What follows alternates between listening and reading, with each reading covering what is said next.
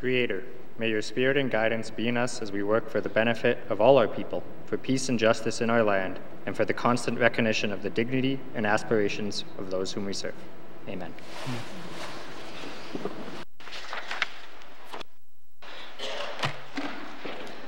Welcome, colleagues.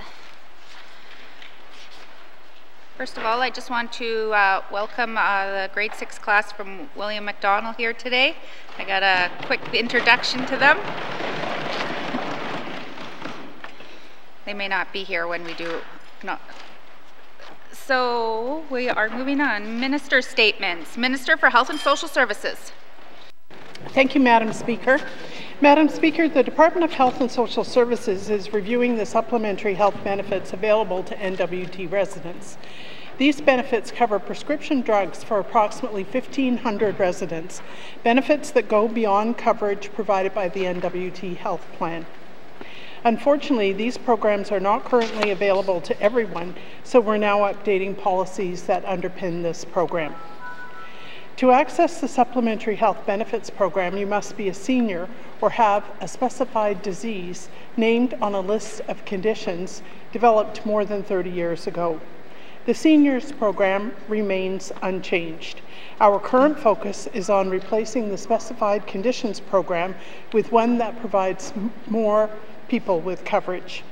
The Specified Disease Conditions Program discriminates against residents based on their diagnosis, rather than their need for help to pay for medication. We want everyone to have access to benefits, and we know that some people can afford to pay a portion of the costs. We also know that some medication is very expensive. We are working to find the balance where we can provide benefits to more people by having those with the financial means to pay to do so without creating hardship. Madam Speaker, the proposal we put forward for public engagement is, okay, sorry, I missed page 2. Starting again. There are 2,200 people in the territory who do not have benefits through work, non-insured health benefits or Métis health benefits. We know that some of the residents do not get prescriptions filled because they can't afford them. As a result, they end up accessing the healthcare system when their needs become urgent. The change in policy will enable residents to access the medication they need when it is prescribed and before a trip to the emergency room or doctor becomes necessary. Madam Speaker, recognizing that medication can be very expensive, we've already made changes to existing programs to enhance sustainability.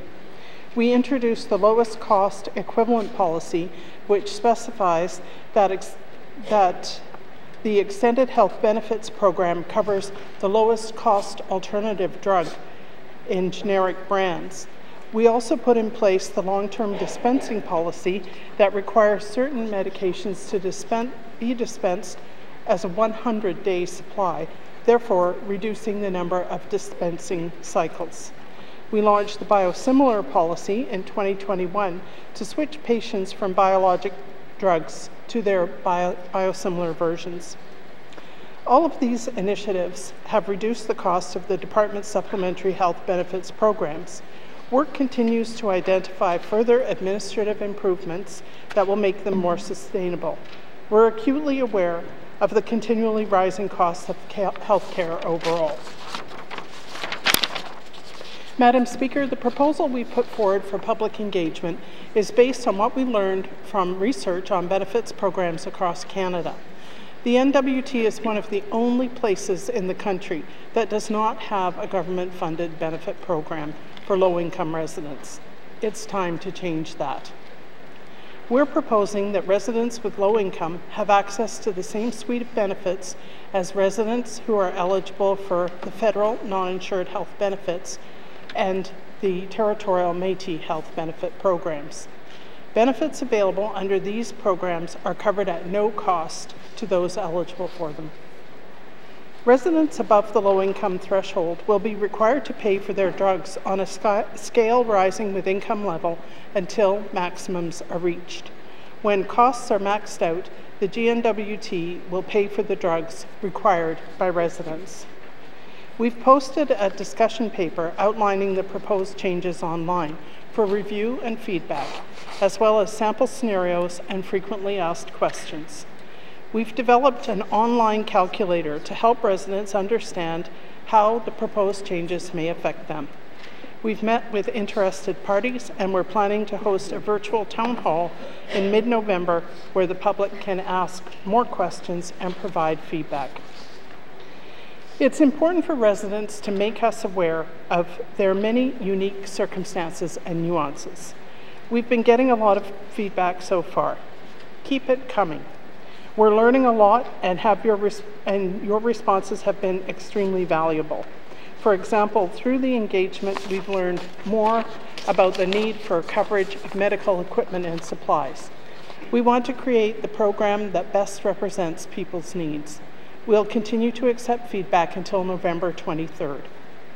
Madam Speaker, by embracing this important work, we are taking care of those who do not currently have access to supplementary health benefits. We are working to ensure all residents have consistent access to medication without a financial barrier. Thank you, Madam Speaker. Thank you, Minister. Minister statements. Minister for Infrastructure.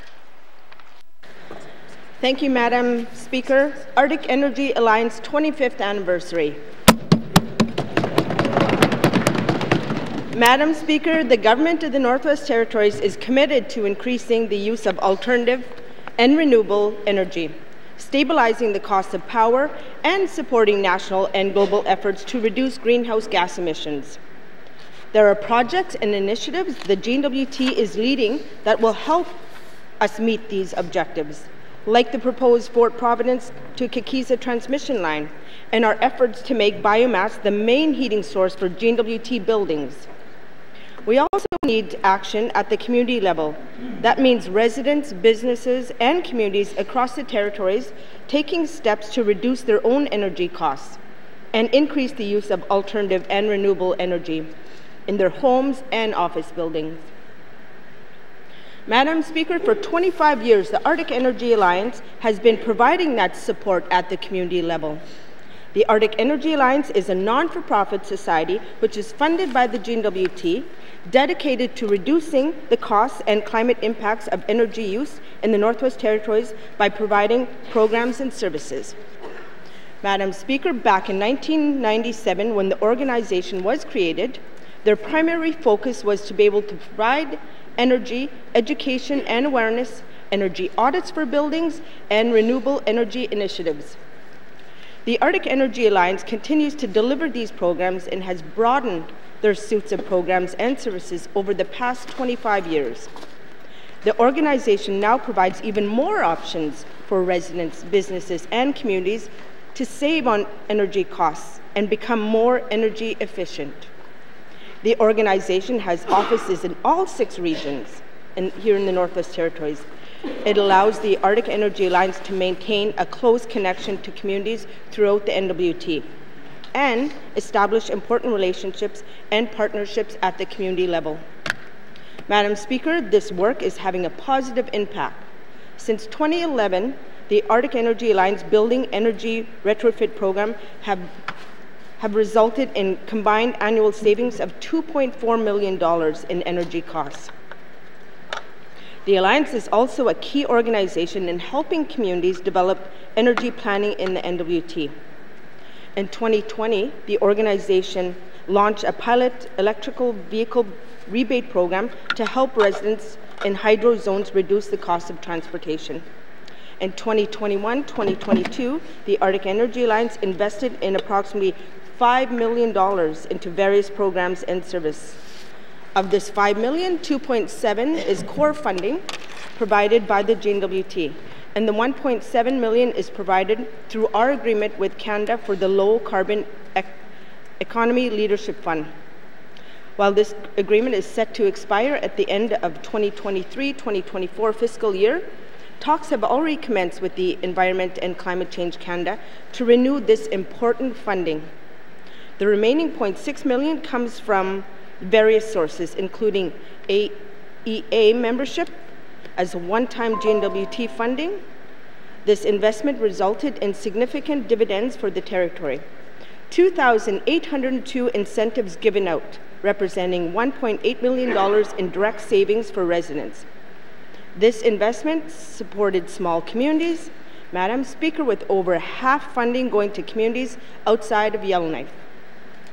This also translated into greenhouse gas emission reductions of 1 kiloton for the N.W.T, the equivalent of converting a third of power generation for Tuktoyaktuk to renewable electricity, and 1,800 megawatts hours in energy saving. Madam Speaker, in 2018, the N.W.T released a 2030 energy strategy, our long-term approach in supporting secure, affordable, and sustainable energy in the N.W.T.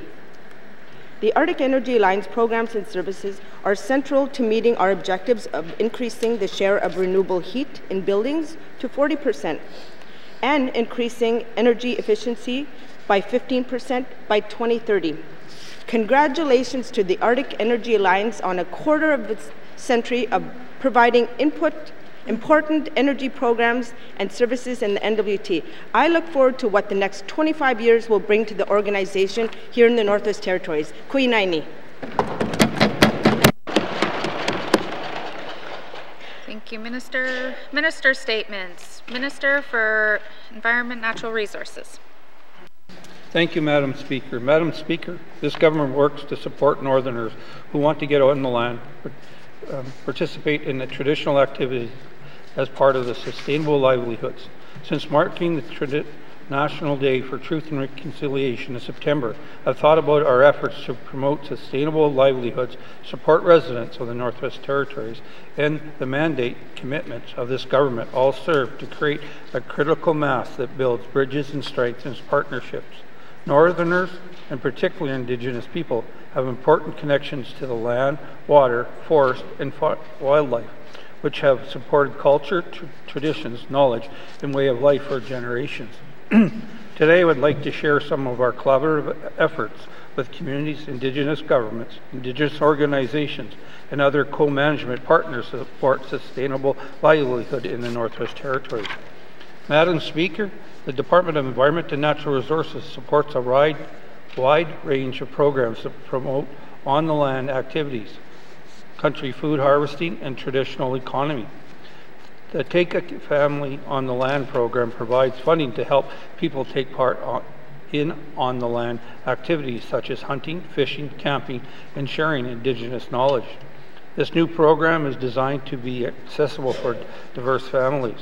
The first year of the program was very well received, with 29 applications funded. This winter, the program will be providing $75,000 to applicants who are from across the territory. Recently, the department expanded its hunter education program to provide a new credit course for high school students. I work closely with the Department of Education, Culture, and Employment to develop and pilot the new course in 9 schools early this year. Both departments are pleased to announce the course is now available across the N.W.T and will help students connect with and learn from local harvesters. A new kind of program was developed to help support land-based healing by learning traditional trapping skills. This past February, ENR worked with the Department of Justice to offer a pilot in the trappers training at the North Slave Correction Center. The pilot was so successful that it has been offered as a regular program as of June 2022. The department is also looking for opportunities to provide equipment and support to participants so they can continue trapping after release. This is more than just a one-time course for inmates. It is a chance to learn traditional skills and make real change in their life and in their communities. In addition to these new programs, ENR continues to deliver a number of core programs that support on-the-land activities. A major review of the Community Harvest Assistance Program, or CHAP, was recently completed, and the work has begun to implement all 8 recommendations from the What We Heard report. A final report on the CHAP review will be released in December 2022. A review of the Genuine Mackenzie Valley Fur program is underway and expected to be completed in spring of 2023. The Hunter and Trappers Disaster Compensation Program will also be updated this winter. Madam Speaker, we know that some traditional harvesters were impacted by extreme floods we saw across the N.W.T in the spring of 2021 and 2022, damaging cabins and equipment that they relied on to hunt and trap. The Hunters and Trappers Disaster Compensation Program was there to help folks get back on the land to harvest. In the 2021-2022, approximately $346,000 was paid to 38 harvesters to help them with recovery. So far this year, approximately $115,000 has been provided, with more claims anticipated. This government recognizes the importance of Indigenous knowledge as an equal measure with scientific knowledge to guide our environmental research, monitoring and managing programs. Community-based monitoring developed an Alberta N.W.T traditional knowledge framework for the transboundary water monitoring, boreal cattle range planning, and a new berry expert committee as just a few examples of programs underway. Elders, land users, and other Indigenous knowledge holders contribute valuable information to support the N.W.T's environmental co-management system and inform the ongoing work across the government. Madam Speaker, we have seen success in working with Indigenous governments, Indigenous organizations, and individual harvesters across the N.W.T. However, we all can agree that there is more work to do. This government will continue to invest and deliver programs that help Indigenous people in North get out on the land, practice traditional activities, and support sustainable livelihood. Thank you, Madam Speaker. Thank you, Minister. Minister statements. Minister statements. Member statements. Member for Hay River South. Thank you, Madam Speaker. Madam Speaker, Hay River has an increasing seniors population, and there is a need for new multi-residential barrier-free housing in Hay River. As it stands now, in Hay River, we currently have 2 senior complexes with a combined count of approximately 33 units. Madam Speaker, Riverview Lodge, a seniors complex in Hay River, is nearing its end of life, and there appears to be no immediate plan in the books to replace it. Last February, the minister responsible for housing at N.W.T stated that, and I quote, "The corporation anticipates being able to operate this facility for at least another 5 years." The minister further stated that Housing Corporation is also in process of completing a comprehensive technical assessment of the Riverview Lodge Seniors Complex to plan for its eventual replacement in the near future capital plan. Madam Speaker, knowing this, along with the pace at which this government moves, I am looking to Housing N.W.T, if not already started, to start the process of developing a plan to replace Riverview Lodge with a multi-residential building. This building will go on what is known as the Disneyland site in Hay River. And in the process, because of location, I'll be requesting that the existing Riverview Lodge property be considered for future multi-residential senior housing as well. Madam Speaker, this is not a complicated issue. The need for senior housing is there, the vacant land is there, the tenants are available, and what we now need is a plan from Housing N.W.T. Madam Speaker, I'll stop here and we'll have questions for the minister responsible for Housing N.W.T. Thank you, Madam Speaker. Thank you, Member. Member statements. Member for Montfouet. Merci, Madam Speaker. Madam Speaker, modernizing the Education Act is a big undertaking. It is ensuring we meet the needs of our students and communities. The change it can bring is powerful and will influence our society. Madam Speaker, when the Minister of ECE proposes a two-phase approach to changing the Education Act, I cannot help but think, still separate, still unequal. Madam Speaker, I truly hope we are not dealing with continuing the segregation between Indigenous and non-Indigenous education. It pains me to think this way. It pains everyone who knows about residential school, and may hurt our family members who have seen segregation firsthand. Madam Speaker, let me use an analogy. Let's imagine that each phase is a school bus. Bus 1 picks up people, but it only picks up the people that it wants.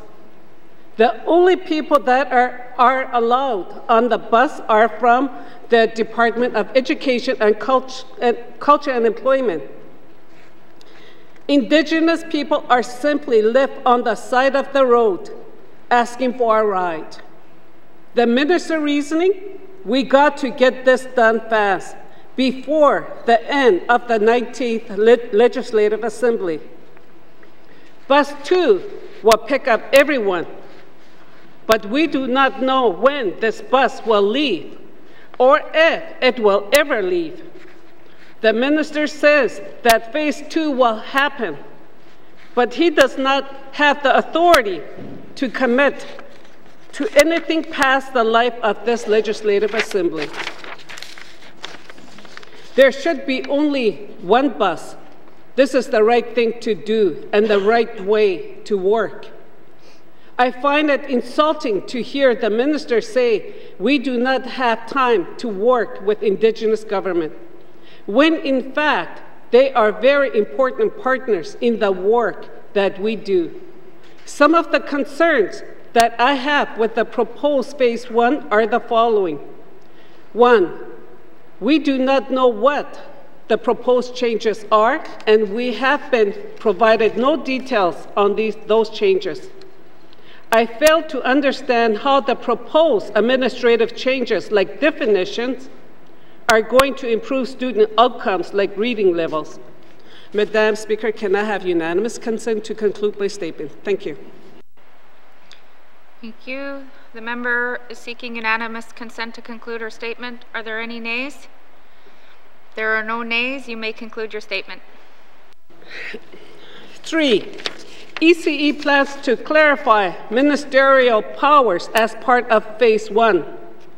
These changes are simply administrative changes. They are governance changes. These changes are not simply administrative changes, they are governance changes. Madam Speaker, the minister needs to table legislation soon, but he says he does not know what changes he is making or what the legislation will look like. No wonder Indigenous government are distrusting and feel like the minister is hiding something. Madam Speaker, the minister refers to the What We Heard report. He is going to say everyone was consulted. It is clear from the letters the minister received from Indigenous government that they feel like they have not been consulted or that they have been heard. The Education Act has not been changed in over 30 years. If this is very important work has to spill over into the 20th Legislative Assembly, then so be it. I say it is better to do things right, not fast. Mr. Speaker, Indigenous government are on the second bus, sitting in the back. This looks like segregation, not reconciliation. Taking the time to do this right is very important. Madam Speaker, the two-phase approach is divisive.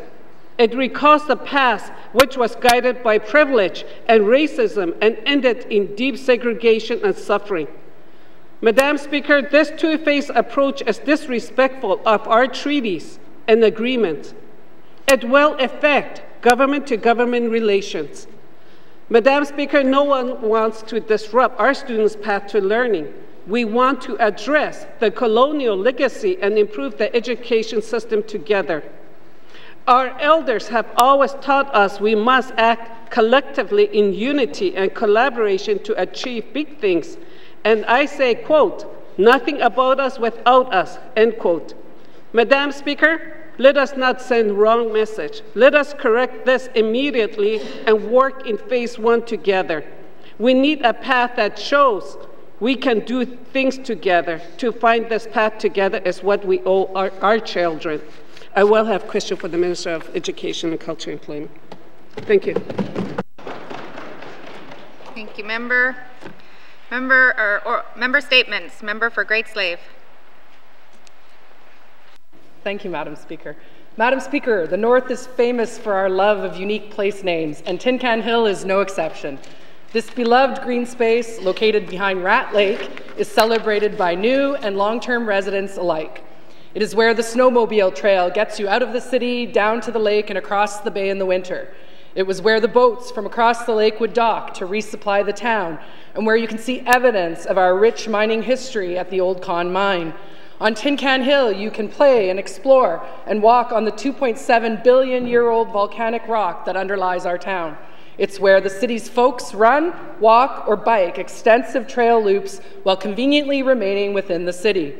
And recently, the city and ECE decided it would be a good place for the new Yellowknife campus of the Polytechnic University. Madam Speaker, I understand why ECE decided to propose a standalone campus versus a downtown integrated approach. Without a standalone campus, there is no way enough funding can be secured.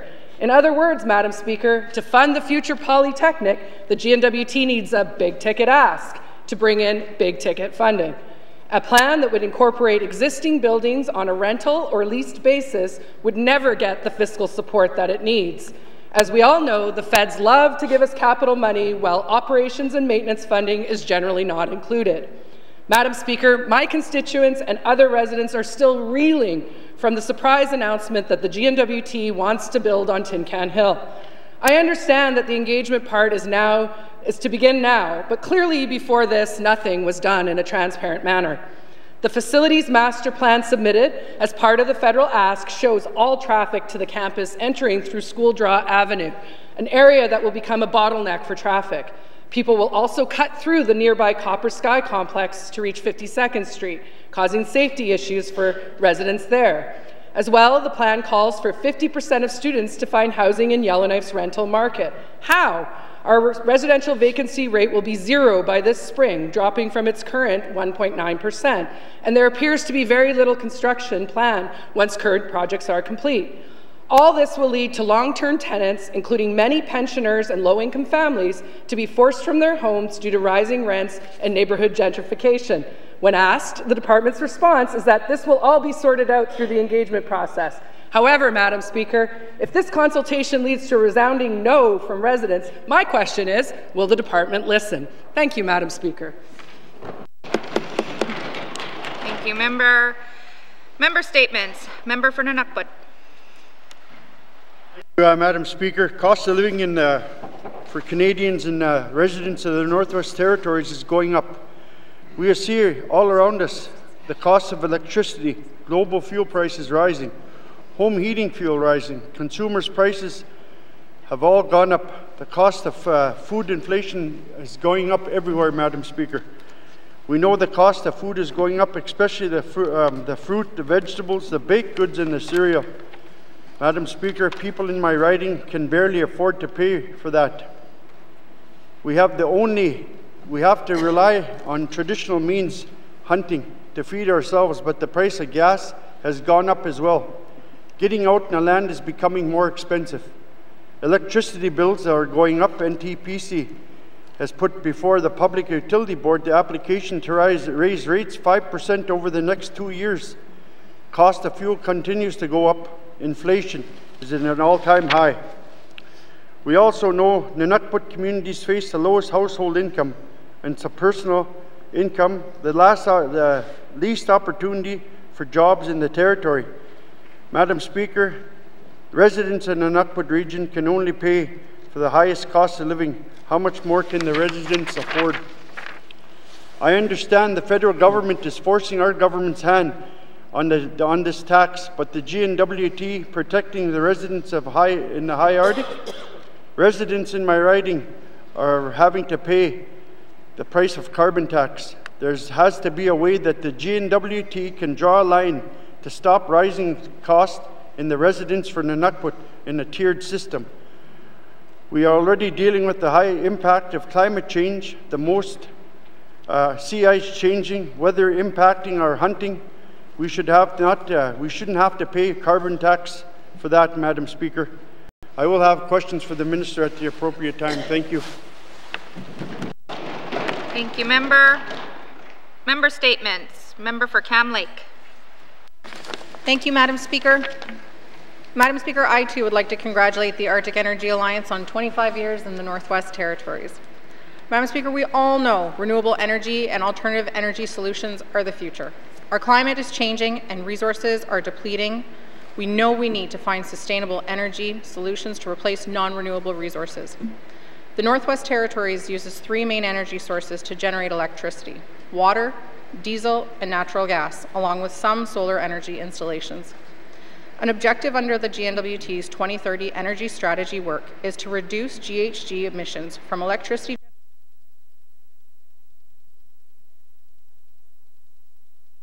Residents need to know what to expect between now and 2030 to reduce diesel consumption, and NTPC needs a comprehensive capital plan to reduce diesel consumption in the N.W.T. There are successful examples of Indigenous companies installing renewable energy projects in partnership with NTPC. But building new energy infrastructure in the N.W.T does not come cheap. According to a recent report on energy transition, a renewable energy transition requires unprecedented investments in distribution systems and new renewable energy supply. Given the $30 to $50 million annual price tag that NTPC pays to maintain our aging energy infrastructure, and the added debt the N.W.T would have to take on to build new energy infrastructure, it seems this is a clear path. Partnership with the private sector, particularly Indigenous companies, to advance renewable energy installations across the N.W.T is a win-win. Renewable energy projects, developed in partnership with NTPC, ensure that renewable energy feeds into the grid and contributes to the N.W.T's efforts to reduce greenhouse gas emissions. Madam Speaker, when you look at the publicly available information from NTPC and the N.W.T, it is not clear whether there is a capital plan for developing renewable energy infrastructure in partnership with the private sector. But whether or not they have a plan, we are being charged for our lack of energy progression through carbon tax. Carbon pricing is about recognizing the cost of pollution and accounting for those costs in daily decisions. But here in the N.W.T, it's largely the only decision. Madam Speaker, it's a northern double jeopardy, charged by NTPC for using their expensive aging infrastructure and then charged through carbon tax for using our energy monopoly. With rising costs of diesel and northern cost of living, N.W.T residents should have a clearer outlook of how the territory will add renewable energy sources and what the opportunity is for local companies. Thank you, Madam Speaker. Thank you, Member. Member statements. Member for Yellowknife North.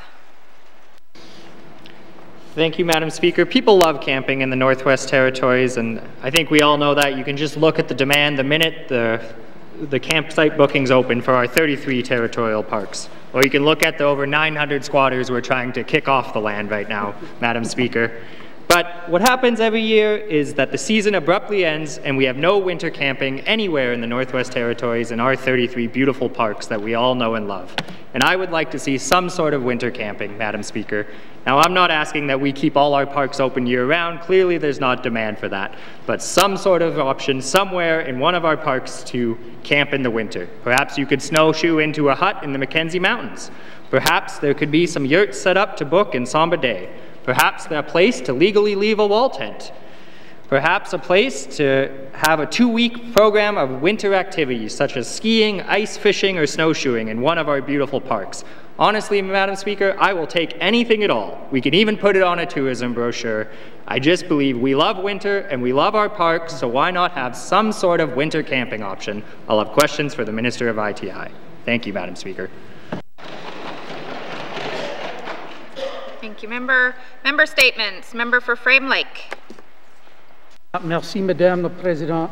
In August, this government announced a new approach to adjustment of the territorial minimum wage, where it will be increased in relation to the Consumer Price Index and the average hourly wage in the N.W.T. Hang on. How is this going to ensure people get a decent standard of living? The factors resulting in the setting of a minimum wage were reviewed for several years running by a minimum wage committee, which included business and public representatives, with ECE representatives making a report to the minister that was then kept secret. A few facts from their review stand out and from other recent events. A minimum wage is nowhere near the living wage regularly calculated by the territorial social justice NGO Alternatives North. Few people are apparently paid the minimum wage, but about 9% of the workforce 9% of the workforce benefited from the COVID-related wage top-up program, showing the inadequacy of our minimum wage. The minimum wage is way too low to live on, and employers can't attract workers in the current competitive hiring environment. Anyone relying on minimum wage for their income has to have more than one job. Proportionately, it's large employers that pay low wages, such as Walmart, Canadian Tire, Tim Hortons, McDonald's, and none of those businesses, their bottom lines, none of them are in danger. When you look at it, the setting of minimum wage is a deal between business and government where workers have little to no say. The higher the minimum wage, the more the private sector has to provide for workers. The lower the minimum wage, the higher the cost to government for social support programs such as health care and more. A low minimum wage is a public subsidy for business. I operate on the principle that if a person is working, they should be able to maintain a dignified minimum standard of living. Working should give you enough money to live on. That's the premise behind calculation of a living wage, which provides the basic basket of necessities for a person or family. That's where we should be going, Madam Speaker. I'll have questions for the Minister of Education, Culture and Employment on where we're going to get this new approach to a minimum wage. Merci, Madam Speaker. Thank you, Member. Member statements. Member for Tabacha. Madam Speaker, today I'd like to talk about the business community and the N.W.T. Over the course of the pandemic, every sector of our economy was adversely impacted by some level because of the interruptions that the pandemic had on our daily lives. Early on in 2020, all non-essential businesses had to shut down entirely and continued doing so periodically into 2021. Those actions have had a serious and long-lasting impact on the business community, and some businesses have since shut down altogether, while others are still trying to recover and remain afloat despite all the costs they had to incur during that time. Madam Speaker, among the issues that the businesses have had to deal with is the rising costs of commercial insurance. For example, I'm aware of at least one N.W.T. business whose yearly commercial insurance costs have increased from $17,000 to $43,000 a year over the course of 1 year. That business was also forced to find a new insurance company from southern Canada because the N.W.T. company they were previously refused to cover them anymore. These are considerable sums of money for any business to incur, but especially for small and medium-sized businesses. How businesses are expected to cover these types of costs and remain open in the long term is beyond me. This is very concerning, and something needs to be done to address this. Moreover, Madam Speaker, the rising cost of inflation and the cost of living are also causing hardships for business community.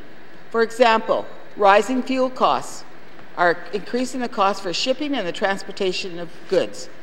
The price of building materials are also going up, which is increasing the cost of all construction projects. All these costs are putting more pressure on businesses because many of their employees are struggling to make ends meet. Therefore, businesses are struggling to recruit and retain workers at competitive wages. This cycle is creating a shortage of workers in all sectors of our economy and is negatively impacting the business community. Additionally, Madam Speaker, according to a new report published on October 12, 2022, authored by the economists at the Royal Bank of Canada, a recession will likely occur in Canada within the first quarter of 2023. Madam Speaker, I seek unanimous consent to conclude my statement. Thank you, Member. The member for Tabacha seeking unanimous consent to conclude her statement. Are there any nays? If there are no nays, you may conclude your statement. RBC, which is Canada's largest bank, says that the primary reasons driving a recession are interest rate increases, inflation, and a rapidly cooling housing market. They anticipate the recession will raise the unemployment rate across the board and that lower income people will be the hardest hit. Lastly, Madam Speaker, the overall gross domestic product of our economy has been getting smaller with each quarter, so that is also a signal of declining economy. All these factors are harming people and business owners. People need help. I'll have questions for the Minister of ITI later today. Thank you, Madam Speaker. Thank you. Member statements. Member for Deschaux. Merci, Madam Speaker. Madam Speaker, Bill C-237, an act to establish a national framework for diabetes, received royal assent on June 29, 2021 in Parliament. In response to this act, the Government of Canada just recently released a framework for diabetes. The report recognizes diabetes is one of the most common chronic diseases affecting people living in Canada. Rates of diabetes is rising around the world. People with diabetes increase the risk of severe outcomes through COVID-19. We know in the N.W.T. that 10% of people in the N.W.T. over 24 years of age are diagnosed with diabetes, and that the rate of diabetes grows with age and is more prevalent in the regional communities. We also know that our population is aging in the N.W.T., and chronic diseases are projected to rise. What we don't know, Madam Speaker, is how many people are living undiagnosed with diabetes in the N.W.T.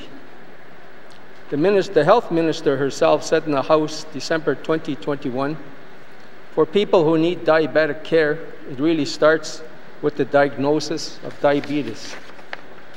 Madam Speaker, for people living with diabetes undiagnosed, the symptoms may not be that obvious, but the consequences of living undiagnosed with diabetes can result in life-threatening complications.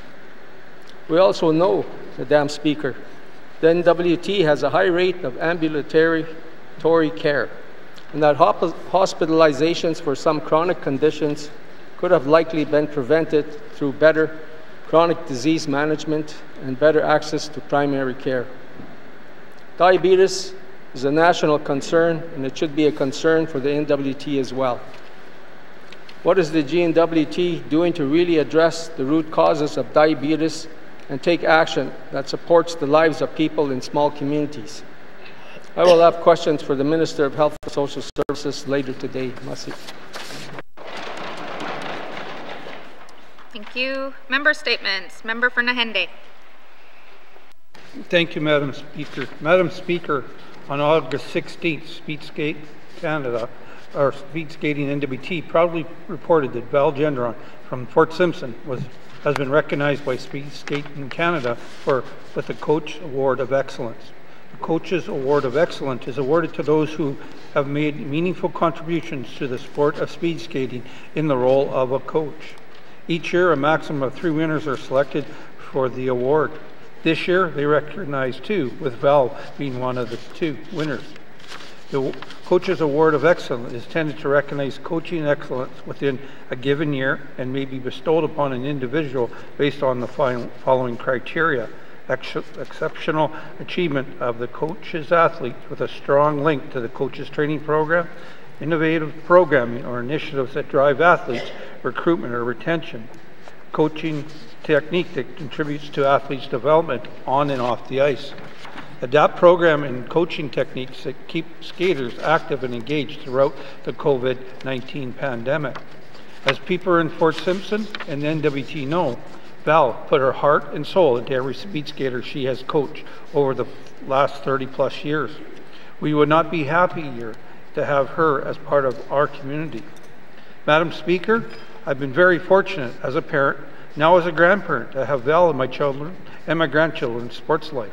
It is very interesting to watch her with generations of the children and the love she passes on to the athletes for the sport. I'm happy to say my daughter was one part of the nomination team for Val's submission. On behalf of the community of Fort Simpson, I'd like again to congratulate her for the award and, more importantly, passing on the love of sport to our youth. Madam Speaker, I will ask my colleagues to recognize her here today with a round of applause. Thank you, Madam Speaker. Thank you, Member. Member statements. Member for Range Lake. Thank you, Madam Speaker. Today I'd like to talk about the bravery and sacrifice of Canadians, both past and present, who have helped and continue to help shape and protect the foundation of our society, freedom. For generations, men and women have heeded the call to protect democracy. They have left their families, their dreams of higher education, a good-paying job, their desire to create music or art, all so they can live our lives the way we choose. Madam Speaker, they protected us from evil so we could enjoy the peace and prosperity we know today. Their stories can be found in cities, towns, and villages across Canada. It has long been a practice in many Canadian jurisdictions to name geographical features in honor of men and women in the Canadian Armed Forces who died in service of their country. It's no different here, Madam Speaker. There are 316 place names in the Northwest Territories named in honor of those who gave their lives to protect freedom and democracy. Located just north of the Saskatchewan border, Moss Lake is named after Warrant Officer Class 1 Donald Moss, who died on December 22, 1941, son of Arthur and Kiza Moss of Toronto. Moss has no known grave. His name is inscribed on the Sunnymead Memorial in Surrey, UK. Woodman's Head, located near Blackwater Lake, just north of Wrigley, is named after leading aircraftman William Daniel Holloway Woodman, who died on August 8, 1944. Son of Thomas and Ann Woodman of Edmonton, Alberta, Woodman is buried in the Hollowgate Cemetery in Yorkshire, United Kingdom. Madam Speaker, Golby Island, that is located on Lac Le Mart, just northwest of the community of Y.E.L.L.K.N.I.F.E, is named after Lieutenant Commander Thomas Maitland Wake Golby, who died on February 22, 1943, along with 6 members of his crew, when his ship was mined and sunk east of Gibraltar. Son of Agnes Golby, husband of Joan A. Golby of Victoria, BC, he has no known grave. His name is inscribed on the Halifax Memorial. The list of place names is available on the Prince of Wales Northern Heritage Centre website, Madam Speaker, and I hope members of this House and residents will take the time to look at the list. It's a resource that can help us better understand the names of places around us and the people who gave their lives so current and future generations could live free. Madam Speaker, lest we forget. Thank you, Member. Member statements. Member statements. Recognition of visitors in the gallery. I'd like to take the opportunity on behalf of the Mr. Speaker's absent to recognize 2 of his constituents from Aklavik Moose Cur School, Kyler Irish and Gabrielle McLeod, who's here as pages. Recognition of visitors in the gallery. Minister Archie. Thank you, Madam Speaker. Madam Speaker, I'd like to recognize the staff from the Arctic Energy Alliance that have joined us today in the gallery. We have Mark Hike, who's our Executive Director. He's here along with his staff. Marta Goodwin, Faye McDonald, Libby McPhail, Leon Milner, Darshan Mahaswarn, Sheena Adams, Linda Todd, Abdul Mohammed, Kevin Cull, I'd also like to, we have some folks that are tuned in, Louise Schumann and Darby Desrosa. Also, I'd like to recognize Robert Sexton, who's the president of the Arctic Energy Alliance Board of Directors. Steve Ludit is here as well. My Deputy Minister for the Department of Infrastructure has joined, along with his daughter, Emmy Ludit. I know Emmy has shown a keen interest here in the Legislative Assembly, so welcome to you all. Thank you for being here. Recognition of visitors in the gallery. Member for Yellowknife Centre. Thank you, Madam Speaker. Madam Speaker, I also would like to congratulate the Arctic Energy Alliance for 25 years of service to the N.W.T. and saving energy, and introduce 4 members of the staff who are residents of Yellowknife Centre: Faye McDonald, Darshan Mahawaran, Taylor Arsenault, and Mike Mark Hike. Thank you very much for coming. Recognition of visitors in the gallery. Member for Frame Lake. Merci, Madame la Présidente. I too would like to recognize a Frame Lake resident in the gallery, Sheena Adams, who's the program coordinator for Arctic Energy Alliance, and a former Yellowknife City Council colleague, Mark Hike, serves as the executive director, so I'm sure they're here to celebrate the 25th anniversary of Arctic Energy Alliance, and I welcome them to the proceedings today. Merci, Madam Speaker. Recognition of visitors in the gallery. Member for Range Lake. Thank you, Madam Speaker. I'd like to recognize Jennifer Wicks as a constituent of Range Lake. Welcome to the House. Thank you. Recognition of visitors in the gallery. Member for Great Slave. Thank you, Madam Speaker. I would also like to welcome and congratulate Arctic Energy Alliance. I guess nobody probably told you that you get lots of acknowledgement when you show up in the gallery. I specifically would also like to acknowledge my constituents Abdul Muhammad and Kevin Call, who are here from Great Slave. Thank you very much. Recognition of visitors in the gallery. Member for Yellowknife South. Thank you, Madam Speaker. Madam Speaker, we are a very interconnected little community here in Yellowknife. And so also present from Arctic Energy Alliance are Marta Goodwin and also Mike Goodwin. And Madam Speaker, Deputy Minister Lutet also happens to be just a resident of Yellowknife South when he's not acting in his Deputy Minister role, as is Emmy Lutet. So welcome all of you to the gallery. Thank you. Recognition of visitors in the gallery. Member for Montfouille. Thank you, Madam Speaker.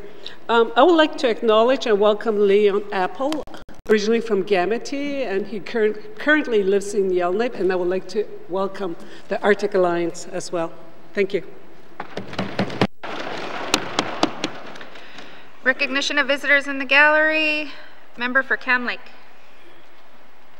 Thank you very much, Madam Speaker. While we're giving all the love to right above me here, the Arctic Energy Alliance, I'd love to direct some above cabinet over there. We also have in the House with us this afternoon, Avery Parle, who is the Vice President of the Northern Territories Federation of Labour. So welcome. Thank you. Recognition of visitors in the gallery. Member for Yellowknife North. Thank you, Madam Speaker. Last but not least, Yellowknife North constituent Linda Todd, everyone. Thank you. Thank you. Recognition of visitors in the gallery. Well, if we haven't forgotten everyone, so welcome. If we have missed anyone in the gallery today, welcome to the chamber, and I hope you're enjoying the proceedings. It's always nice to have an audience in here. We haven't had one for a long time. I think this is the biggest we've seen since day cabinet was elected. Welcome. All right, so recognition of visitors in the gallery, recognition of visitors in the gallery. Reports of committee on review of bills, reports of committee on the review of bills, reports of standing and special committee. Member for Yellowknife North.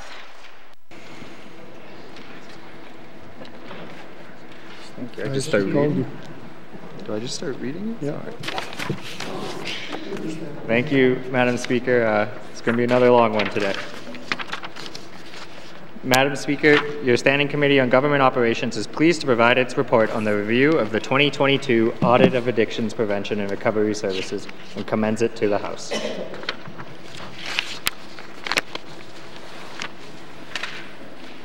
Reviewing the addictions audit to improve N.W.T's work plan response. On May 31st, 2022, the Speaker tabled an audit report entitled Addictions Prevention and Recovery Services in the Northwest Territories. The performance audit was conducted by the Auditor General of Canada, who is also the Auditor General for the Northwest Territories. The performance audit looked at whether the Department of Health and Social Services, the Northwest Territories Health and Social Services Authority, the Hay River Health and Social Services Authority, and the Clecho Community Services Agency provided addiction services to meet the needs of Northerners. This audit matters because the N.W.T has a high rate of substance use and addictions. And addictions have widespread impacts on the lives of individuals, families, and community members. The audit found that the department of the 3 health authorities had not figured out how to achieve equitable access to addiction services, did not do enough to ensure addiction services were culturally safe for Indigenous residents, provided only limited aftercare services, had gaps in coordinating addiction services, and did not do enough to collect and analyze data to know whether their addiction services were effective in helping residents achieve their desired outcomes. The audit made 7 recommendations to improve addiction services. The department and health authorities accepted all 7 recommendations. In response, they developed the Addictions Prevention and Recovery Services Work Plan. The work plan highlights new actions the department and health authorities are taking to address the audit recommendations. The committee is responsible for reviewing the audit and the department's response. The review ensures that government is accountable to correct deficiencies, implement recommendations, and execute policies and programs in line with the Legislative Assembly's intentions. On October 6, 2022, committee held a public hearing on the report. Officials at the Office of the Auditor General and the work plan and the department brief committee. They explained key audit findings and the department's work plan. In response, committee developed 13 recommendations. Our recommendations reinforce accountability and request additional actions to improve programs and services that help Northerners avoid and heal from addictions. If implemented, these recommendations will: 1. Provide immediate supports to young men. 2. Ensure healthcare services are culturally safe.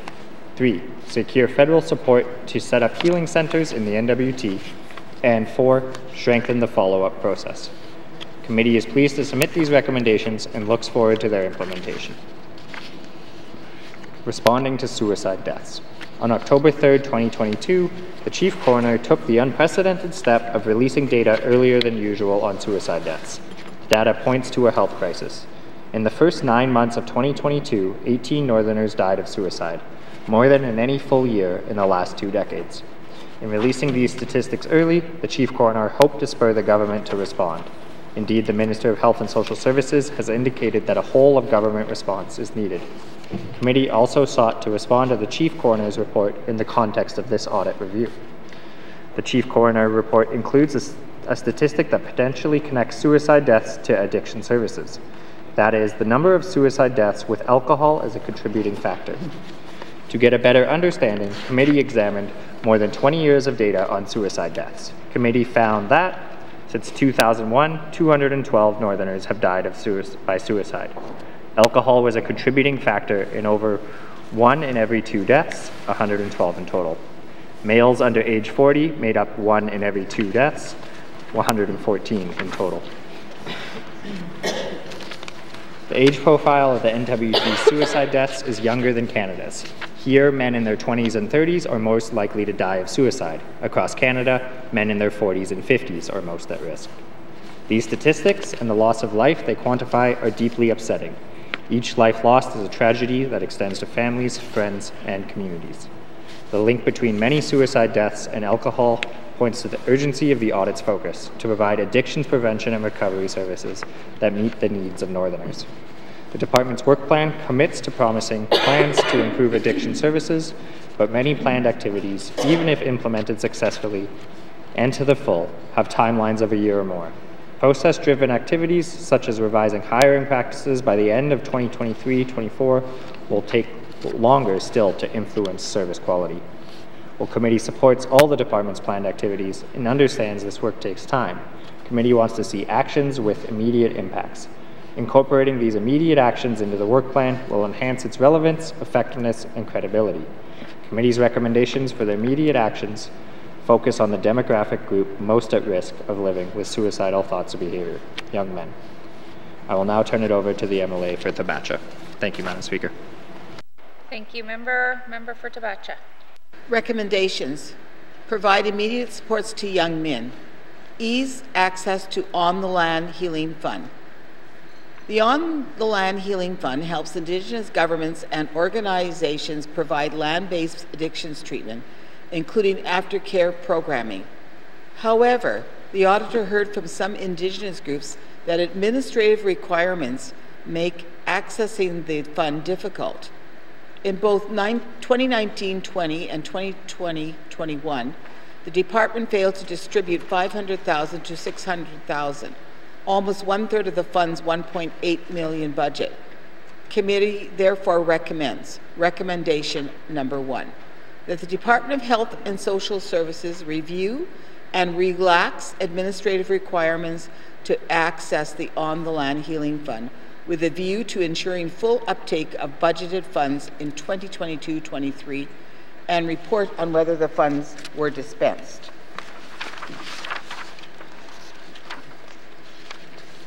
Increased support for men's wellness programs. More generally, the government of the N.W.T should ensure that all budgeted dollars that support men's wellness are spent each year. Effective programs should receive increased support. Committee therefore recommends, recommendation number 2, that the government of the Northwest Territories increase funding for grants and contribution programs that target men's wellness. Sponsor a men's wellness conference. In October 2022, the Meadow Lake Tribal Council in Saskatchewan hosted a men's wellness conference. The conference discussed the root causes of issues facing some Indigenous men and solutions for change. Over 200 men participated. Media reporting the conference includes testimonies that highlight numerous positive outcomes. Participants opened up, shared painful experiences, gained emotional understanding, used humor to balance heavy talks, and recognized that they were not alone. Organizers hoped the men would bring lessons and renew hope back home, launching their own groups to support healing and change. Committee wants to see a similar conference at the N.W.T and believes it could be organized within 6 months. Committee therefore recommends, recommendation number 3, that the Department of Health and Social Services, in consultation with Indigenous governments, and by the spring of 2023, sponsor a men's wellness conference. The conference should focus on hearing, learning, and sharing about the root causes of issues facing some men, such as racism, trauma, isolation, violence, and addictions. Add a youth priority area to the work plan. The department's work plan is broken down into 7 priority areas corresponding to the auditor's 7 recommendations. Considering that suicide deaths occur disproportionately among young men, Committee wants to see an 8th priority focused on people aged 29 years and under. This new priority area should bring together relevant activities focused on young people from the rest of the work plan into one spot. Potential examples include equitable access to addiction services for youth in child and family services, disintegrating data on young people, and reviewing job descriptions to hire more Indigenous graduates as youth counselors. This youth priority area should also add 2 new commitments. The second commitment on sports and recreation requires the collaboration of the Department of Municipal and Community Affairs. The Minister of MACA has said that the sport and recreational programming is important, especially to youth for its health and social benefits, including mental wellness.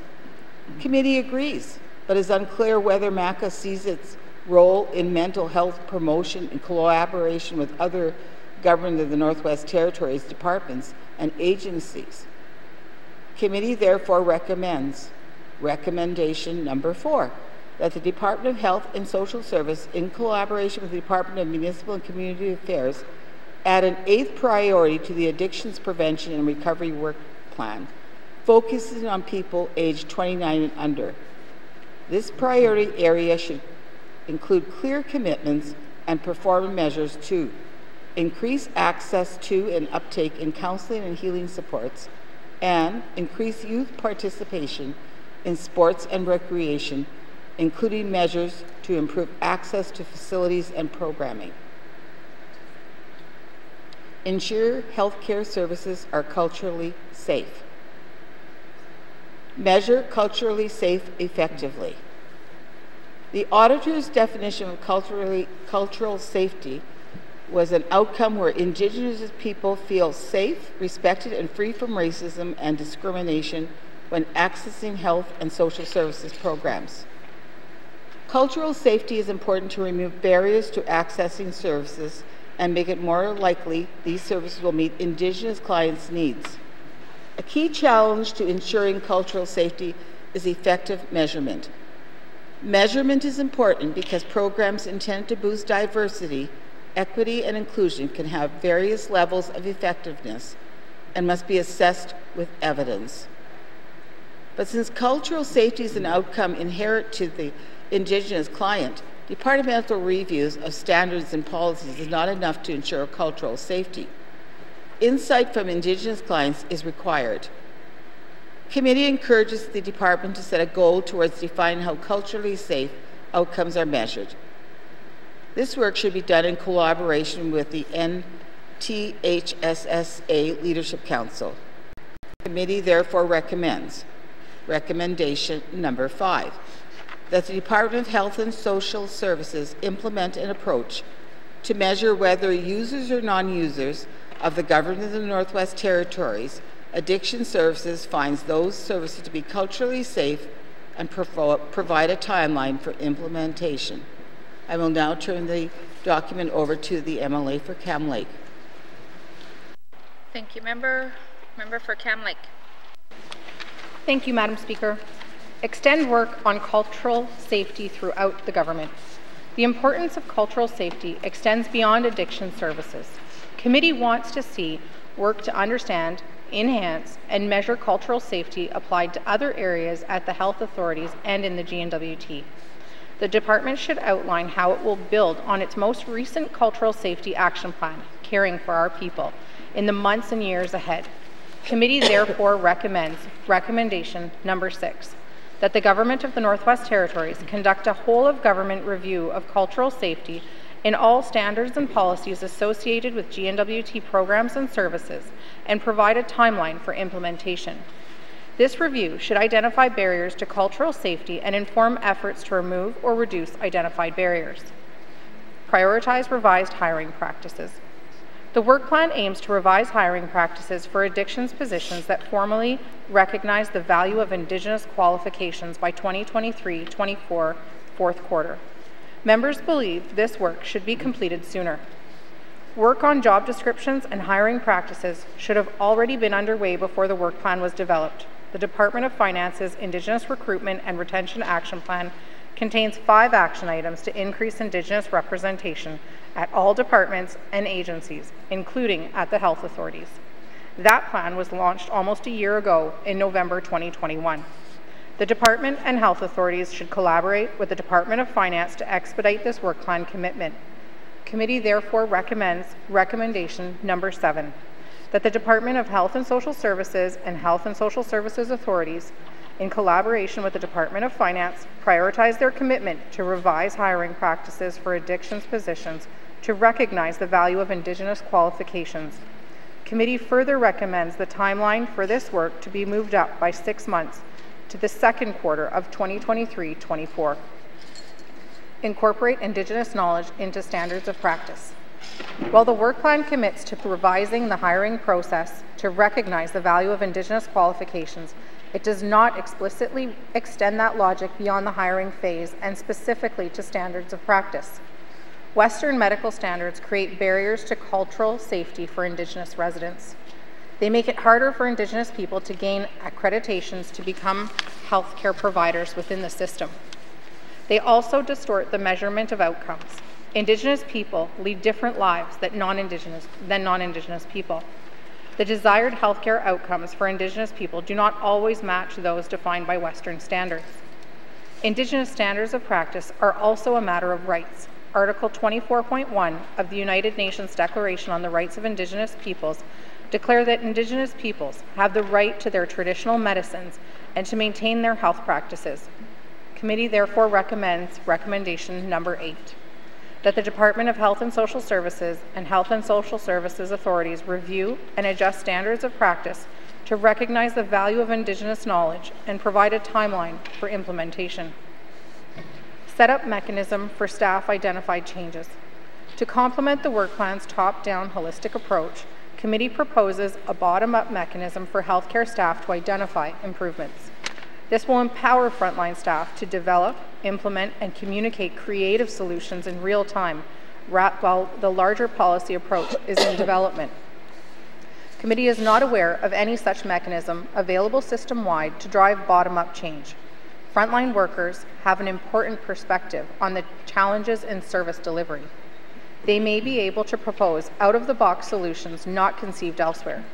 Committee therefore recommends recommendation number 9, that the Department of Health and Social Services and Health and Social Services authorities set up a distinct method for frontline staff to identify barriers to care and cultural safety, or propose better practices and policies on an ongoing basis and provide a timeline for implementation. Reach those at risk who do not use addiction services. A key concern for committee is overcoming barriers to risk at each individual who does not have access to addiction services. The auditor highlighted the need to gather data from individuals who are not service users. Committee believes the work plan can go farther to reach at-risk individuals and therefore recommends recommendation number 10, that the Department of Health and Social Services collect and analyze data from residents who do not use N.W.T addictions prevention and recovery services to identify creative ways to remove barriers and make services more culturally safe and provide a timeline for implementation. Secure federal support to set up healing centers in the N.W.T.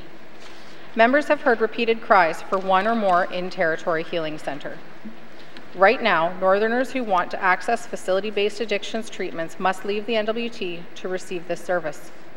Neither the audit nor the work plan provide a determination on whether the N.W.T should set up in-territory healing centers. The auditor noted that the lack of in-territory facilities could create barriers for some clients, including those concerned that Southern treatment may not reflect their culture. However, the auditor stopped short of recommending a healing center. The work plan is silent on the matter. By contrast, the Truth and Reconciliation Commission's call to action number 21 is quite clear. It states, "We call upon the federal government to provide sustainable funding for existing and new Aboriginal healing centers to address the physical, mental, emotional, and spiritual harms caused by residential schools, and to ensure that the funding of healing centers in Nunavut and the Northwest Territories is a priority." The federal government recently made good on this call to action for Nunavut. Canada is providing nearly $50 million to support up to 75% of the construction costs for the Nunavut Recovery Centre. Nunavut Centre will be based on Inuit cultural practices and provide a range of treatment and healing interventions. Canada will also provide $10 million in ongoing annual operating support.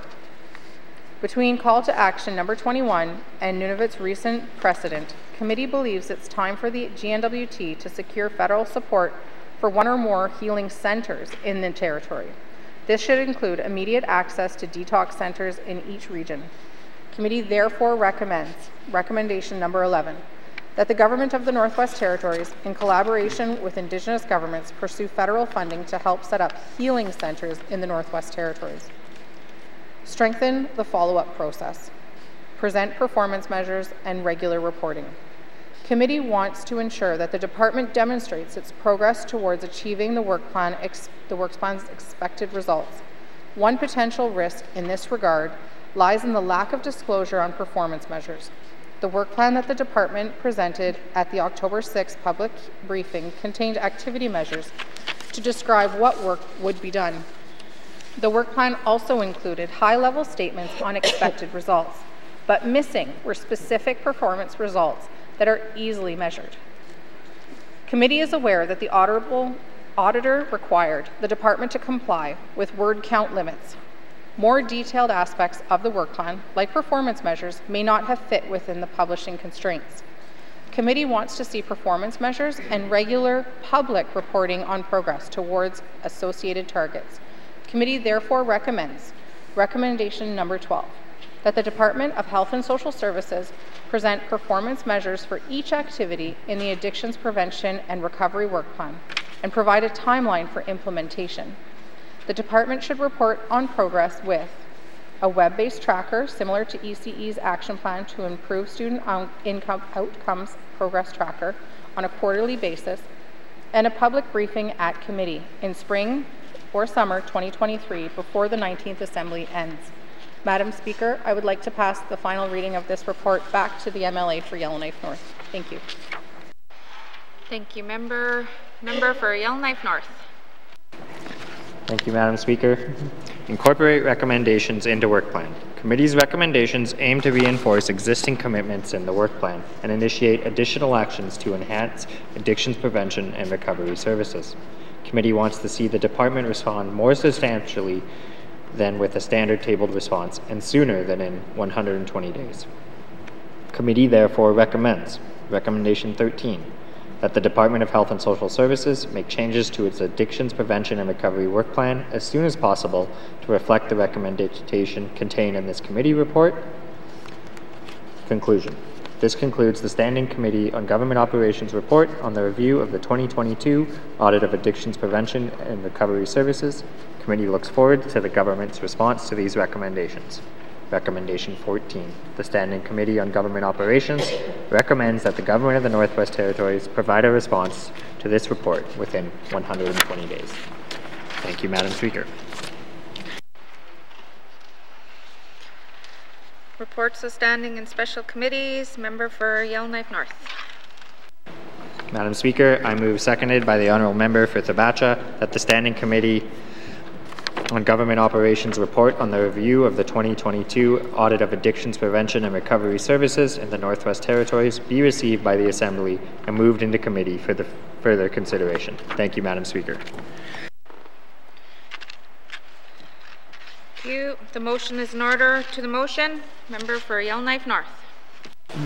Madam Speaker, I seek unanimous consent to waive Rule 9.4 Sub 4 and ask that Committee Report 37-19-2, Standing Committee on Government Operations report of the review of the 2022 Audit of Addictions Prevention and Recovery Services in the Northwest Territories be referred directly to Committee of the Whole for consideration later today.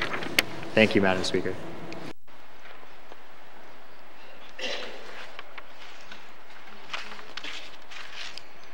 Sorry, we have to go back to the unanimous consent of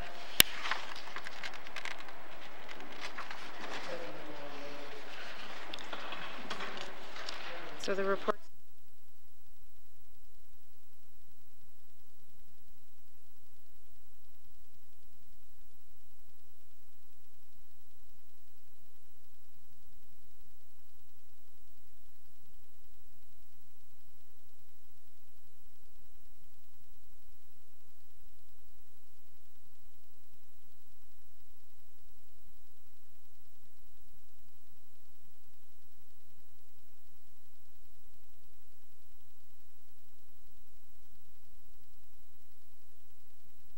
Okay, sorry. Thank you. So the motion is in order. To the motion. Question has been called. All those in favor? All those opposed? Abstentions? Motion is carried. The report will be moved into, sorry, we need.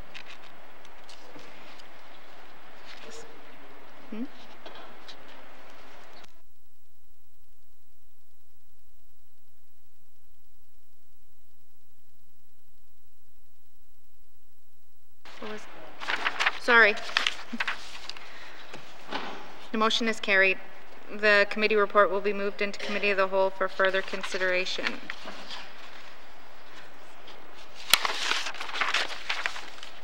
Reports of standing and special committees. Member for Yellowknife North.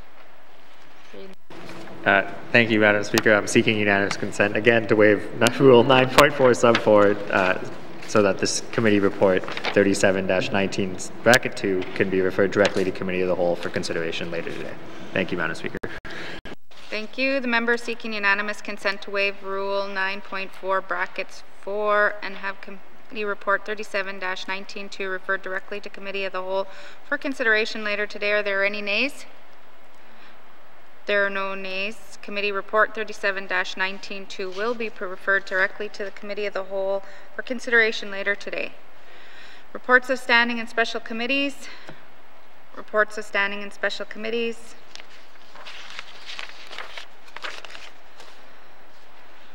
Returns to oral questions. Returns to oral questions. Acknowledgements.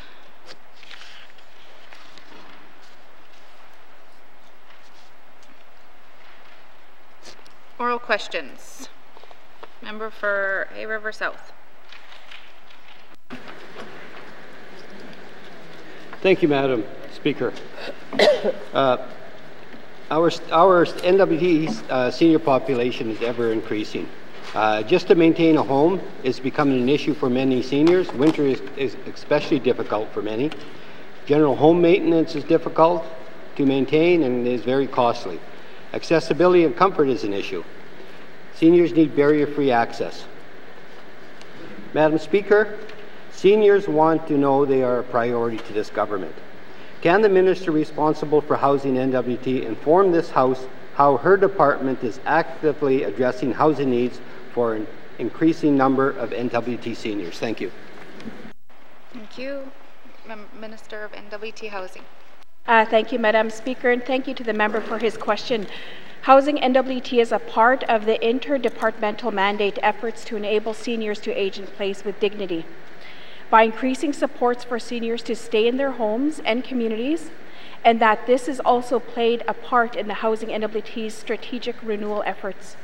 Housing N.W.T continues to administer over 370 public housing units for seniors across the territory. Housing N.W.T designs continue to reflect the needs of our seniors. For example, as part of our current federal cost-shared new public housing unit delivery, Housing N.W.T is delivering an innovative 2-story duplex that can accommodate seniors' accessibility needs on the first floor.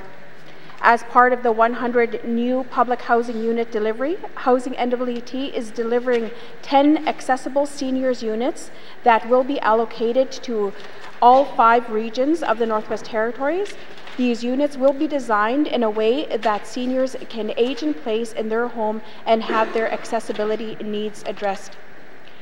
Housing N.W.T continues to support a suite of homeownership programs tailored to the needs of the seniors, such as the Seniors Aging in Place program. Madam Speaker. Thank you. Member for Hay River South. Thank you, Madam Speaker, and I thank the Minister for that response. Madam Speaker, can the Minister tell me, has the technical assessment of the Riverview Lodge in Hay River been completed? And if not, where is it in the process that the Minister previously indicated was underway? Thank you. Thank you. And Minister of Housing N.W.T. Thank you, Madam Speaker, and thank you to the member for the question and the statement as well too. Housing N.W.T has undertaken a technical assessment of the Riverview Lodge in Hay River. The findings of this report indicate that overall the building is in good condition. The report includes a range of recommended capital upgrades to extend the building's operation life for another 10 years. Housing N.W.T continues to maintain the building and closely monitors its condition. Madam Speaker. Thank you. Member for Hay River South.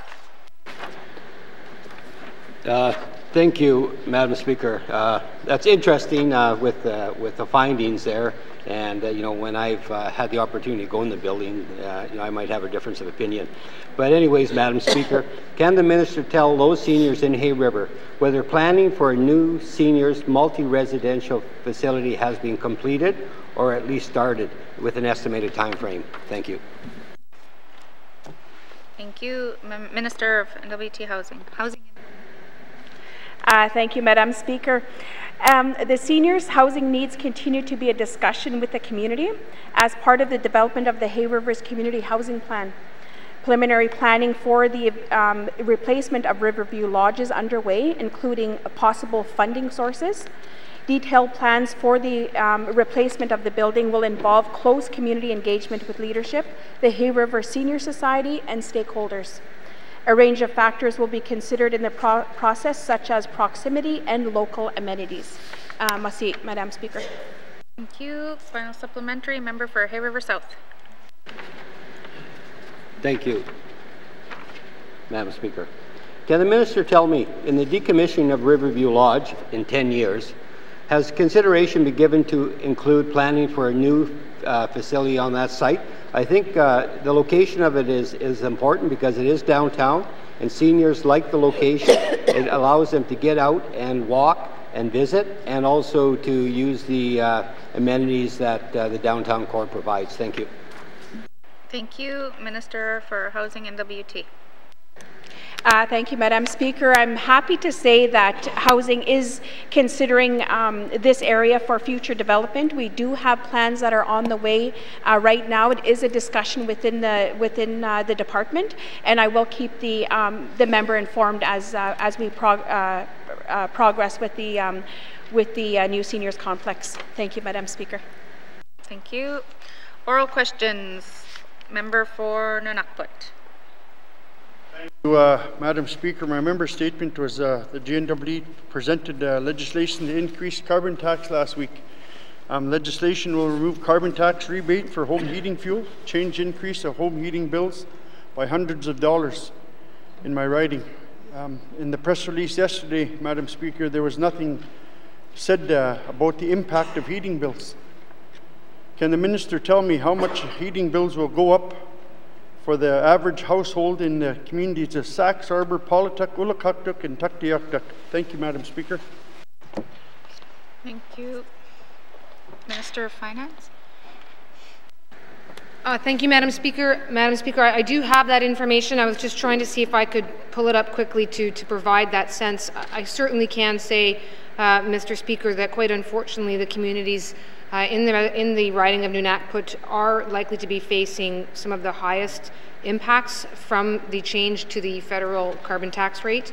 And Madam Speaker, I'm not sure it does much good at this point to try to guess at those numbers, but they certainly are facing some of the highest increases, certainly in the Northwest Territories, as a result of the change to that carbon tax rate.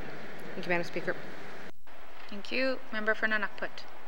Thank you, Madam Speaker. Could we have that information that she just said before the end of the sitting?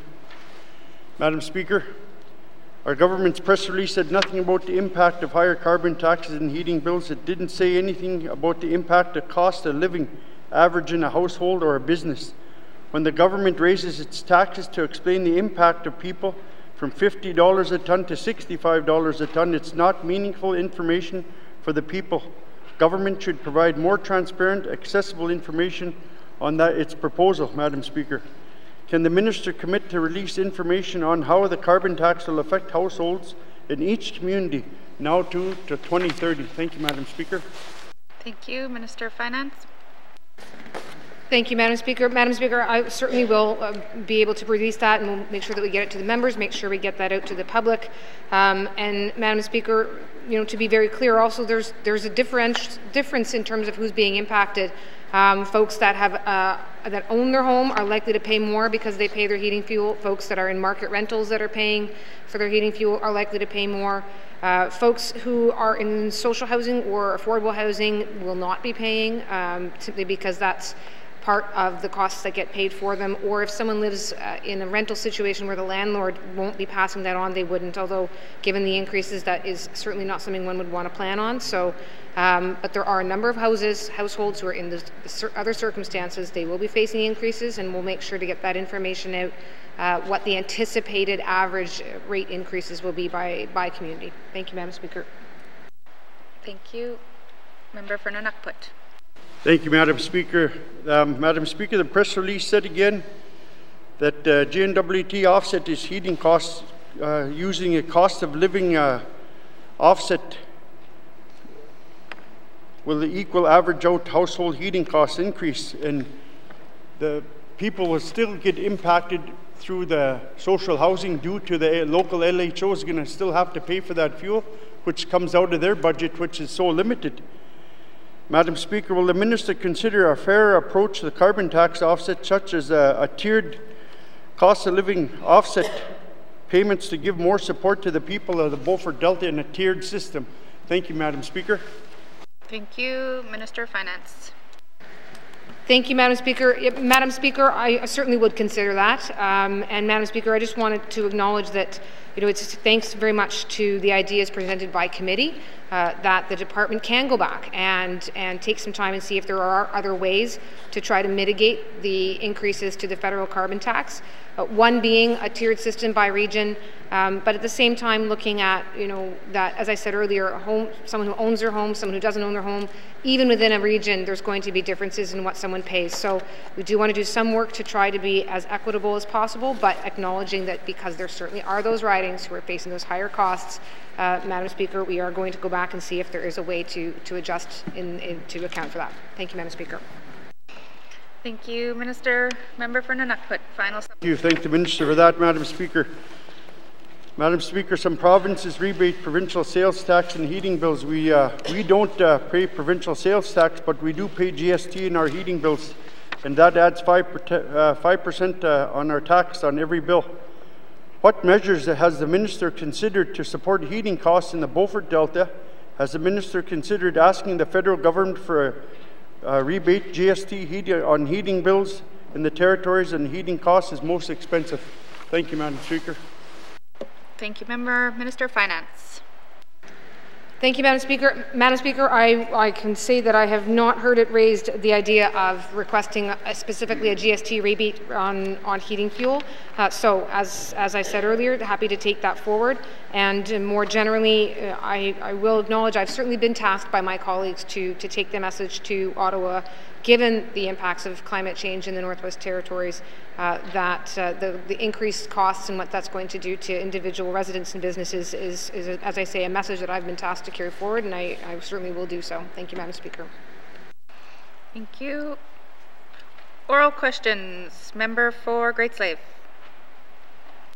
Thank you, Madam Speaker. Madam Speaker, my questions are for the Minister of EC&E. Can the Minister explain how the department and the city are going to work together in order to finalize the access to Tin Can Hill as a university? And by access, I mean the physical access. We can talk about the getting Northerners into the university at a later date. Thank you, Madam Speaker. Thank you, Minister of EC&E. Thank you, Madam Speaker. So there is a regulatory process, and the City of Yellowknife, it is their regulatory process. And so officials are meeting with the officials from ECE are meeting with the officials from the City of Yellowknife to get an understanding of what that process is and the timelines involved with that. But it is through that process that the issues of traffic flow and things like that can be dealt with. And the college wants to be a good neighbor to all of the residents in the area. I can assure you of that. And we don't want to create a situation where there is concern in the neighborhood or there's safety concerns. That's not the goal. The goal is to build a post-secondary institution to benefit the people of the Northwest Territories, not to cause disruptions in neighborhoods. So as I said, the city is driving that regulatory process, but as soon as we find out what that process is and we get some timelines, I'd be happy to share that with the member. Thank you. Thank you. Member for Great Slave. Thank you, Madam Speaker, and I appreciate the Minister's comments and commitments to share with me. I do think that there's a lot that can be done to ensure that residents don't feel blindsided as we progress, and I just want to get that plug in for extension of 52nd Street so that School Draw and Copper Sky don't deal with the traffic coming out of the university. My next question, though, is to do with the facilities management plan. It does comment then in the plan that the community learning centers are going to be a key role in the future Polytechnic as extensions into the smaller communities and tied to their regional centers of Fort Smith, Inuvik, and Yellowknife campuses. So can the Minister speak to the fact that several of the small communities do not have a community learning center? So how will those communities get that support or be an extension of the nearby Polytechnic campus if they don't have a learning center in which to operate? Thank you. Thank you. Minister of EC&E. Thank you, Madam Speaker. And one of the goals that we set out with this transformation was to ensure that the college had a presence in every single community in the Northwest Territories. And that's not the case right now. What that presence looks like, that is what is being worked out. In a perfect world, there would be a physical space with appropriate internet connections and whatnot in every community. But this is a massive project, and we're looking at improvements to the 3 campuses as well as a number of community learning centers. So it's not likely that every community will have a community learning center physical space in the near future, but the college does want to be able to expand what they offer online so that if you are in a community without a community learning center, you can begin your studies online and then perhaps move to a community with a community learning center or to a campus community to complete those studies. Thank you. Thank you. Member for Great Slave. Thank you, Madam Speaker. I almost thought I was going to get a commitment there for every community to get a community learning center, but the minister is smarter than that. So I do appreciate the commitment to have the access. However, that does bring up the lack of internet and computer availability and education within our small communities. I guess then that leads me to my next question. I've sort of noted in this job, if someone is not responsible for something in particular, no one seems to become responsible for it. So who within the organization of ECE will be the person that coordinates and ensures that the communities get those CLC faculties or at least have the access to that in the community? Thank you, Madam Speaker. Thank you. Minister Vicini. Thank you, Madam Speaker. So we're on a path, along with Aurora College, towards this a polytechnic university, and it is going to be the college who is going to be making those decisions about access as we progress further. Once we have a board of governors in place, which I hope happens early in the new year, it will be that board of governors that will be fulfilling the mandate of the college. And one of the focuses from the beginning has been ensuring access to college programs in every community. So it will be the Board of Governors who will be tasked with ensuring there is access in every community. Thank you. Thank you. Final supplementary. Thank you, Madam Speaker. And I know there were some controversy around the Board of Governors, but I won't touch that here today. I guess my last question is around how will the community learning centers be used to utilize or open up for other initiatives within the community? I had the great fortune of going over to Makerspace recently and seeing their space, and the big conversation there was not so much about always having the programming for people, but having the space so others can execute their programming. So if the minister could respond to that, that'd be great. Thank you. Thank you. Minister Vicini. Thank you. And since we've made the changes to the Aurora College Act, I can't speak for the college, but we are working closely together. And so I can say that the college is open to working with community partners. There is a makerspace up in Inuvik, and that is part of the college already. And so if there are other opportunities to work with third parties, and there's synergies, if there's space required and the college has that space, I know that they would be happy to make those connections when it makes sense. We all need to work together and pool our resources. Thank you. Thank you. Oral questions. Member for Decho. Madam Speaker. Madam Speaker, my questions to the Health Minister stem from my member's statement regarding diabetes. Canada's framework for diabetes acknowledges the self-reported rate of diabetes among First Nations and Métis adults is, respectively, 1.9 and 1.5 times that of non-Indigenous adults, and the number rises to 4.7% among Inuit. The report also notes cases of diabetes in Indigenous communities are often more severe than those in the general population. My question is, what is the Health Minister doing specifically to address the rate of diabetes amongst Indigenous people in the N.W.T, especially the Indigenous communities? Merci. Thank you. Minister of Health and Social Services. Yeah, thank you, Madam Speaker. Madam Speaker, we don't have a specific Indigenous diabetes approach, but we are well aware that this is a disease that has a greater effect on Indigenous people and men in particular, and so that's something that we work with awareness of. We started some primary health care reform projects in the last year, and one of the aims of these is to improve access to services for people who have chronic conditions. So the planning is underway now to expand the primary health care reform projects to the Decho, Clecho, Beaufort Delta and Hay River regions. So with that, the member should be able to see some changes in his community around chronic disease management. Thank you. Thank you, Minister. Supplementary member for Deschaux. Merci, Madam Speaker, and merci to the Minister for that. I think she took care of my second question, so I'll move on to my third one. Madam Speaker, can the Minister commit to increase diabetes awareness and education in small communities and the consequences of untreated diabetes in a culturally relevant setting? Merci. Thank you. Minister of Health and Social Services. Thank you, Madam Speaker. Madam Speaker, we have a territorial specialist of chronic disease management who has been in the position since May of 2019.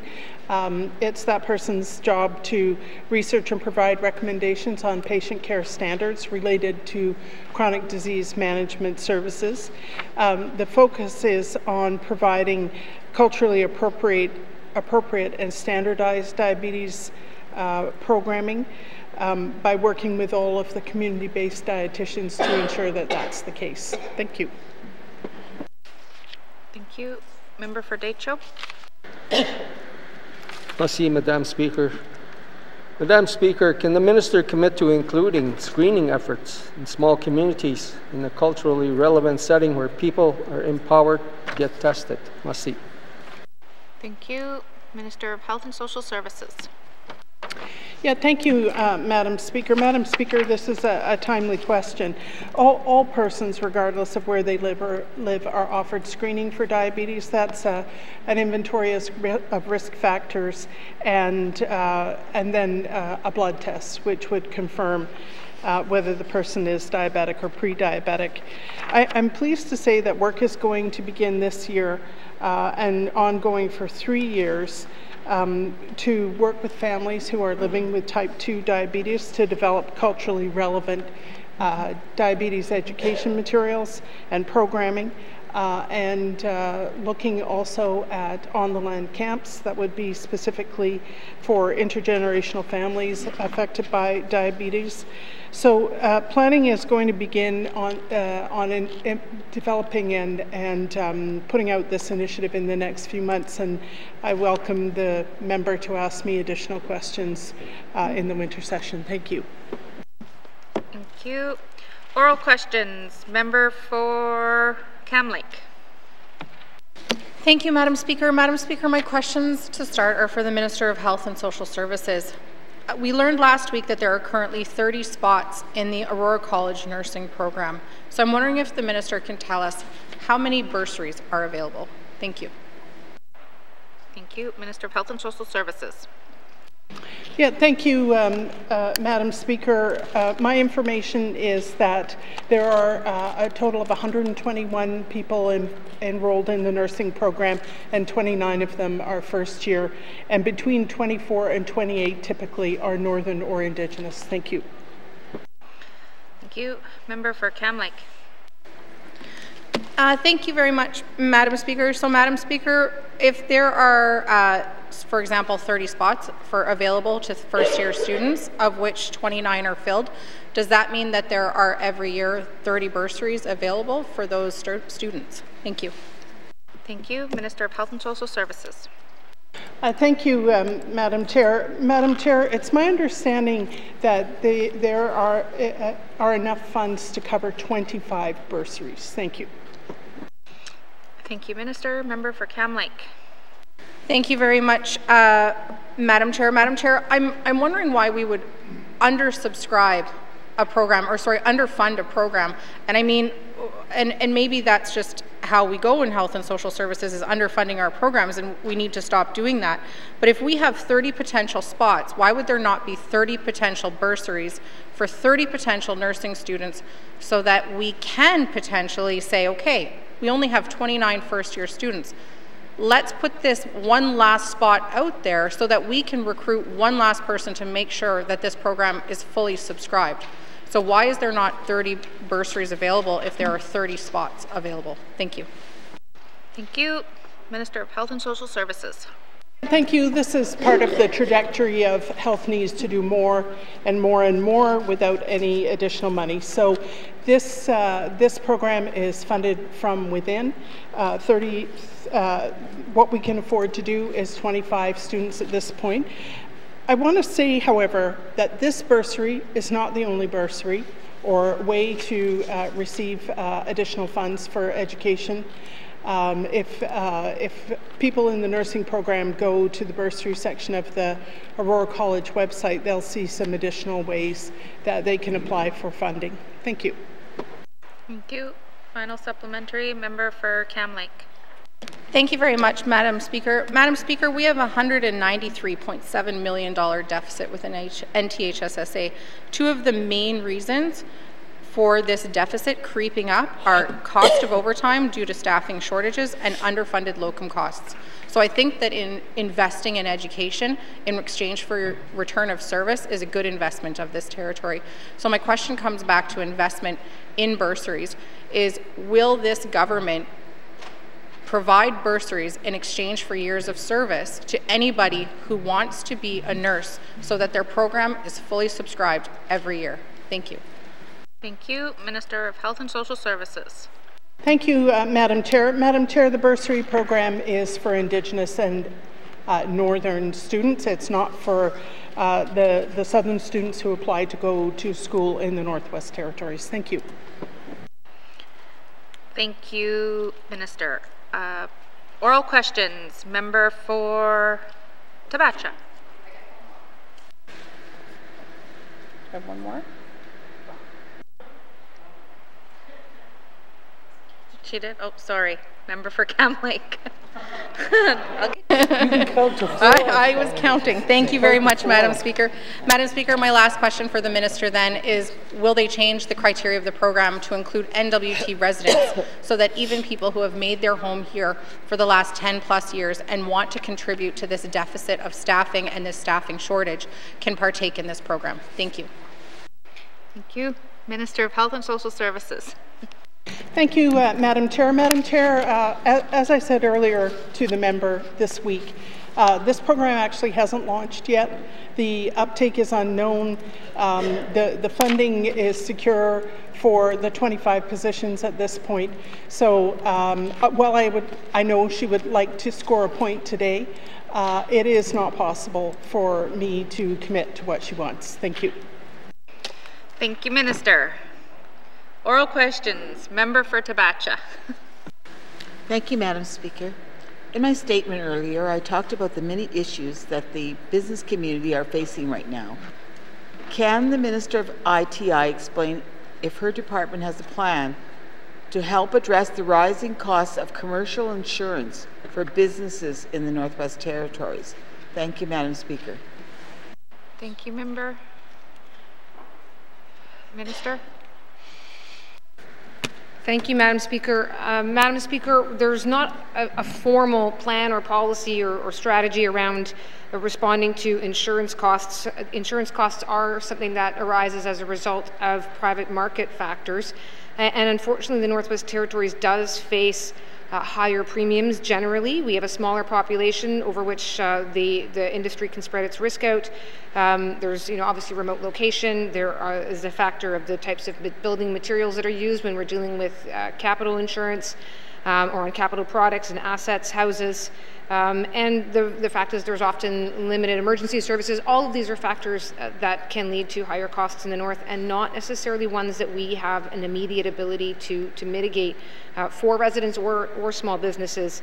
What I can say, Madam Speaker, though, is much as you've seen happen, unfortunately, with recent emergencies such as COVID, such as the floods, that if there are an acute event that occurs, that the government does monitor such things and can step in to fill gaps if there are gaps, and can step in and to ensure that there are not further emergencies. So while certainly I would be hopeful that we don't reach that point on an insurance front, we do keep an eye on what is occurring, and to the extent that we can try to get information out to the small business community around what they might do to mitigate. Thank you, Madam Speaker.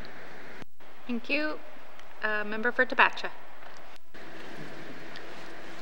Madam Speaker, will the Minister commit to have ITI work with the Department of Finance to find a concrete solution that can help lower the rates of overall commercial insurance rates for the N.W.T businesses? Thank you, Madam Speaker. Thank you. Minister of Finance. Thank you, Madam Speaker. Madam Speaker, as I was just saying, there's not a lot directly that the government can necessarily do, but what I would certainly be willing to look at is perhaps having the two departments come together and see if there's room through which the government can help advocate, or room through which the government might be able to provide more information to small businesses, to the small business community, about what they might do to help influence their own rates. There may be information that is more readily available to some than to others, for example, with respect to the Insurance Bureau of Canada, what they do, what they might be useful, how they might be useful, other opportunities of where you might look to influence your insurance rates, and that may be a function or a role for government to act as an advocate, but also as a pathfinder. So I will go back to both departments and see if that is something that we can help get some more information out to. Thank you, Madam Speaker. Thank you. Member for Tabacha. Thank you, Madam Speaker. I like the Minister's response.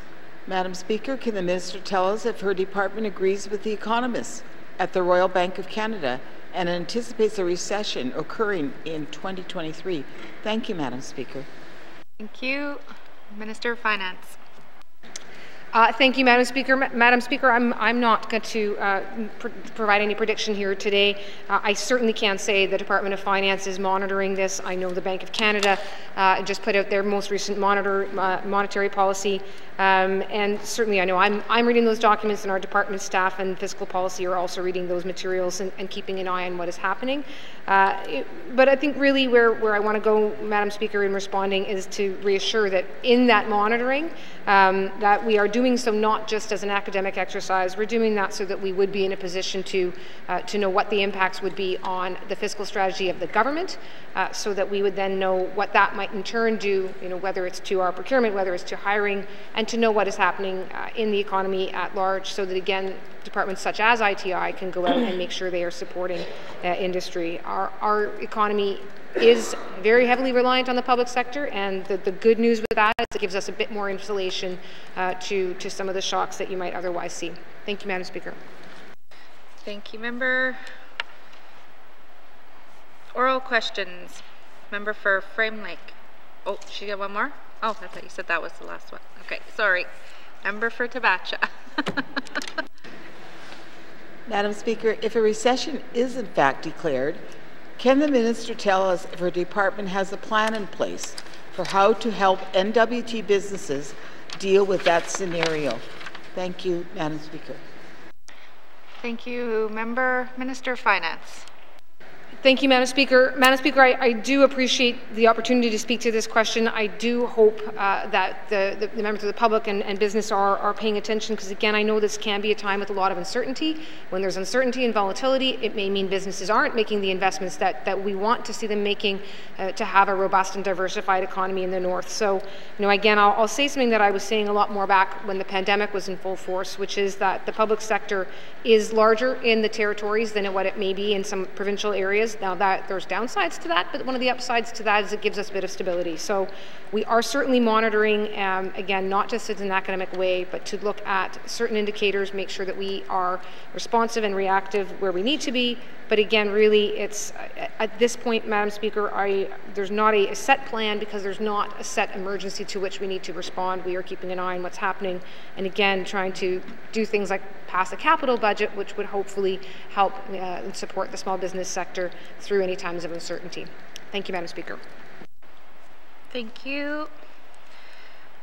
Members, we're going to take a short recess and pause.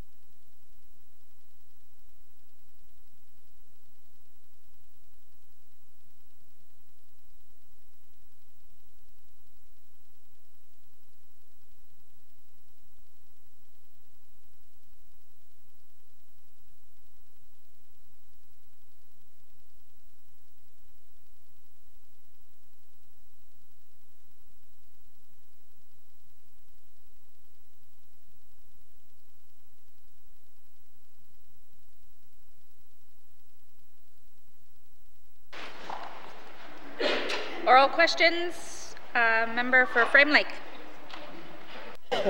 Merci, Madame la Présidente. My questions for the Minister of Education, Culture and Employment. First, I'd like to get some clarity on the basic principles of the new minimum wage approach announced in August. Can the Minister tell us how poverty and a living wage were considered in the development of this new approach to a minimum wage? Merci, Madam Speaker. Thank you. Minister of EC&E. Thank you, Madam Speaker. So a living wage reflects what an earner or earners would need to bring home to pay the bills in any given community. The minimum wage is the lowest possible wage that you can pay someone, and its purpose is to protect vulnerable workers. So they're two different things. So our minimum wage, it's similar to minimum wages across Canada. It's on the higher end, and the changes that we are making, or that we've made, really put us on an even playing field with the rest of Canada. And I will note that given the climate in the Northwest Territories, the employment climate, it's pretty rare to find someone earning minimum wage, and the member himself said that it's hard to attract employees if you're only paying the minimum wage. So this minimum wage is the bare minimum that you are legally required to pay, but the market is dictating higher wages than that. Thank you. Thank you. Member for Frame Lake. Merci, Madame la Présidente. I want to thank the Minister for recognizing that the minimum wage is not a living wage and keeps people in poverty. So through the work of the Minimum Wage Committee and ECE analysts, there's a lot of information that's been compiled. I also put together this percentage. 9% of our workforce received a wage top-up program because of how low our minimum wage actually is here. So can the Minister commit to develop and regularly update an actual living wage for each of the 33 N.W.T communities? Merci, Madam Speaker. Thank you. Minister of EC&E. Thank you, Madam Chair. I can't commit to that. I know there are organizations who do look at the living wage in different communities, and we're going to let them continue to do that good work. Thank you. Thank you. Member for Frame Lake. Merci, Madame la Présidente. I want to thank the Minister for recognizing the work of lowly NGOs and getting them to do the work of government again. So one of the reasons the Minister, keeps giving for minimum wage, keeping minimum wage so low, is impact on of a higher wage on small businesses. And the Minister just said that few businesses pay the minimum wage. So can the Minister tell us whether this government is considering a further package of wage top-ups for low-income workers to lift these people out of poverty? Merci, Madam Speaker. Thank you. Minister of EC&E. Thank you, Madam Speaker. No, the wage top-up is primarily driven by the federal government, and we are not considering that. We are trying to get people out of poverty through employment programs, through education, and I will say that we do actually have a number of labor programs, some of which provide wage top-ups. So we are doing a bit of what the member is talking about, but we are not looking at rolling out a large-scale program similar to the one the federal government funded in the last couple of years. Thank you. Thank you. Final supplementary member for Frame Lake. Merci, Madame la Présidente. I want to thank the Minister for that. Well, let's talk about some systemic change here then. So in our current inflationary situation, price increases have been highest on mandatory costs, including food and shelter, rather than discretionary purchases, meaning poor people suffer more from inflation. So will the Minister take this affordability crisis as the opportunity to construct lasting measures like a guaranteed basic income that directly addresses the cost of living? Merci, Madam Speaker. Thank you. Minister for EC&E. Thank you, Madam Speaker. And we won't be implementing a guaranteed basic income during the life of this Assembly. We do have a number of very expensive initiatives that we are currently working on and will be bringing forward. So we are making investments in this area, making investments to reduce the cost of living, but a guaranteed basic income is not one of those. Thank you, Madam Speaker. Thank you. Oral questions. Member for Yellowknife North. Thank you, Madam Speaker. My questions are for the Minister of ITI, who is responsible for our beautiful 33 camps and parks, campgrounds and parks across this territory. And my question is whether she's going to let me go winter camping this winter. Thank you, Madam Speaker. Thank you. Minister of ITI. Thank you, Madam Speaker. Madam Speaker, I would be very happy if the member would like to go winter camping. I'm not a barrier to him going winter camping. What I can't do is necessarily open up a park, bring in park staff, bring in cleaning staff, bring in the enforcement and monitoring officers to make sure that parks don't get wrecked, though I'm sure the member wouldn't do that. I can't commit to doing all of that and to expending those resources on his behalf, but I'd be very happy to hear if he goes out into the wilderness, onto the land, and takes pictures to promote tourism in the north. Thank you, Madam Speaker. Thank you, Minister. Member for Yellowknife North. Yeah, thank you, Madam Speaker. I'm actually not sure that's legal, and I believe the Department of Lands is working on temporary guidelines when temporary structures can be set up on public land, but they first have to evict 900 people. So I'm not too sure about that. I guess my question is, I assume that we own some wall tents. We own a company that makes them at the very least. I assume we own a few cabins in the territorial government. Is the minister willing to look through all of our parks and campgrounds and see whether there is some sort of infrastructure that could possibly be rented out under the N.W.T. Parks banner? I think it would be a great tourism activity. Thank you, Madam Speaker. Thank you, Minister of ITI. Thank you, Madam Speaker. Certainly can make a commitment to go and see what might be available. What I might also suggest, though, Madam Speaker, is perhaps an opportunity for the member, who I know is passionate about this particular issue, to check in with myself and with the department, and perhaps also N.W.T. Tourism. There are a number of private operators who would like to get into this space. There may be access to parks facilities, but again, they may require further capital costs to be where the member wants them to be. But let's get to the heart of what the issue and what the barriers are. I'd like to not be a barrier to the private sector, but if there's a way to get more people accessing the lands, then I'd be thrilled to find a way to do that. So again, perhaps the takeaway isn't just for us, but it's to go with the member and see exactly where are the gaps that we aren't filling for the sector. Thank you, Madam Speaker. Thank you. Oral questions. Member for Montfouet. Madam Speaker, maybe I'll be able to score a point since my colleague from Can Lake could not. Madam Speaker, can the minister explain how what we heard report encourage him to choose a Phase 2 approach to modernizing the Education Act? Thank you. Thank you, Minister Vicini. Thank you, Madam Speaker. So first, I'd like to correct a few of the statements that the member made in her record-setting 5.5-minute member statement today. She stated the Education Act has not changed in 30 years. It was changed last year. Unanimously by this House, the changes to the Education Act were approved. It was changed in 2017, 2014, 2013, 2006, 2005, and so on. And so this is not some unprecedented change that's happening. There are always amendments to the Education Act as are required by operational realities. She stated that Indigenous governments have been provided no details on proposed changes. They've been provided the same details I've been provided. She said we're not working with Indigenous governments. I've had meetings, I've discussed this at the Council of Leaders.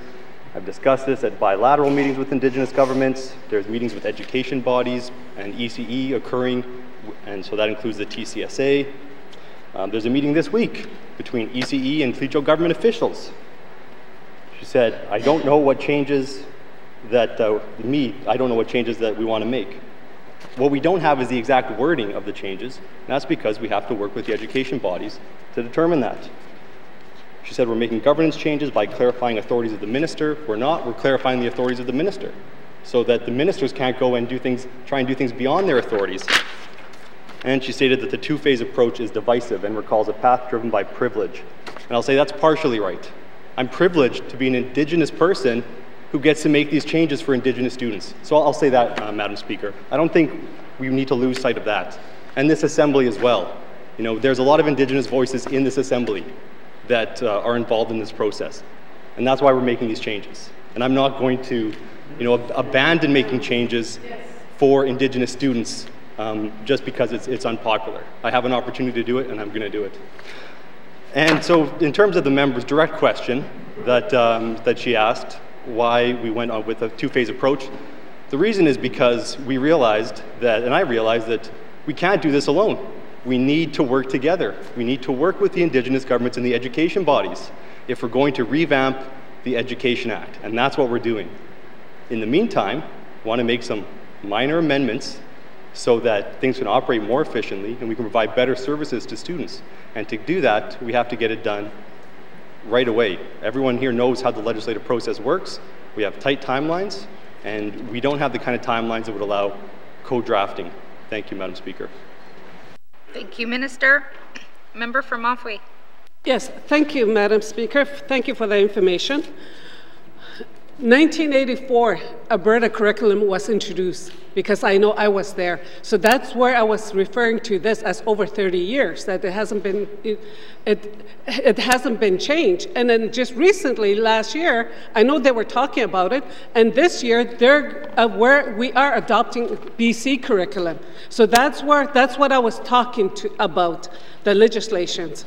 So all the changes that he referred to, he should share with us, put it in writing, and let the small communities in the region know about this, because I just asked him questions. Yes, I know he had the chance to say that, so I guess that is okay. But this Modernization Education Act is very important for us, and we've been saying it. It's not just me that's saying that here. Our leaders and other Indigenous leaders, and I'm surprised none of these from the outlying communities, the regions, MLAs are not saying anything.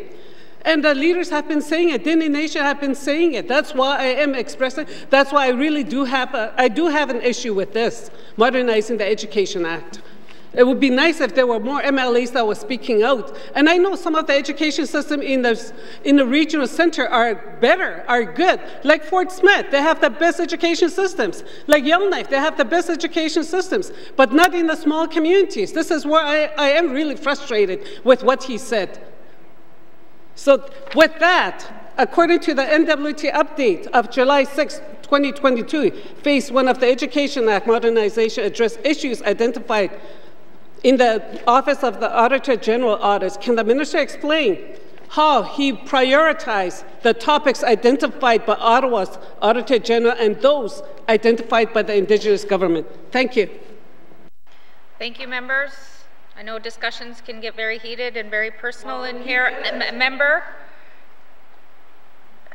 order.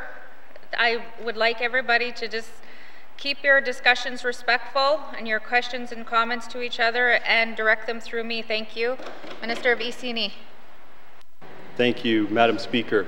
So the changes that are being proposed, which have been shared with Indigenous governments and education bodies, were chosen because of the recommendations of the Office of the Auditor General, internal evaluations that ECE did, and discussions with education bodies. Many of these are long-standing issues that we have an opportunity to clean up. Thank you. Thank you, Minister. Member from Montfouet. Okay. Yes. If it didn't happen in that order, I would not have said anything. But what is the Minister's vision of how the Education Act will reflect the N.W.T's commitment to reconciliation if Indigenous governments are left out from designing the legislation's modernization? Thank you. Thank you, Member. Minister of ECNE. Thank you, Madam Speaker. So I think I've laid that vision out. If Indigenous governments were left out of the modernization of the Education Act, it would be a disaster. So that's why we are making these targeted, operational, technical amendments in the life of this Assembly, and then we'll deal with the other 99.999% of the Education Act in the next Assembly. And the work to begin developing an MOU between the N.W.T and Indigenous governments is going to happen in the life of this Assembly. So we should have a signed MOU that will ensure that this work does happen. Thank you. Thank you, Minister. Member from Montfouet, final supplementary. He knows the detail he should share with us. That is why that is why I am addressing this, because there is something, they know something, and they should share it with us. The Minister promises a phase 2 in which his department will collaborate with Indigenous government. in education bodies and stakeholders, how is the minister going to ensure that phase 2 will take place and proceed in a collaborative manner? Thank you. Thank you, Minister. Thank you. So as I've stated, we have shared the details. The department is now working with education bodies to come up with the specifics and what the wording might look like, and then that information will be shared. I've already made that commitment, so that will be done.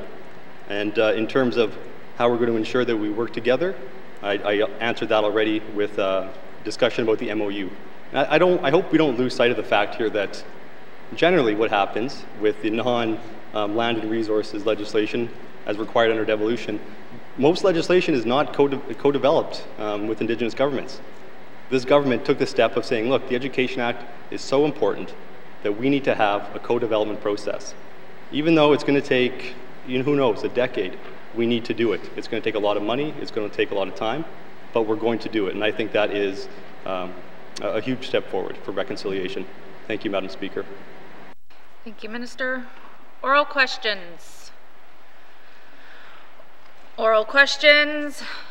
Written questions. Member for, let's see here. Decho.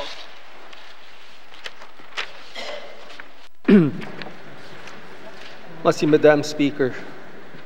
Settlement maintainers are important service providers for all small communities because of the increased scope of their work and the lack of access to certified tradespeople in these communities. Will the Minister of Infrastructure confirm the current number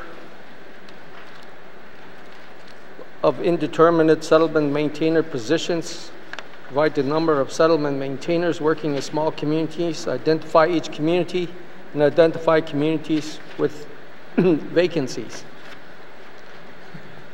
Can the Minister of Infrastructure also commit in writing to working with the Housing N.W.T to adapt their housing maintainers training program for settlement maintainers to enhance training opportunities for settlement maintainers seeking to work in remote communities?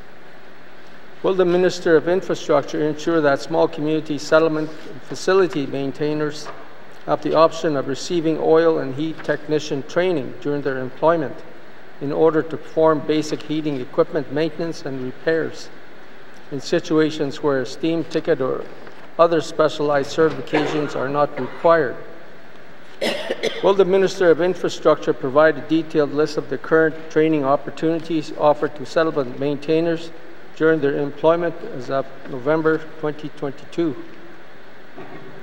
Can the Minister commit in writing to ensuring new training is provided through an established institution such as at the Aurora College, the Bacha campus in Fort Smith, with theory classes as well as practical hands-on experience?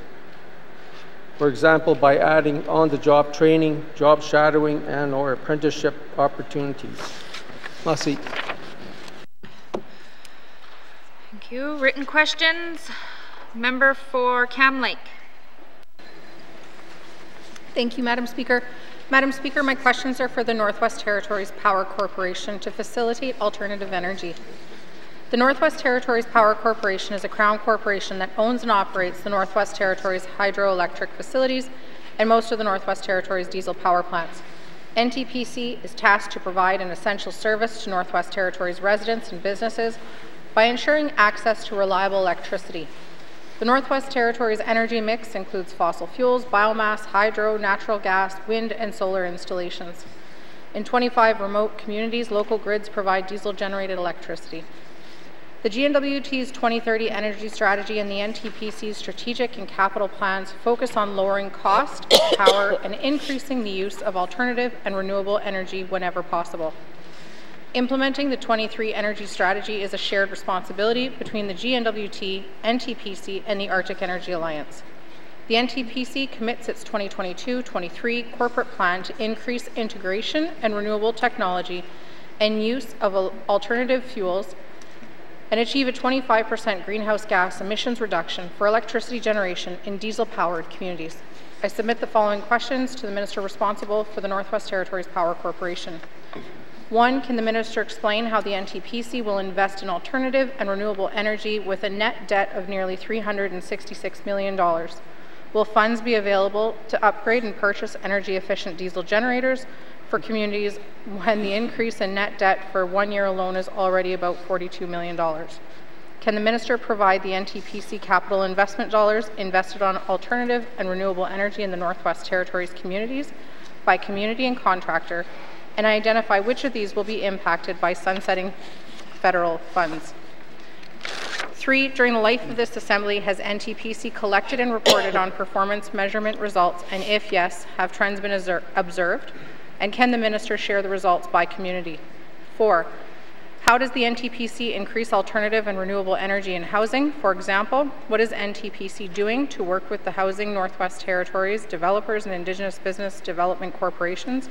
And 5, the NTPC is governed by a board of N.W.T. deputy ministers who are familiar with the N.W.T. mandate and challenges. Can the minister describe with examples how the change from an independent to a N.W.T. constituted governance board has improved or helped the work of the NTPC, and what cost savings were realized as a result? Thank you. Thank you, member. Written questions. Written questions. Tabling of documents. Minister of Finance. Thank you, Madam Speaker. Madam Speaker, I wish to table the following 2 documents.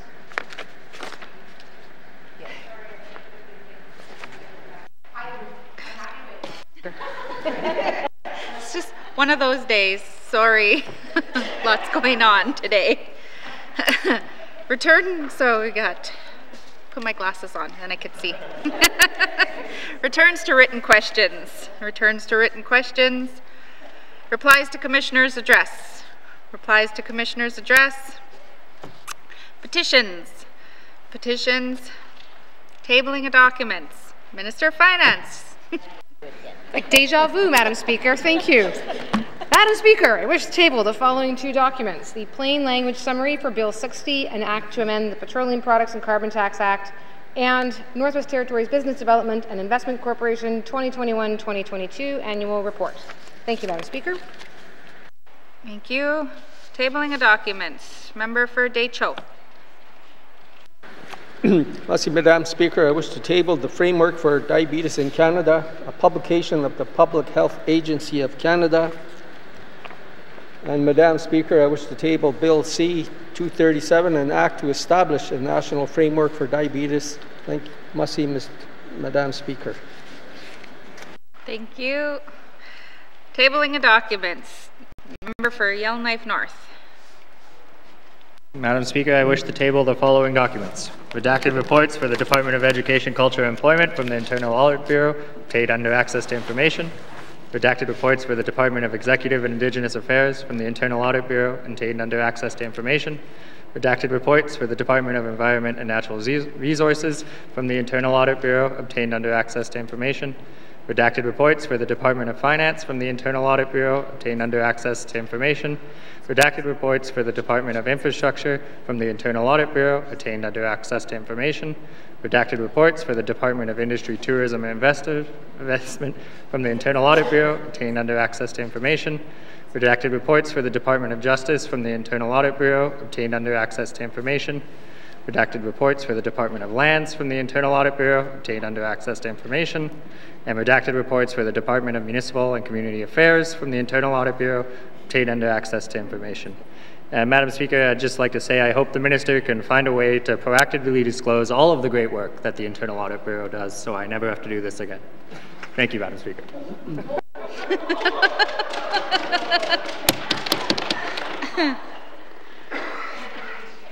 Needed to give him a wheelbarrow.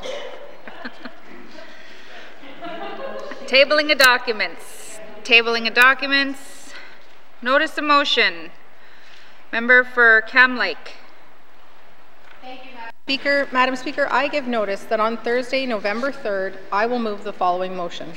Now therefore I move, seconded by the Honourable Member for Inuvik-Boot Lake, that pursuant to Rule 9.2(8), the Legislative Assembly hereby establish a special committee on transition matters, and further that the committee members be named to the special committee as follows.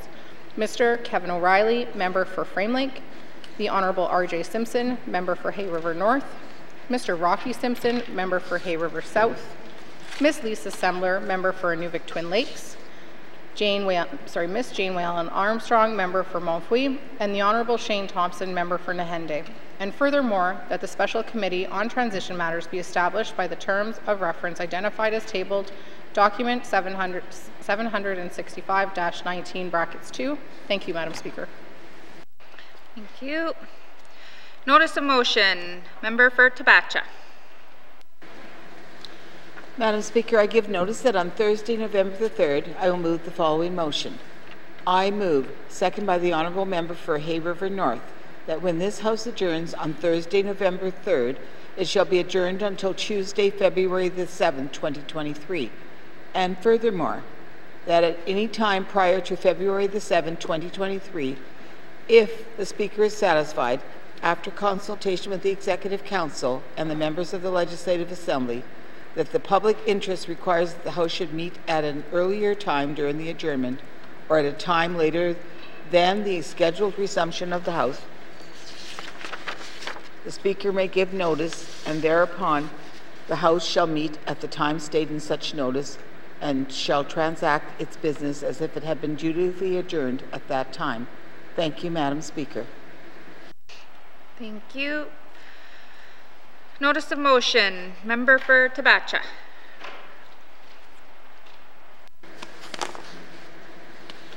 Madam Speaker, I give notice that on Thursday, November 3rd, I will move the following motion. Whereas this Legislative Assembly appointed an Electoral Boundaries Commission pursuant to Section 2(1)(b) of the Electoral Boundaries Commission Act on June 3rd, 2021. And whereas the Electoral Boundaries Commission 2021 submitted its final report to the Speaker of the Legislative Assembly on May 24th, 2022. And whereas the Speaker tabled the final report on the Electoral Boundaries Commission 2021 on May 27th, 2022.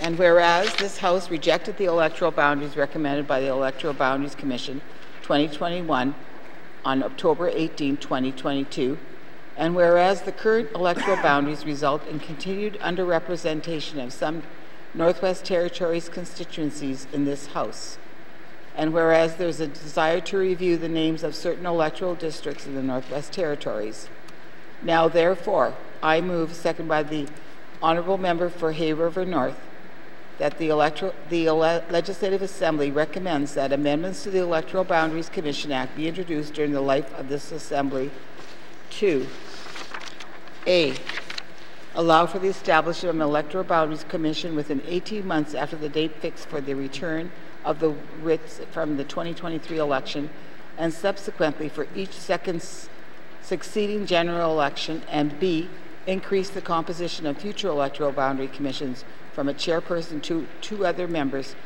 to a chairperson and 4 other members. Thank you, Madam Speaker.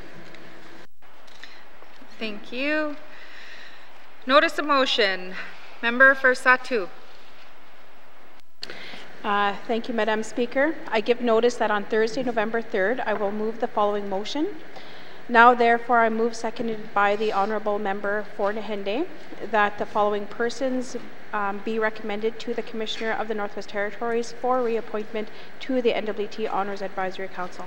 Ms. Sabrina Broadhead of Hay River, Mr. Danny Gaudette of Delaney, and Ms. Ann Peters of Yellowknife, and further that the effective date of these appointments shall be communicated to the Commissioner by the Speaker of the Legislative Assembly. Merci, Madam Speaker. Thank you. Notice of motion. Notice of motions. Motions. Motions. Notice of motions for the first reading of bills. Notice of motion for the first reading of bills.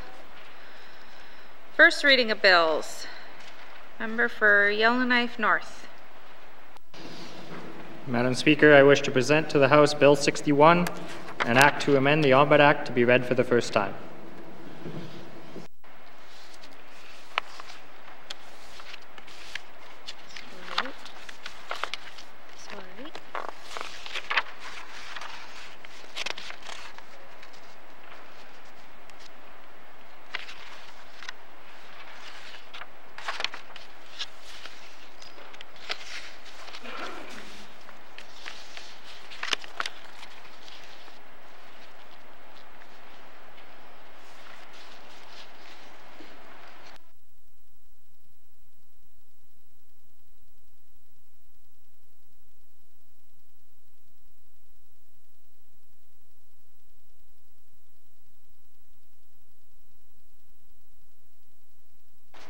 Sorry. Thank you, member. Pursuant to Rule 8.2(3), Bill 61, an act to amend the Ombudsman Act is deemed read a first time and is now ready for second reading. First reading of bills. Minister of Finance. Madam Speaker, I wish to present to the House Bill 62, an act to amend the Income Tax Act No. 2, to be read for the first time. Thank you, Madam Speaker. Thank you, Minister. Pursuant to Rule 8.2(3), Bill 62, an act to amend the Income Tax Act is deemed read a first time and is now ready for second reading. First reading of bills. Minister of Education, Culture and Employment. Madam Speaker, I wish to present to the House Bill 63, an act to amend the Official Languages Act, to be read for the first time. Thank you. Thank you, Minister. Pursuant to Rule 8.2(3), Bill 363, an act to amend the Official Languages Act is deemed read a first time and is now ready for second reading. First reading of bills. Member for Great Slave. Thank you, Madam Speaker. Madam Speaker, I wish to present to the House Bill 64, an act to amend the Legislative Assembly and Executive Council Act No. 3, to be read for the first time. Thank you, Madam Speaker. Thank you, member. Pursuant to Rule 8.2(3), Bill 64, an act to amend the Legislative and Executive Council Act No. 3 is deemed read a first time, is now ready for second reading. First reading of bills. First reading of bills. Second reading of bills. Minister of Finance. Madam Speaker, I move, seconded by the Honourable Member for Mahende, that Bill 60, an act to amend the Petroleum Products and Carbon Tax Act, be read for the second time. The bill amends the Petroleum Products and Carbon Tax Act to update the carbon tax rates set out in the schedule. Thank you, Madam Speaker. Thank you. The motion is in order to the principle of the bill. Minister of Finance. Sorry, member for Frame Lake. Merci, Madame la Présidente. I rise to speak to the principle of Bill 60, the Act to amend the Petroleum Products and Carbon Tax Act. The Finance Minister introduced this bill yesterday, and there is very little public information available on what it actually means. Like the original legislation that was passed narrowly in the last Assembly, this bill is a result of federal pressure and leadership on the climate crisis. This reflects an urgent need to speed up reductions of greenhouse gas emissions to save this planet.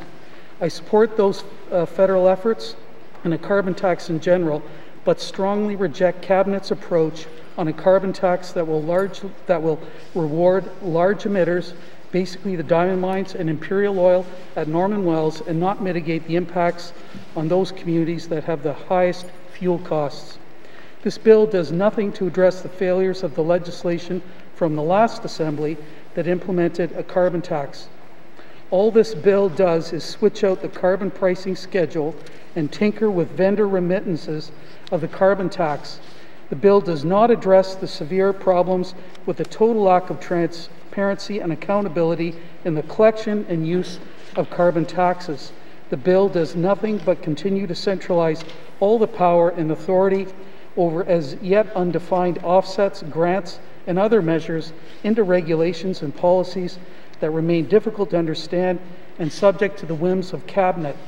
There is nothing in the original legislation or this bill that requires any separate accounting or even minimal public reporting on carbon taxes collected, how they are used, and the effectiveness of the regime in terms of greenhouse gas reductions. The way the original legislation was drafted and this new bill carries that forward, regular MLAs will not have the ability to make any changes. It's a take it or leave it approach, Madam Speaker. We must trust Cabinet to do the right things, but we have no way to hold them accountable. There is no requirement for public reporting, no separate accounting of funds collected or used, no input into regulations or policies. This is not consistent or reflective of what consensus government is supposed to be.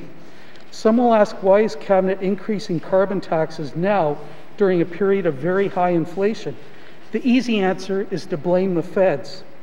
The real answer is that Cabinet's approach to the climate crisis is failing, and failing dismally.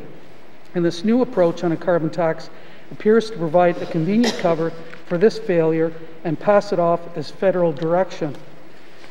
One needs look no further than the 2030 energy strategy reports that show we cannot possibly reach the pan-Canadian framework target of a reduction in greenhouse gas emissions of 30% from 2005 emission levels by 2030.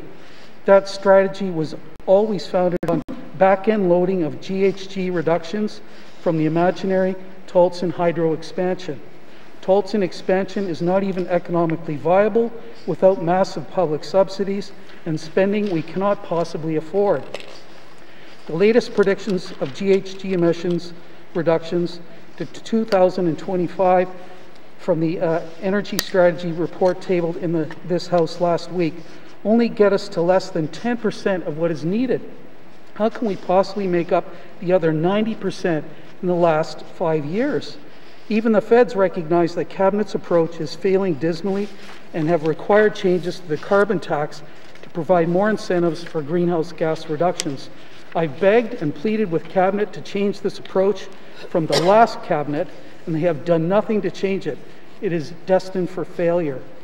I had hoped that Cabinet might be convinced that climate change is indeed a crisis, that we need to embrace change and the opportunities to build a greener and more just economy. We have only to look around at unprecedented flooding, permafrost degradation, and damaged infrastructure to know that the crisis is upon us right now. Rather than subsidizing large emitters, we must find ways to create jobs and greenhouse gas reductions through improved housing retrofits and build energy self-sufficiency at the household and community level. But no, this Cabinet is stuck in a time warp where they continue to believe fossil fuel exploration and production will be the salvation for the N.W.T. Just look at the request for proposals issued this week for the capture, storage, and transportation of carbon dioxide resulting from oil and gas production. It's unbelievable, Madam Speaker. Regular MLAs have been engaged with Cabinet since July 2022, posing questions, getting in-camera briefings, and receiving some rather confusing information on how the new approach to the carbon tax will be implemented. Unfortunately, we cannot share that information with the public, and Cabinet has so far failed to provide much public information despite promises of robust public communications. We know that measures must be introduced that at least meet federal requirements or the federal government's program standards that the backstop will kick in. As to our territorial measures, what can I say? What I can say is that the current exemption of heating fuel from carbon tax will end on April 1st, 2023, and there will be a standard across-the-board increase in a cost of living offset for individuals and families that file income tax returns. This will help some individuals.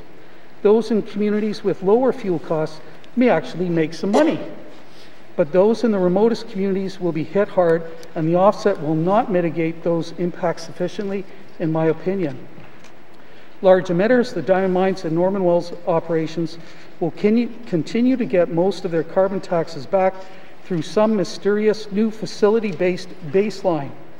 Small businesses, local governments, and non-governmental organizations will get nothing. Let me repeat that, will get nothing.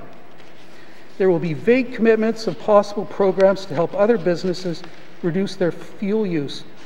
The subsidization and special treatment for the large emitters hardly seems fair. Of course, all of this is subject to the whims of Cabinet discretion and secrecy. I sent the Finance Minister 16 detailed questions on Cabinet's approach to the carbon tax on October the 25th, well before the bill was introduced. I'm still waiting for answers, Madam Speaker. I'm going to summarize some of those questions here. What happens if this bill is not passed? With the continued large emitter 72% rebates, how is there an incentive to reduce greenhouse gas emissions?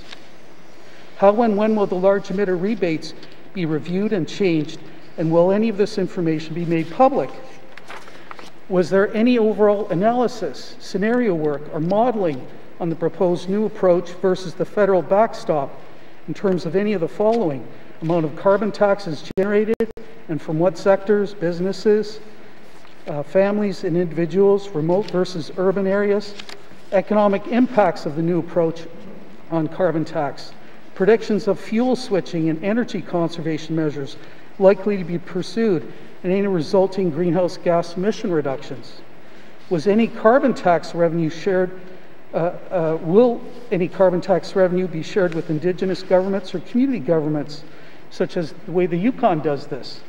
And they're under the federal backstop. Why are the carbon tax revenues not set up as a separate or revolving fund to provide greater transparency and accountability through improved public reporting and targeting of their use? Have any large emitters ever accessed the grant program? If not, why not? Were the guidelines for the use of the individualized accounts ever changed or adjusted? If not, why not? What regulations need to be changed to implement the new approach? What specific changes will be made? Will there be an opportunity for public comment on proposed changes? Having a standard cost of living does not seem fair and may even allow some residents to profit from this mechanism.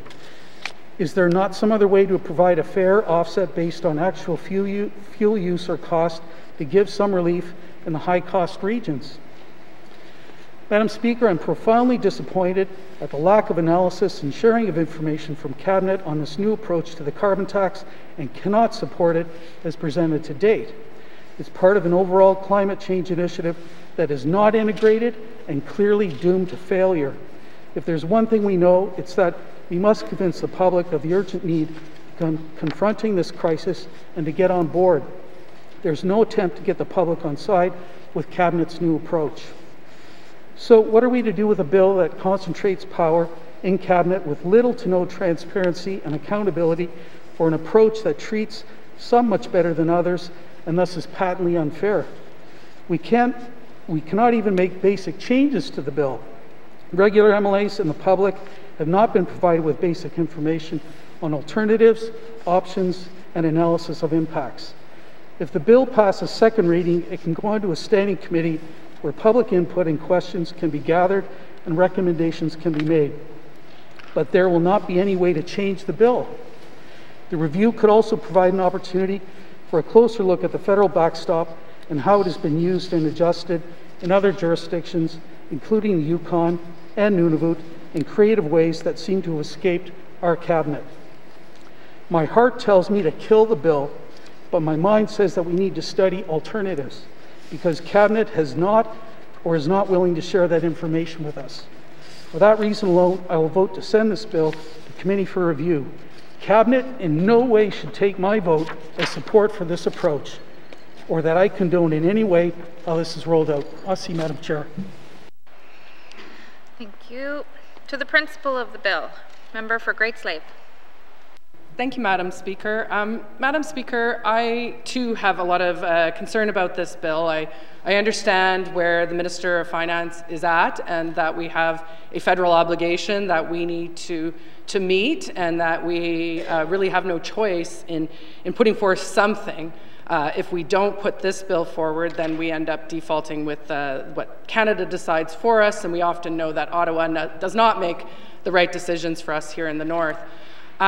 Where I have concern is that often things are imposed upon our citizens when and then they're given a rebate or some sort of offset after the fact. However, in looking at this, I have a lot of concern that the cost of living offset that is going to be provided will not in any way make up for the increased cost of living and especially the cost of heating that's coming for our people over the next several years. I also think there's sort of an assumption at times that everybody is living in a dual income family here in the Northwest Territories and that they can absorb these types of costs because they're making $250,000 to $300,000 a year. Well, I can tell you as a single person, my costs, my bills, everything is going up and up and up, and I don't have a second person with which to share all of those costs with. So I'm concerned for myself personally. When I went to COP, to the climate change conference with the Minister of ENR, our messaging was very clear to Canada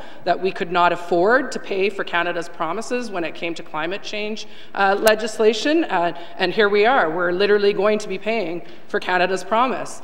And when we ask about what can be done, the answer is that, you know, the way that the federal law is being rolled out is that the government can't give us any sort of, you know, break on this type of payment because of the fact that the whole reason for this fee is to create a penalty type regime which will force people to use less fossil fuels. However, we don't have that luxury in the Northwest Territories to use less fossil fuels. So you know what I'm going to do this winter, Madam Speaker, or when this gets passed, is I'm going to be sitting in more sweaters. I'm going to be under blankets. I'm going to be trying to figure out ways that I can make my bills go down while I deal with the municipal tax hike, while I deal with the increasing cost of power, while I deal with increasing costs for my gasoline, while insurance is rising, while my house is falling apart, municipal taxes, everything. So I really don't see a solution here, so I'm just kind of getting up and speaking more about what the problem is, but the problem is huge, and our people, they cannot handle this. They can, the everyday resident that does not work for the N.W.T cannot afford this. Thank you, Madam Speaker. Thank you. To the principle of the bill. Member for Cam Lake. Thank you, Madam Speaker. Madam Speaker, my first instinct is to not support this bill to move past second reading, but I am going to, and I want to first tell you why. First, I want to tell you why my instinct, is to not support it. The cost of living in the Northwest Territories is suffocating many N.W.T residents. Everyone is feeling it. Between the added cost of inflation, supply chain, energy, food, health, and housing, the people I serve are feeling the added financial pressures that come with living in the Northwest Territories.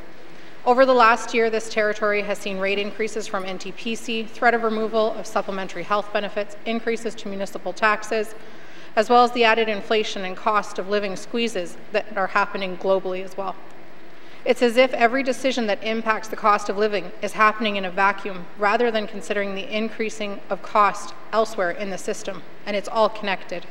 So quite clearly, Madam Speaker, N.W.T residents cannot afford increased costs. Last week in this House, the Minister responsible for Environment and Natural Resources said, quote, "Climate change is one of the most complex and far-reaching issues facing the Northwest Territories today. Despite being responsible for less than 0.2% of Canada's greenhouse gas emissions, the Northwest Territories is experiencing rates of climate warming up to 4 times faster than the rest of Canada. This affects all aspects of our way of life. It is a serious threat to the economy, our socioeconomic, cultural, and environmental health, as well as residents," end quote. This bears repeating, Madam Speaker, so I'm going to repeat it. The N.W.T is responsible for less than 0.2% of Canada's greenhouse gas emissions, and I hope the federal government hears that too. According to the federal government, carbon pricing is about recognizing the cost of pollution and accounting for those costs in daily decisions. But here in the N.W.T, using fossil fuels is largely the only decision, as I spoke to today in my member statement. Madam Speaker, it's a Northerners' double jeopardy, charged by NTPC for using their expensive aging infrastructure and then charged by the federal government through carbon tax for using our energy monopoly. With rising costs of diesel and northern cost of living, N.W.T residents should have a clearer outlook of how the territory will add renewable energy sources and reduce the N.W.T dependency on diesel. But we don't, so the people of the Northwest Territories are being taxed for not making a choice that isn't in their hands. But Madam Speaker, I want to clarify why I am supporting the bill to move through second reading today. The carbon tax program was introduced in 2018 as a take it or take it initiative directed by the federal government. The N.W.T was originally given the option of signing on to the federal backstop or a Made in the N.W.T solution. The N.W.T opted for a Made in the N.W.T solution, whereas both Nunavut and Yukon opted for the federal backstop. But without moving this bill through second reading, I do not get answers to my questions, and I do not know what the federal backstop would look like here in the Northwest Territories, and what option would better serve Northerners, particularly when it comes to cost of living. I want to ensure I am making an informed decision for the people that I serve.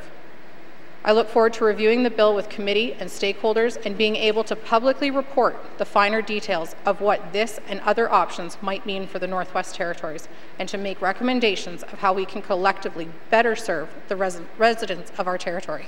Thank you, Madam Speaker. Thank you. Member to the principle of the bill. Member for N.W.T. Thank you, Madam Speaker. Today I can't support the bill because of the cost of living that's going to affect my riding. I'll support it going into the second reading, but the minister has to hold the line with our federal government, Madam Speaker, in regards to holding that and working with this side of the House to get a tiered system. We have to have more control, and we give so little, offsets that we're getting with the federal government. I mean, the cost of NTPC, the power bills, and it affects so many with the cost of fuel. It's going to affect our housing, even the people that are living in housing houses. It's going to affect the housing corporations to do the work that they're supposed to do. So there's too many questions that we haven't been asked in regards on this side of the House. But for myself, the rising cost, the carbon tax, and especially the cost of living offset, we're already paying so much in the territory. It has to go to a tiered system before I could support something like this.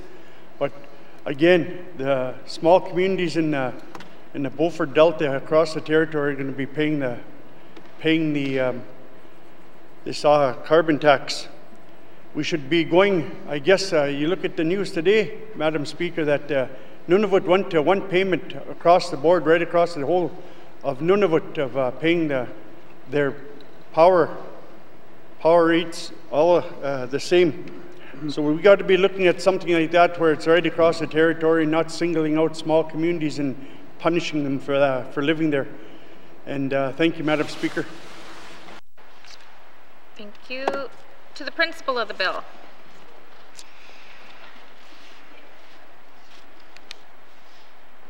Oh, sorry, Minister Fine.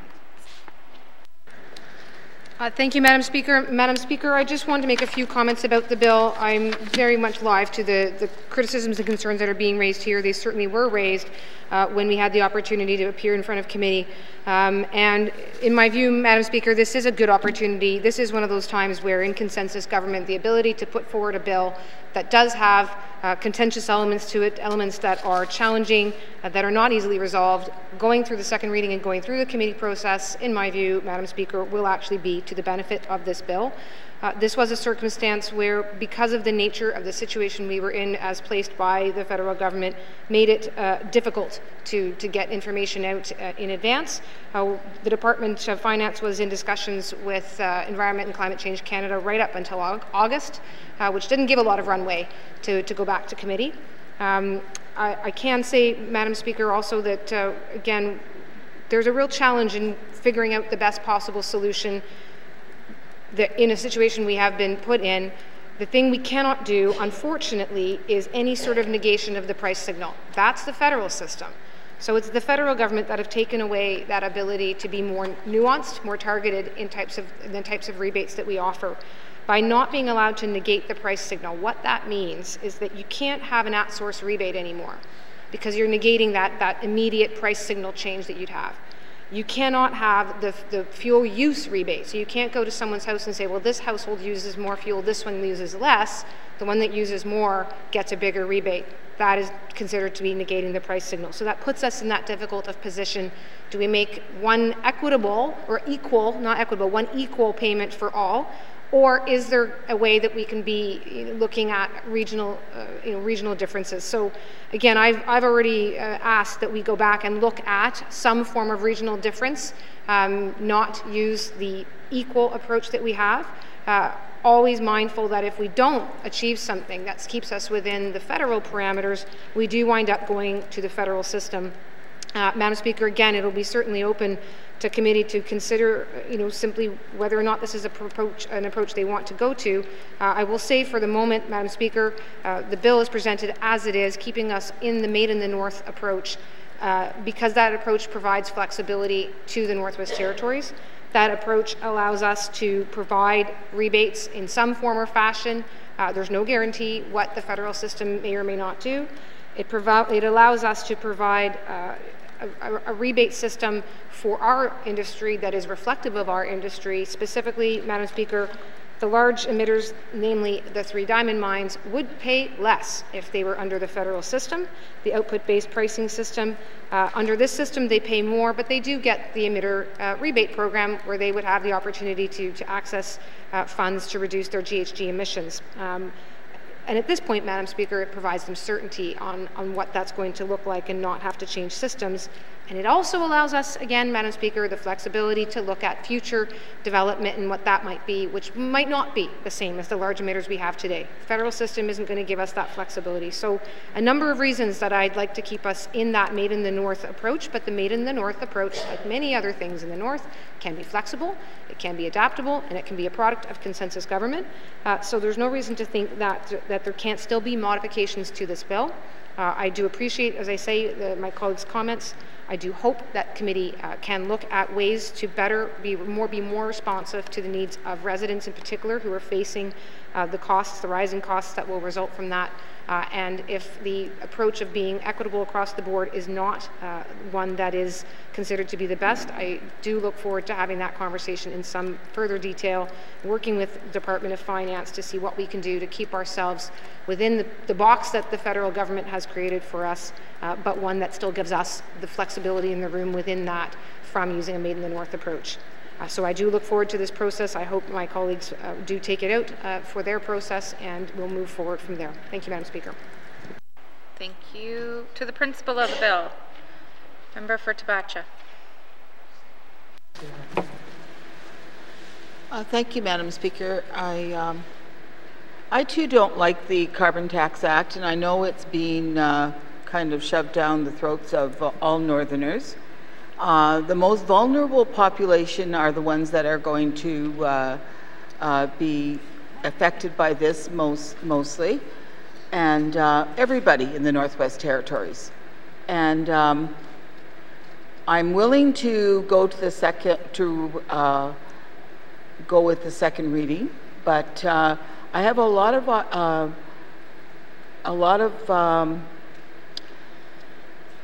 situations within my own constituency that are pending, and one of the ones is the Public Utilities Board is doing a review of electricity in the community of Tabacha, and we have the NCPC expansion project near our constituency, and yet they want to increase our rates by 20% over 2 years, and those are unreasonable wants. By the NCPC board and the NCPC establishment. And but I also am in favor of greener energy, and there's no more greener energy than hydro. And that expansion is going to be good for the whole Northwest Territories, including Yellowknife. I don't understand how some of my colleagues could talk about environment and all these other things and not understand that the best energy possible for greener energy is hydro. Not all these other things that come about with the mini whatever, those end up costing more. You either do it on a big scale and look after everyone, or you don't do it at all. And that's the way I feel. And we have to be also considerate with the, you'll talk about larger remitters. A lot of those larger remitters are employing a lot of people in this territory. And, we have to be open for business. We're never going to balance any budgets here or anything else if we are not open for business. The business community is suffering in the Northwest Territories.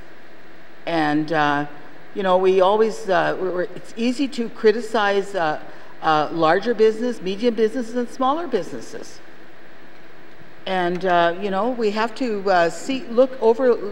have a look overall at what we're deciding when we're considering this Carbon Tax Act. And I know that it's not good for no one. And how we can get that message across to our federal partners is something we're going to have to look at. And, and the minister mentioned something about having a look at some of the conditions and relaying those messages. And I think those messages have got to be relayed because it's a major problem for each and everybody in this room, outside our all of our people that we represent, and especially the vulnerable population. Thank you, Madam Speaker. Thank you. To the principal of the bill. Member for Montfouille. Thank you, Madam Chair. Madam Speaker, yes. I too will not support this carbon tax, you know, especially now with my constituent. Many of my constituents are struggling as it is, and with high cost of living and with fuel price increase in many of the small communities. So there is a lot of struggling happening right now. I know that. I am aware of that. Because I come from a community, from small community in the regions. So this is an additional burden for my people, so I will not support this carbon tax at the moment. Thank you.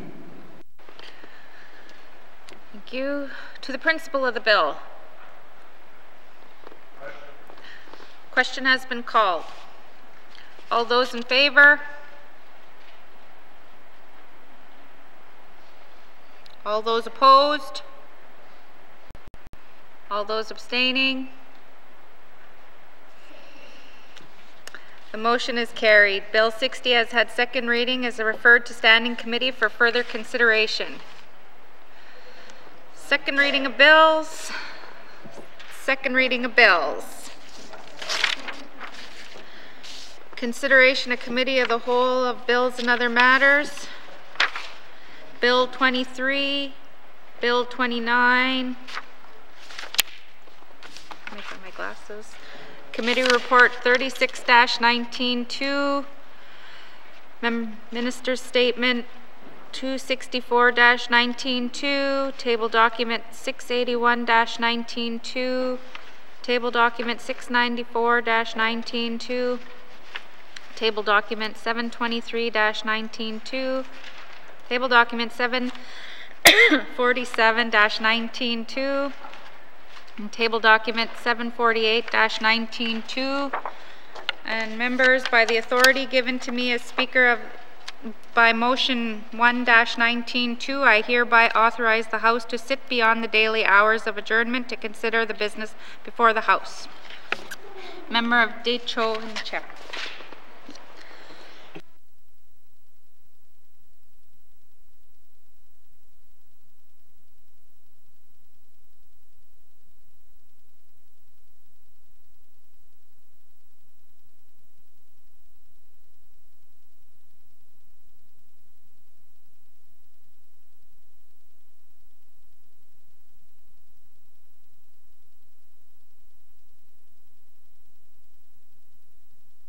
I now call Committee of the Whole to order. What is the wish of committee? Member for Frame Lake. I see, Mr. Chair, committee wishes to deal with Committee Report 36-19-2, Table Document 747-19-2, Table Document 748-19-2. I see, Mr. Chair. I see committee. We will take a short recess and resume with the first item. I see.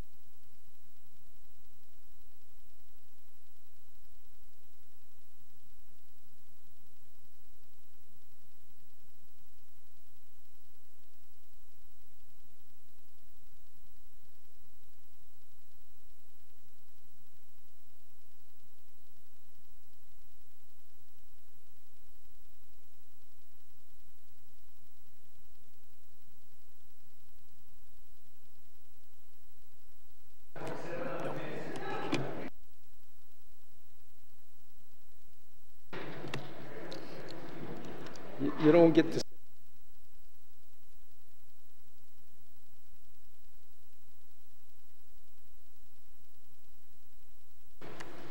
Committee, we have agreed to consider Committee Report 36-19 brackets 2, Standing Committee on Government Operations Report on the review of the 2020-2021 public accounts.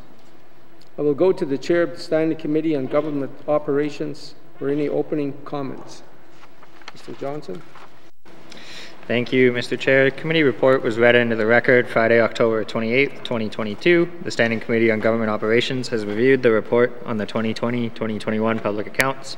On December 8, 2021, the Minister of Finance tabled the 2020-2021 public accounts. The public accounts are the financial statements that show the financial results of the government of the Northwest Territories for a given year. Each year, the Standing Committee on Government Operations reviews the public accounts. These reviews assess the credibility of the government's financial position and provide accountability for the government's financial results. Put differently, these reviews matter because they ask whether public money was spent prudently and as attended by the Legislative Assembly. On June 29, 2022, the committee held the public portion of its review. The committee received briefings from the officials at the Office of the Auditor General and the Office of the Comptroller General. Their input was valuable to identify and clarify key issues. In response, the committee developed 8 substantive recommendations to improve financial practices and reporting. These recommendations seek to achieve 3 goals: understand and address NTHSA's growing deficit, 2, enhance disclosure on environmental liabilities, resource revenues, and tangible capital assets, and 3, make fiscal reporting more timely, frequent, comparable, and digital. The committee is pleased to submit this report to the Legislative Assembly and looks forward to its consideration. Individual members may have comments on the report, and I would like to thank the committee and the continued work by the department to improve the public accounts and the Office of the Auditor General for all of their work. Thank you, Mr. Chair. Merci, Mr. Johnson. I will now open the floor for general comments on the committee report 36-19 brackets 2, Standing Committee on Government Operations report on the review of the 2020-2021 public accounts. Any members?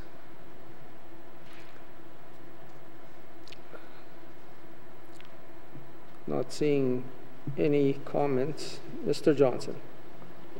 Mr. Chair, I move that this committee recommends that the Department of Health and Social Services provide detailed reporting and analysis on each cost driver of the Northwest Territories Health and Social Services Authority's persistent operating deficit.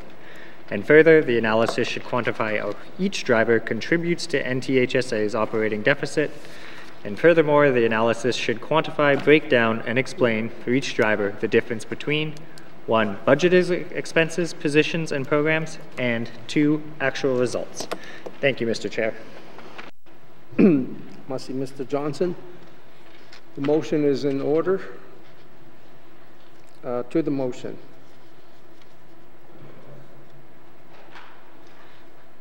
Mr. Johnson.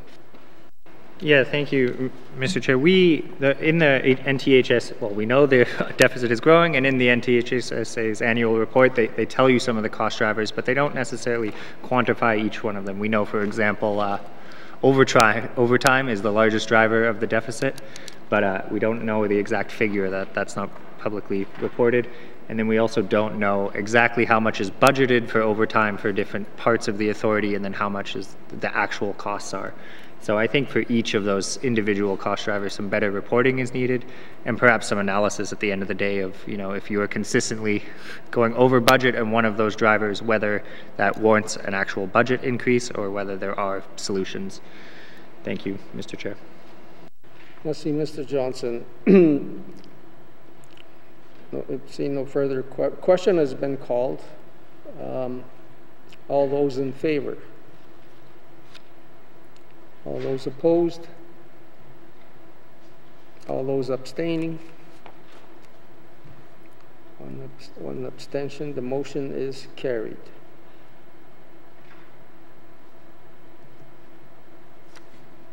Mr. Johnson.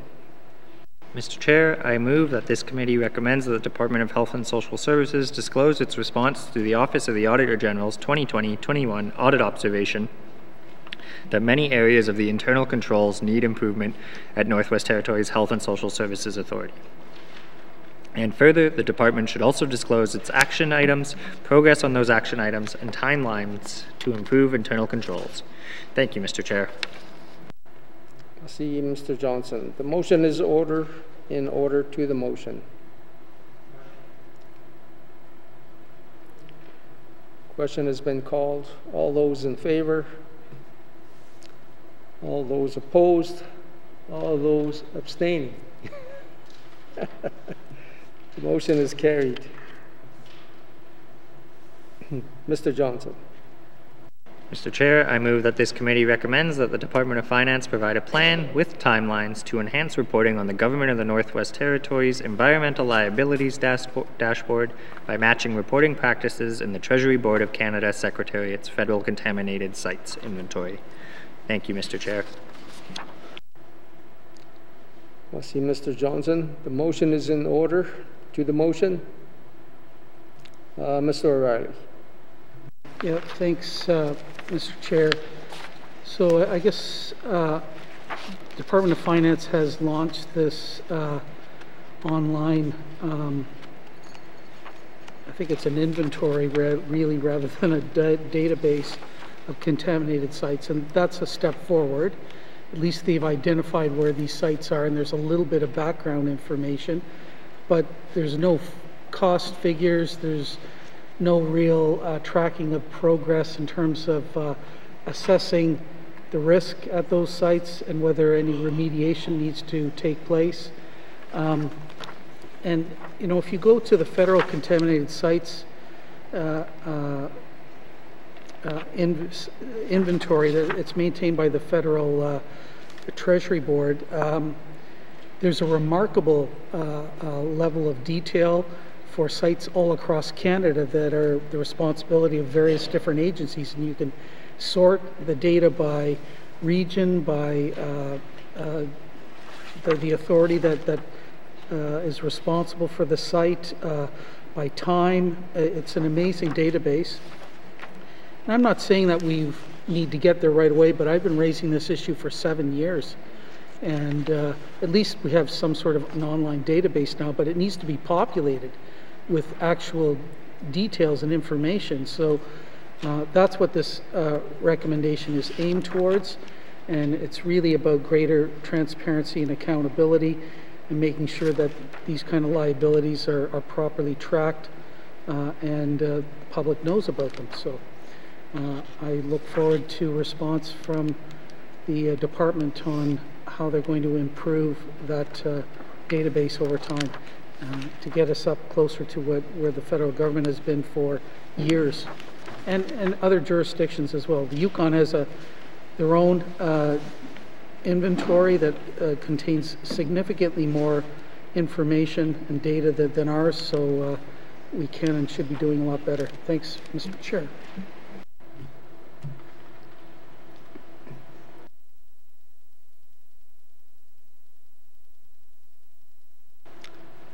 All right, no further questions on this. The motion is in order to the motion. Question has been called. All those in favor? All those opposed? All those abstaining? It's only two. The motion is carried.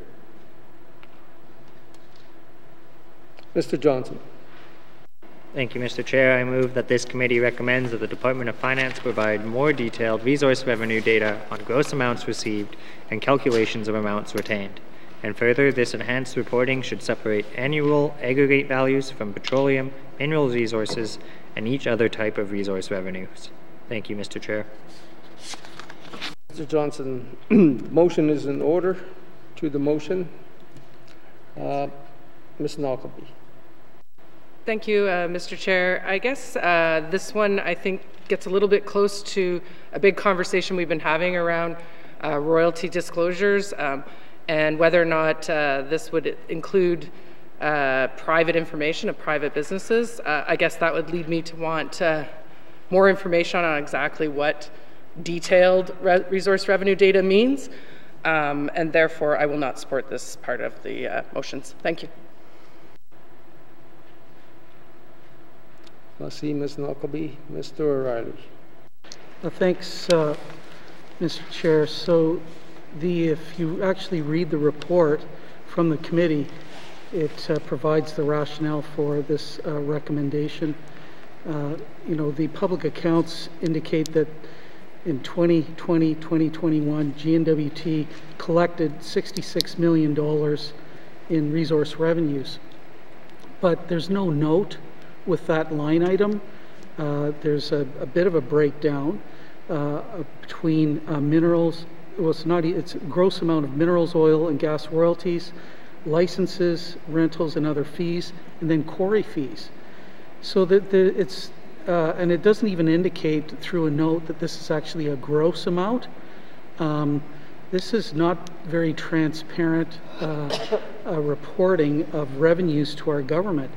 And that's what this recommendation is actually aimed at, is making sure that people actually understand what the government revenues are from the resources that are taken away from here. And I've had an ongoing exchange with the Minister of Finance and her staff about what that line item actually includes. And as I understand it, there is federal money that we get from the royalties collected at Norman Wells that are included in this amount. Half the revenues actually go back to the federal government according to the devolution agreement. Then a quarter of the remaining amount goes to the Indigenous governments that signed on to the devolution agreement. This is pretty complicated stuff, Mr. Chair. So, the public, they see this figure of $66 million, think, well, that's great, that's what we get from resource revenues. It's not. It's not a net amount either. So what this is really aimed at is improving the transparency of this reporting so that the public actually sees what the gross amount is, and there's a calculation of what the net amount is. This is not about what individual companies report or how they file their royalty returns with the Minister of ITI. This is about the transparency of revenues to government. So it's done a lot better in many other jurisdictions, and that's what this is aimed at doing, is making sure that the residents of the Northwest Territories, when they pick up the public accounts, they actually understand what those figures really mean. So I fully support this and look forward to a response from the Minister of Finance on how we can improve this. Thanks, Mr. Chair. Merci, Mr. O'Reilly. The motion is in order. Ms. Marcellos. I just want to speak I just want clarity on the motion. The revenue, the resource revenue sharing with intergovernmental council that signed on to devolution, is that part of this motion? Because there's an agreement with intergovernmental council of the Indigenous groups that signed on to devolution. That's a situation that was privately done with the federal government and with territorial before devolution took place, and I don't think that is something that has to be shared with the public. It was because it was part of devolution, and the Indigenous governments had a right to that. And so I'm just wondering, for clarity, is that part of what is being discussed in this particular part of this committee motion? Ms. Marcellos. Mr. Johnson. Thank you, Mr. Chair. I guess, sorry, I may be mistaken. It's my understanding that it is already public how much each Indigenous government is currently getting of royalties under the devolution agreement. I believe that is already disclosed. But I should clarify that this committee report, regardless, is not asking the public accounts to break that down by Indigenous government, and is not asking us to break down the number by what individual mining companies or oil and gas companies or quarry companies pay. That is a separate debate, and it's not our intention. The intention was simply to show that 25% of 50% is what goes to Indigenous governments, and the N.W.T takes that remaining amount. So just a note clarifying how the formula works. Thank you, Mr. Chair. See, Mr. Johnson. Ms. Marcellos, anything further? I mean, I know that, I know for a fact that it's not reported now what each Indigenous government receives, and that's an agreement with the Indigenous governments with Intergovernmental Council, so I just want to make that very clear. I'll be supporting the motion. I just wanted clarity. Okay, thank you, Mr. Chair. Merci for that. The motion is in order to the motion. Question has been called. All those in favor? All those opposed? All those abstaining? Mr. Johnson. Mr. Chair, I move that this committee recommends that the Comptroller General add to the financial statement discussion and analysis section of the public accounts information on the tangible capital assets with zero book value and provide a timeline for implementation. Thank you, Mr. Chair. Merci, Mr. Johnson. The motion is in order to the motion. Mr. Johnson. Yeah, thank you, Mr. Chair. I just want to explain what this is actually asking. We just want a piece of information, which is presently when all G&WT's tangible capital assets are amortized over their expected life cycle. And in theory, what that means is that you know when you have to replace it and then you budget accordingly. But it's quite clear that, well, we all know that our infrastructure is in pretty rough shape, so a lot of it has been completely amortized and is noted on our books as being worth, quotations, $0. And I would like to know what that total figure is. Our committee thinks it would be a helpful figure to know. And in theory, what that number means is that if it's $1 billion, you have $1 billion worth of infrastructure that is overdue or that is past its expected life cycle. And I imagine that if you took all of the Power Corp's infrastructure and all the G&WT's infrastructure, it's probably over $1 billion, but that number is not disclosed. So we would, the committee is recommending that be included. Thank you, Mr. Chair. Merci, Mr. Johnson. The motion is in order to the motion. Question has been called. All those in favor? All those opposed? All those abstaining? The motion is carried. Mr. Johnson. Mr. Chair, I move that this committee recommends that the Department of Finance amend the Financial Administration Act, Section 35, to move the required release date of the public accounts by 3 months from December 31st to September 30th. Thank you, Mr. Chair. Merci, Mr. Johnson. The motion is in order to the motion. Mr. Johnson. Thank you, Mr. Chair. A number of jurisdictions publish their public accounts before us, as noted in the committee report. I just want to comment that although I do think this should be changed in the legislation, it will take some years to get there. You would have to work with the Office of the Auditor General, all of the departments, to make sure we could move our public accounts back. There are some departments, the Power Corp, the Health Authority, who are notoriously late in getting their financial statements in. There's also a number of subsidiaries we own, you know, things like McPherson, Tent, and Canvas, which then get their own individual audit and then get rolled up. So there's kind of this process that needs to occur before the public accounts, that every single entity everywhere gets its audit complete and its financials done. So there is a big chain of information that flows up, but we think with coordinated effort, we can stop seeing people be late in their accounting and eventually move this up to 3 months. So I encourage the department to amend the act and then probably give a little timeline for implementation. Thank you, Mr. Chair. Merci, Mr. Johnson. The motion is in order to the motion. Question has been called. All those in favor? All those opposed?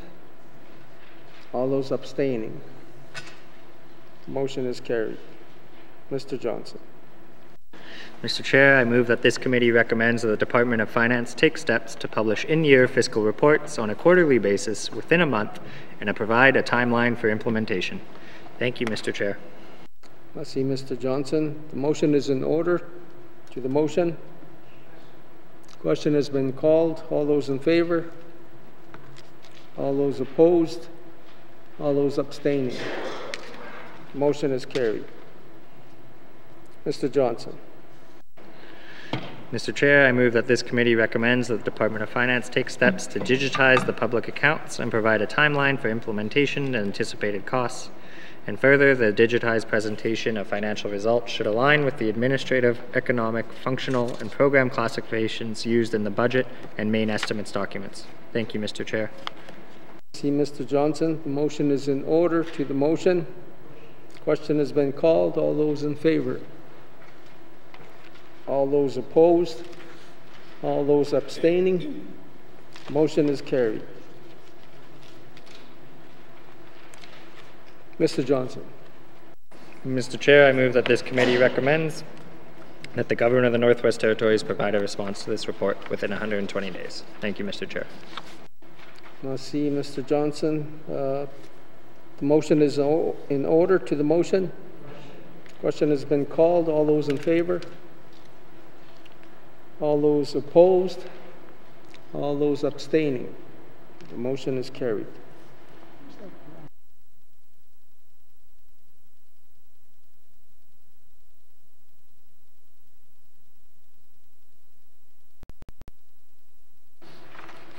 All right, thank you, committee. Do you agree that you have concluded consideration of Committee Report 36-19 brackets 2, Standing Committee on Government Operations Report on the review of the 2020-2021 public accounts?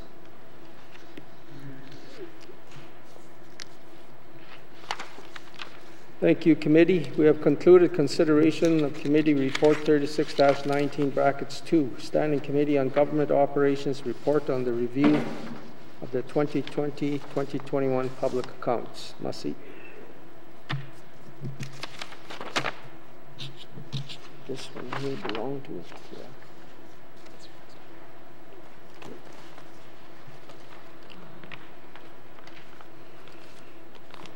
So this one.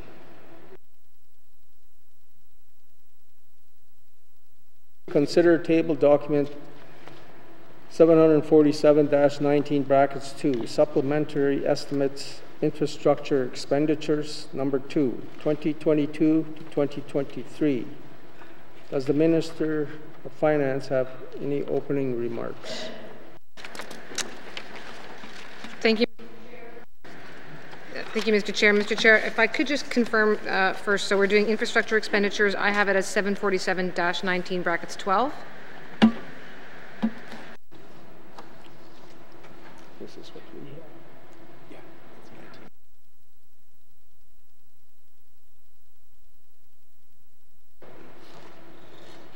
19. I thought she said 12. Yeah, that's what she said. Yeah. Okay, we're on the right one? Okay, good. So, Mr. Chair, with respect to the supplementary estimates, infrastructure expenditures, I am happy to present these here to the House. These estimates propose a total decrease of $59.8 million comprised of the following. First, a net decrease of $108.9 million to adjust infrastructure project cash flows to realign the appropriations with the anticipated project schedules. These amounts are fully offset by appropriations in prior or future fiscal years. Second, a $48.1 million to provide funding for community government infrastructure projects under the Investing in Canada Infrastructure Plan and Small Community Fund. Both these are fully offset by revenues from the federal government. And finally, $1 million in support of the advancement of eligible projects under the COVID-19 resilience stream of the Investing in Canada Infrastructure Program, supporting public building and ventilation improvements to reduce the transmission of airborne illnesses.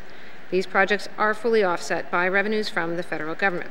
That concludes opening remarks. Mr. Chair, I am happy to answer questions the committee may have. Must the Minister. Does the Minister of Finance wish to bring witnesses into the House? Yes, please, Mr. Chair. Masi, Sergeant at Arms, please escort the witnesses into the chamber.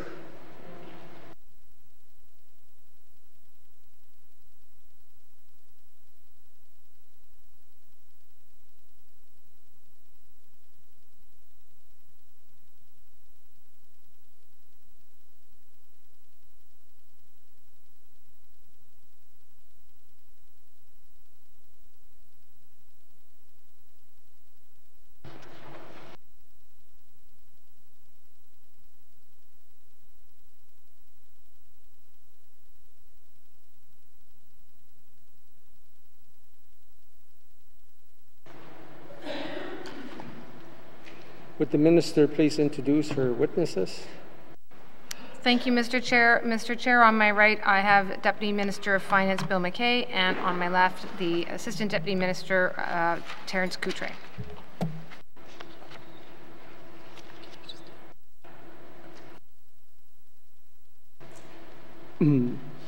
I've been asked to take a brief recess for a moment.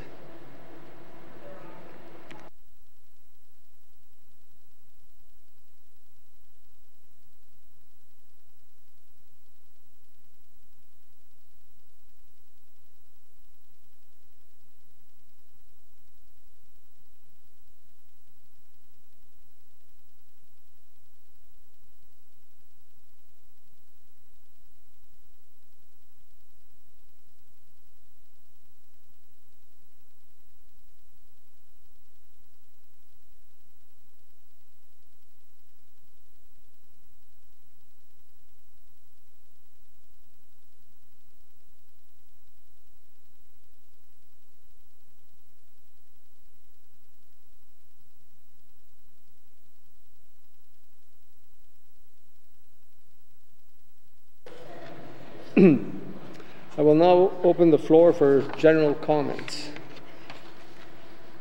from the members. Oh, Mr. O'Reilly.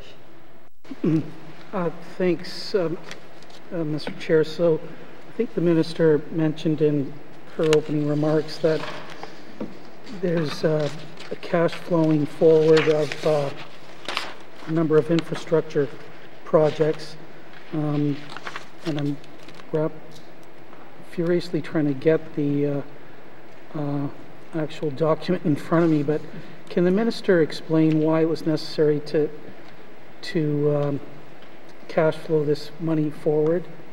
Thanks, Mr. Chair. Merci, Minister.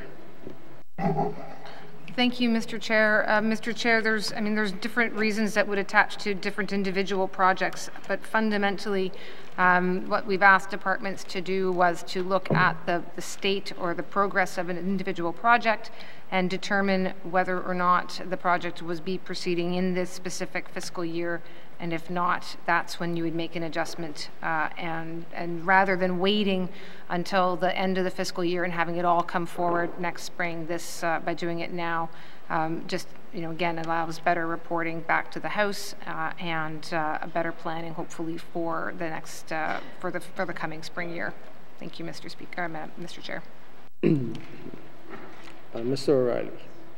Okay, thanks, Mr. Chair. So, does this have anything then to do with our over budgeting for capital that's happened over a number of years, where we've been carrying forward 50% of the capital funds from year to year because we just can't get the money out the door, there's not enough people to do the work, whatever? Thanks, Mr. Chair. Minister. Thank you, Mr. Chair. Mr. Chair, I wouldn't necessarily characterize it entirely as that. Again, there is a new approach that we are using for the coming fiscal year, and that approach is meant to look, to bring a bit of that planning more strictly in at the front end. But there's going to still be occasions where projects don't advance for a variety of valid and reasonable reasons. So again, I wouldn't necessarily characterize it all as that. This review does give an opportunity to, at this point, again, bring it forward now rather than waiting until the spring. Thank you, Mr. Chair. Merci. Mr. O'Reilly. Yeah, thanks, Mr. Chair. So I think now that I've got this up in front of me, I can see where some of these money, so there's a lot of money being carried forward for some rather large mega projects, things like the Fort Providence transmission line, the N.W.T transmission line. What does this do to the scheduling of these projects and, say maybe the greenhouse gas reductions that these projects were supposed to deliver as part of the energy strategy? how does this affect the scheduling of all of this stuff? Thanks, Mr. Chair. Minister. Thank you, Mr. Chair. So I think I'm going to start. I'll start at the back end of the questions first, with respect to any greenhouse gas reductions that are perhaps are hoped to flow from projects. Obviously, it is an unknown at this point what would necessarily be the actual final changes to greenhouse gas emissions, and there could be other factors at play in that regard, such as weather or other reductions that might be taking place for other reasons associated. Now, that said, as to the timing, it's just to be certain these projects where there's money moving into the next fiscal, it's because they did not advance in 22-23, and the money is generally moving forward into 23-24, so that the project is reflective of when it is likely to advance. Thank you, Mr. Chair. Mr. O'Reilly. Yeah, thanks, Mr. Chair. So is that the federal government's fine with us just pushing forward all of this money into future years and not delivering them by the dates that were promised? Thanks, Mr. Chair. Minister. Thank you, Mr. Chair. So, Mr. Chair, the short answer is yes, but I'd like to just turn it over to the Deputy Minister on that front. There were conversations had not only with the Department of Finance, but the Department of Infrastructure as well, and the Deputy Minister may be better placed to just give a bit of assurance in that regard. Thank you. Deputy Minister. Thank you, Mr. Chair. Just to give a little more detail on that, we did have discussions with the federal government, specifically Infrastructure Canada, and they had extended the timeline on those projects to 2033. So that's within our expected timeline of finishing those projects. So we have worked with the federal government to ensure that federal funding continues to flow within the new timeline. Thank you. Mr. O'Reilly. Thanks, Mr. Chair. So is all of this stuff in compliance with the fiscal responsibility policy? Thanks, Mr. Chair. Minister. Thank you, Mr. Chair. Yes, at this point it's still in compliance, Mr. Chair. I mean, again, it's the actuals that we see. The actuals that we'll be getting numbers on in the fall is by the way in which you would measure whether or not you're in compliance with fiscal responsibility policy. But at this point, Mr. Chair, these changes are. Thank you. Mr. O'Reilly. Thanks, Mr. Chair. So are all of these projects, cropping up again in the 23-24 capital estimates? Thanks, Mr. Chair. Minister. Thank you, Mr. Chair. Mr. Chair, I want to make sure I've not missed anything. Perhaps I'll turn it over to the Deputy Minister or Assistant Deputy Minister just to confirm where they may fall in our near capital planning, please. Deputy Minister. Thank you, Mr. Chair. So, as the Minister noted before, this negative supplementary appropriation is intended to make sure that the capital budget for this current year that this year is reflective of what will actually be spent, and then the capital estimates will give future years, and so these projects are within that new capital estimates, the revised capital estimates that are currently tabled in the ledge. Thank you. Mr. O'Reilly. Yeah, okay, thanks.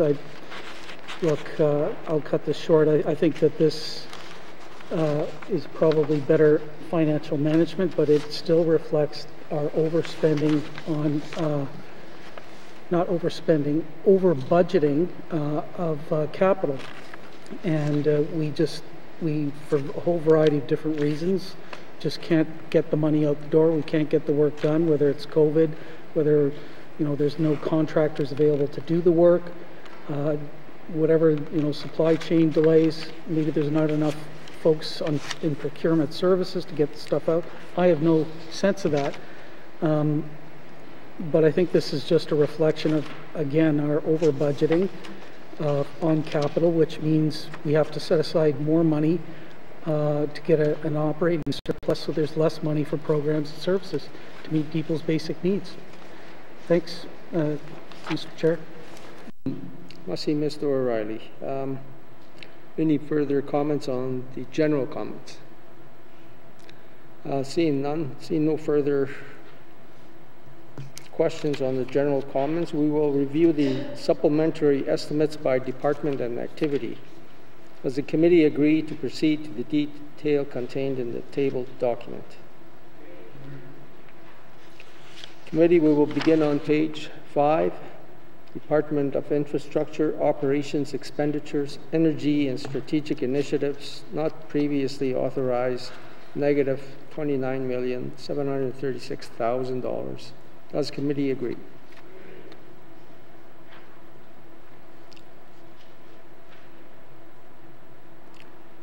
Department of Infrastructure Operations Expenditure, total department not previously authorized, negative $29,736,000. Does committee agree?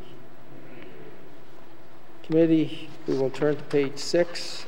Department of Municipal and Community Affairs Operations Expenditures, Community Operations, not previously authorized, $48,106,000. Does committee agree? Department of Municipal and Community Affairs Operations Expenditures, total department not previously authorized, $48,106,000. Does committee agree? Committee will turn to page 7.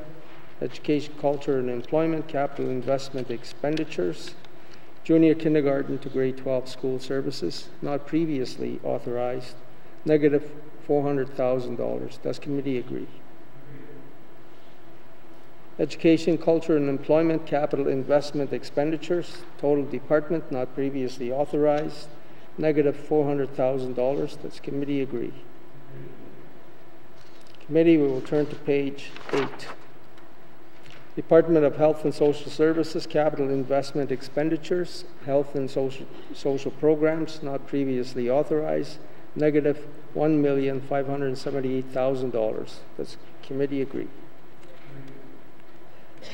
Department of Health and Social Services, Capital Investment Expenditures, Long-Term and Continuing Care Services, not previously authorized, negative $3,718,000. Does the committee agree? Department of Health and Social Services, Capital Investment Expenditures, total department not previously authorized, $5,296,000. Does the committee agree? Committee, we will turn to pages 9 and 10. Department of Infrastructure, Capital Investment Expenditures, Asset Management, not previously authorized, negative $21,288,000. Does the committee agree? Department of Environment and Natural Resources, Capital Investment Expenditures, Energy and Strategic Initiatives, not previously authorized, $51,227,000. Does committee agree? Mr. O'Reilly. Thanks, Mr. Chair. Yeah, so there's about $15 million that's not going to be spent on the so-called Slade Geological Province All-Weather Road Highway Environmental Assessment. So how does that affect the timeline for that project? Thanks, Mr. Chair.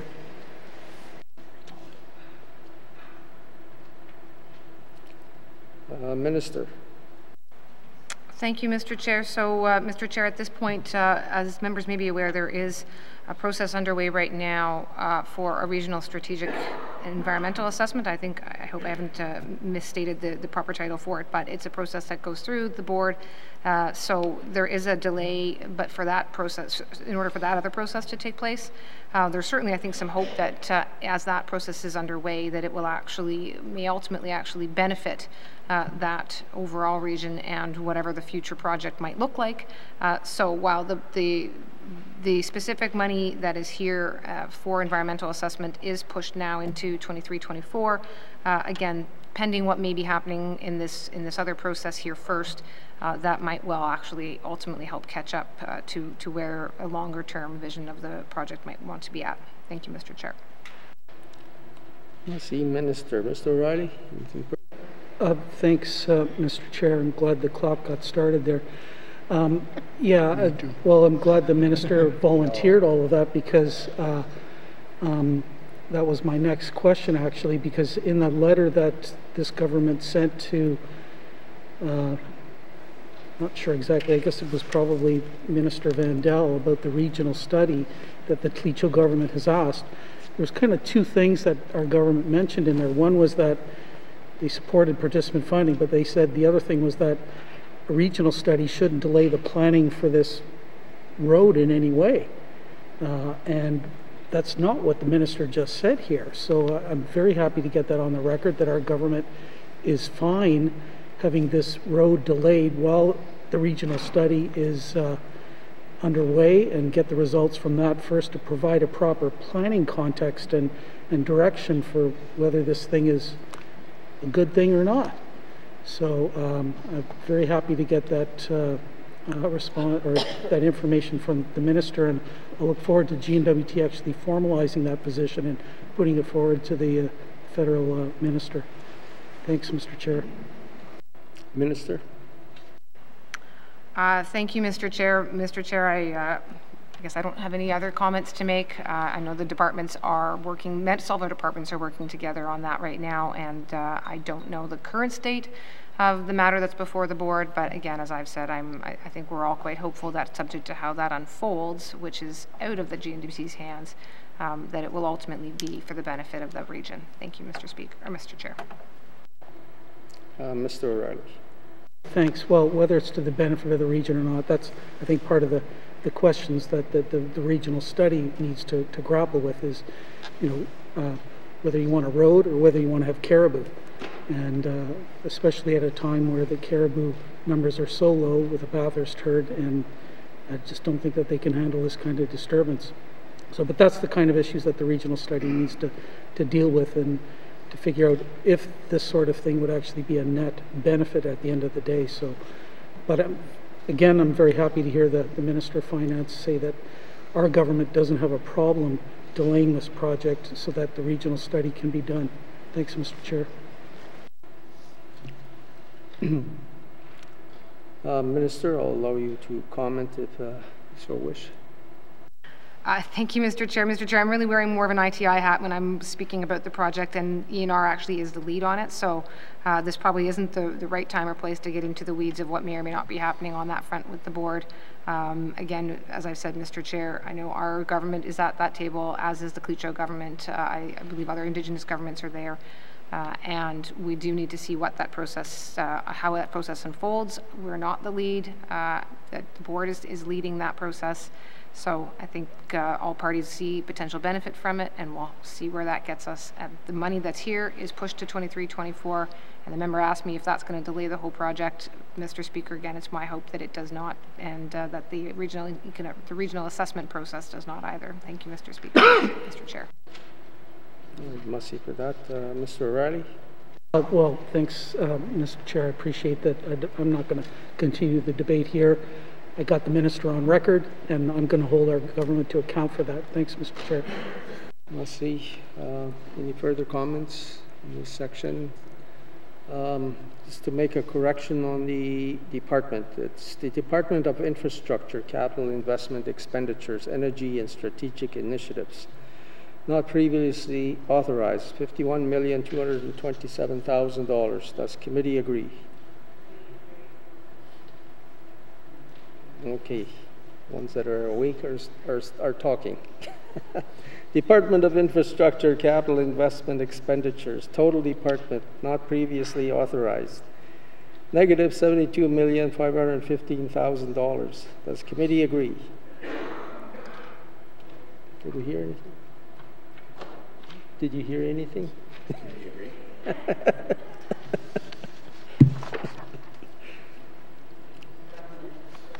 Thank you, committee. Do you agree that you have concluded consideration of table document 747-19 brackets 2 supplementary estimates infrastructure expenditures number 2 2022 to 2023? Pardon? A member for Frame Lake. Thanks, Mr. Chair. I move that consideration of tabled document 747-19(2) supplementary estimates, infrastructure expenditures number 2, 22-23 be now concluded, and that tabled document 747-19(2) be reported and recommended as ready for further consideration in formal session through the form of an appropriation bill. Thank you, Mr. Chair. Merci. The motion is in order. To the motion.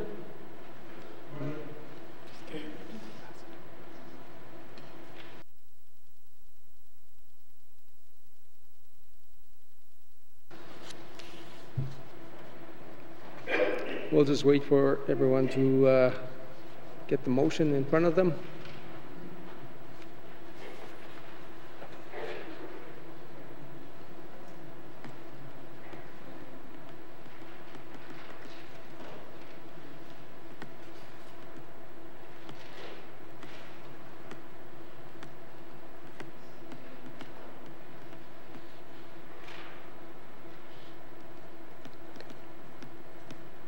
Okay, the motion is in order. To the motion. Question has been called. All those in favor? Resounding. All those opposed? The motion is carried. Table document 747-19(2) will be reported as ready for consideration in formal session through the form of an appropriation bill. Thank you, Minister, and thank you to the witnesses for appearing before us. Sergeant at Arms, please escort the witnesses from the chamber. Merci.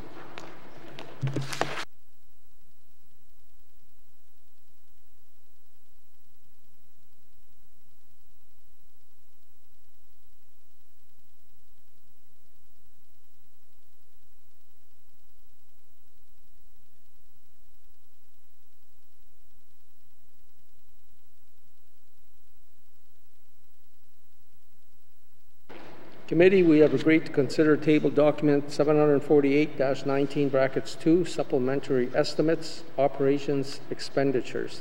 Number 2, 2022 to 2023. Does the Minister have any opening remarks? Thank you, Mr. Chair. I am happy to present the supplementary estimates, operations, expenditures number 2, 2022-23. These supplementary estimates propose a total increase of $80.684 million, of which $27.7 million will be offset by revenues from the Government of Canada. Included in this amount is $22.4 million in changes in accounting treatment for that was previously reported as work on behalf of others. These include the following agreements: $8 million to provide support for RCMP facilities, including maintenance, utilities, janitorial services, and minor capital repairs; $4.6 million to support the Labour Market Development Agreement; $2.5 million in support of the Mutual Aid Resources Sharing Agreement; $2.1 million for road maintenance across the Northwest Territories; and $1.6 million for the protection of caribou. We are also proposing to support federally funded agreements, including $2.3 million in support of the Building Skills for Success program in the Northwest Territories, $1.4 million to support legal aid services under the Agreement Respecting Access to Justice Services, and $1.4 million to support other access to justice services for Indigenous residents, families, and victims of crime. These supplementary estimates include two significant items to support the government's response to combat natural disasters: $39.2 million for flood relief and recovery in the town of Hay River and the N.W.T First Nation, and $5 million for additional fire suppression support during the 2022 fire season. These supplementary estimates also propose the following items, which are not offset by federal funding programs: $5.3 million for the government's share of costs related to the RCMP collective agreement, and $2.7 million to support the retention and recruitment of health professionals. That concludes my opening remarks, Mr. Chair. I am happy to answer any questions committee may have. Merci, Minister. Does the Minister of Finance wish to bring witnesses into the House? Mr. Chair.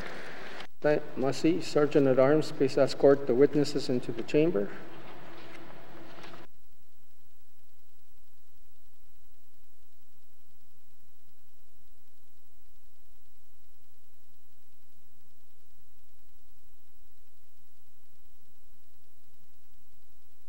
Would the minister please introduce her witnesses? Thank you, Mr. Chair. Back again for a second time. I have the Deputy Minister of Finance, Bill McKay, and the Assistant Deputy Minister, Terence Coutre.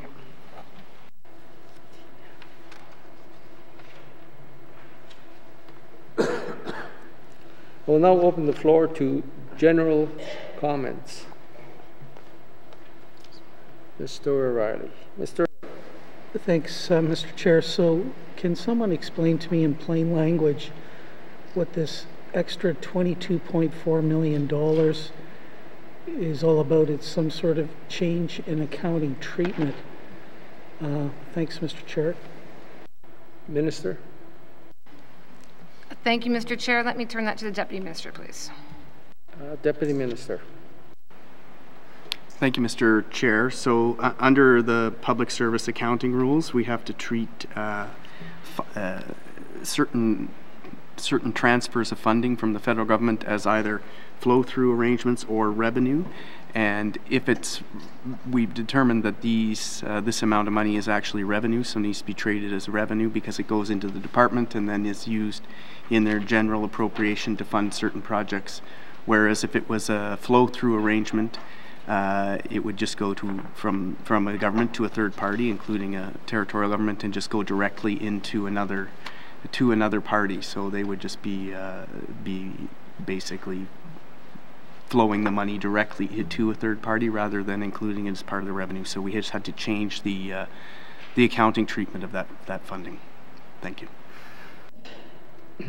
Mr. O'Reilly. Thanks, Mr. Chair. Thanks for that. So do we have to go back in prior years and try to fix this? Thanks, Mr. Chair. Minister. No, Mr. Chair. Mr. O'Reilly. Mr. Chair, well, good thing I'm not an accountant.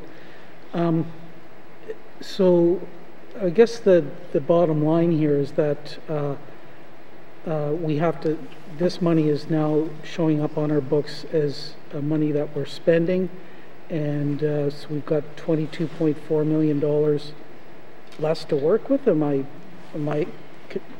confused at the best of times. Thanks, Mr. Chair. Minister. Thank you, Mr. Chair. So no, Mr. Chair, fortunately it doesn't work out that way. It really is just a way in which the funds are classified and where it's being reported upon.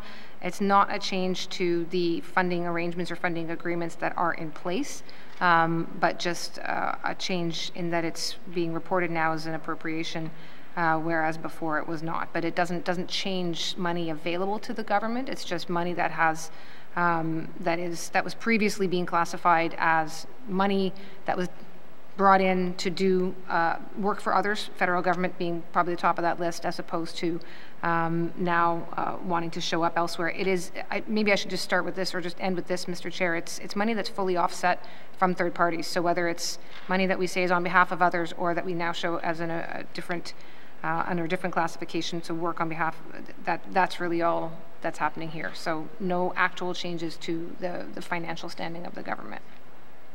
I don't know if that helps. Did you get all of that, Mr. O'Reilly?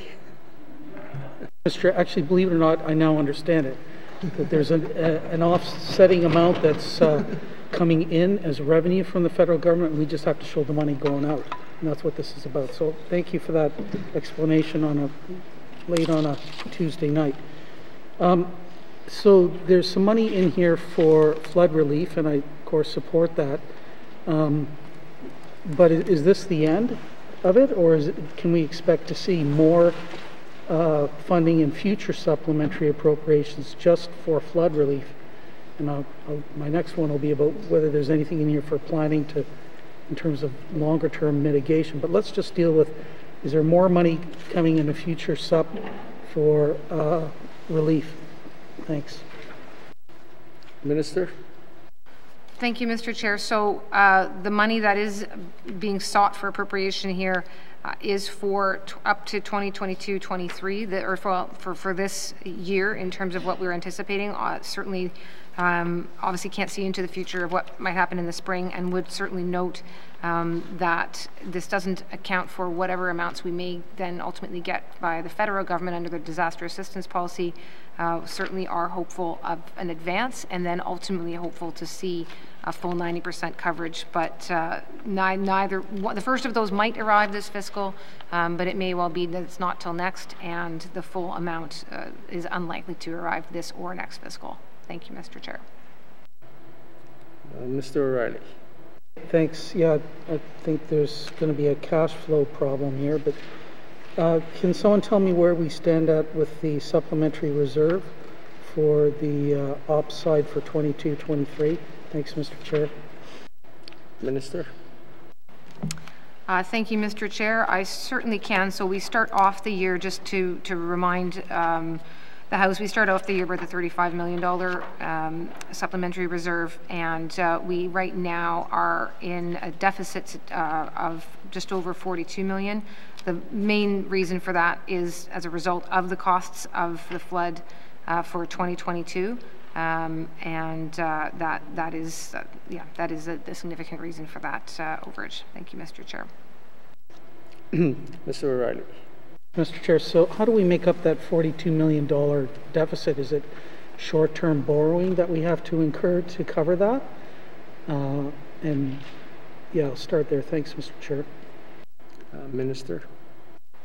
Thank you, Mr. Chair. So there will be well, it would depend on what the surplus or operating surplus position is. We were, as you may recall, forecasting at one point a fairly significant operating surplus. So that is the first piece that it gets taken from, is what would have been an operating surplus will now likely not be, and anything beyond that would increase our debt. We'd be taking on debt in order to ensure that we can meet those cash obligations. Thank you, Mr. Speaker. Mr. Chair, sorry. Mr. O'Reilly. Thank you for that. So what, if any, lessons have we learned then in terms of the size of the supplementary reserve? And I recognize that we wouldn't expect a Hay River flood every year, but clearly with the climate crisis on us and so on, we need to find a way to set aside some more money to deal with this kind of stuff that's more likely to happen. So how are we going to try to manage this into the future? Thanks, Mr. Chair. Minister. Thank you, Mr. Chair. I appreciate the comment. Yeah, we certainly don't want to see a flood impact that's the size of $100 million as we did this year. Certainly, I mentioned the year before, while devastating in the Dutchell region and in the Henday region, the costs of that flood in 2021 were nowhere near what this one was. So there's by no means any certainty that we're going to be year over year seeing $100 million for what appear to be climate change impacts. That said, I take the point. It is that there may need to be some looking at what kind of reserve is required. This particular year, it was part of the fiscal strategy early days of how we might mitigate and how we might plan to have reserves, and what that would look like as the overall fiscal strategy for 4 years. Things obviously change a lot over the course of 4 years, notwithstanding a pandemic. So again, point well taken, and probably well made, given that we are kind of going into our last main estimates, but then planning does begin almost immediately thereafter for what the government would look like in the future. So, point taken, and thoughts on that can begin to crystallize. Thank you, Mr. Chair. Mr. O'Reilly. Thanks, Mr. Chair. So one last one, maybe. And the minister touched on this, that for I guess 23, 24. It looks like for 22, 23, we've gone now from an operating surplus to probably an operating deficit. How's that going to be in compliance with the fiscal responsibility policy in light of the capital estimates that are also before the House? Thanks, Mr. Chair. Minister. Thank you, Mr. Chair. So there is within the fiscal responsibility policy a 2-year period. So it's not necessarily, it doesn't line up. There's a kind of a grace period where if there is an event such as what we all hope to be a once-in-a-lifetime flood, that in those circumstances, we would see that you do get a bit of room. You get these 2 years where, you know, the deficit that we're running now, we can catch up on. And so, but that also said, the operating deficits and surpluses aren't necessarily, we need to actually see where the actuals land to see just what level of compliance we have with the fiscal responsibility policy, and that is information that we'll be in a position to provide in the next couple of months. Thank you, Mr. Chair. Merci for that. Any further comments for the general comment section? Seeing no further general comments, we will proceed to review the supplementary estimates by department and activity. Committee, please turn to page 3 of the table document. Education, Culture and Employment. Education, Culture and Employment, junior kindergarten to grade 12 school services not previously authorized, $635,000. Does committee agree? Merci, committee. Education, Culture and Employment, Labor Development and Advanced Education not previously authorized, $6,939,000. Does committee agree? Merci, committee. Education, Culture and Employment, total department operations expenditures not previously authorized, $7,574,000. Does committee agree? Committee, please turn to pages 4 and 5 of the table document. Department of Environment, is that right? Okay, Department of Environment and Natural Resources. Environmental, Natural Resources, Environmental Stewardship and Climate Change, not previously authorized, $750,000. Does committee agree? Environment and Natural Resources, Forest Management, not previously authorized, $7,518,000. Does committee agree? Mr. Johnson. Thank you, Mr. Chair. I see there's $5 million extra here for forest fire suppression. Can I just get confirmation what that brings the total forest fire cost to, and whether this is the end of it? I know we were fighting fires very late this year, and the SUP sometimes takes some time. So do we believe this is the end of extra money needed for forest fires this season? Thank you. Minister. Thank you, Mr. Chair. So the total amount for this season is coming in at just over $24.7 million. So a little bit more than what is reflected here. That's the total budget, including the base funding amounts that were for the department. Thank you, Mr. Chair. Mr. Johnson. No, that's all. All right, Massey. Environment and Natural Resources, Forest Management, not previously authorized, $7,518,000. Does committee agree? Great. Environment and Natural Resources, Water Management and Monitoring, not previously authorized, $325,000. Does committee agree?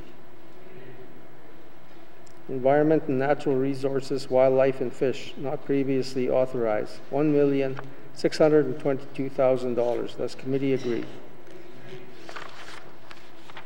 Massey Committee, Environment and Natural Resources, total department operations expenditures not previously authorized, $10,215,000. Does committee agree?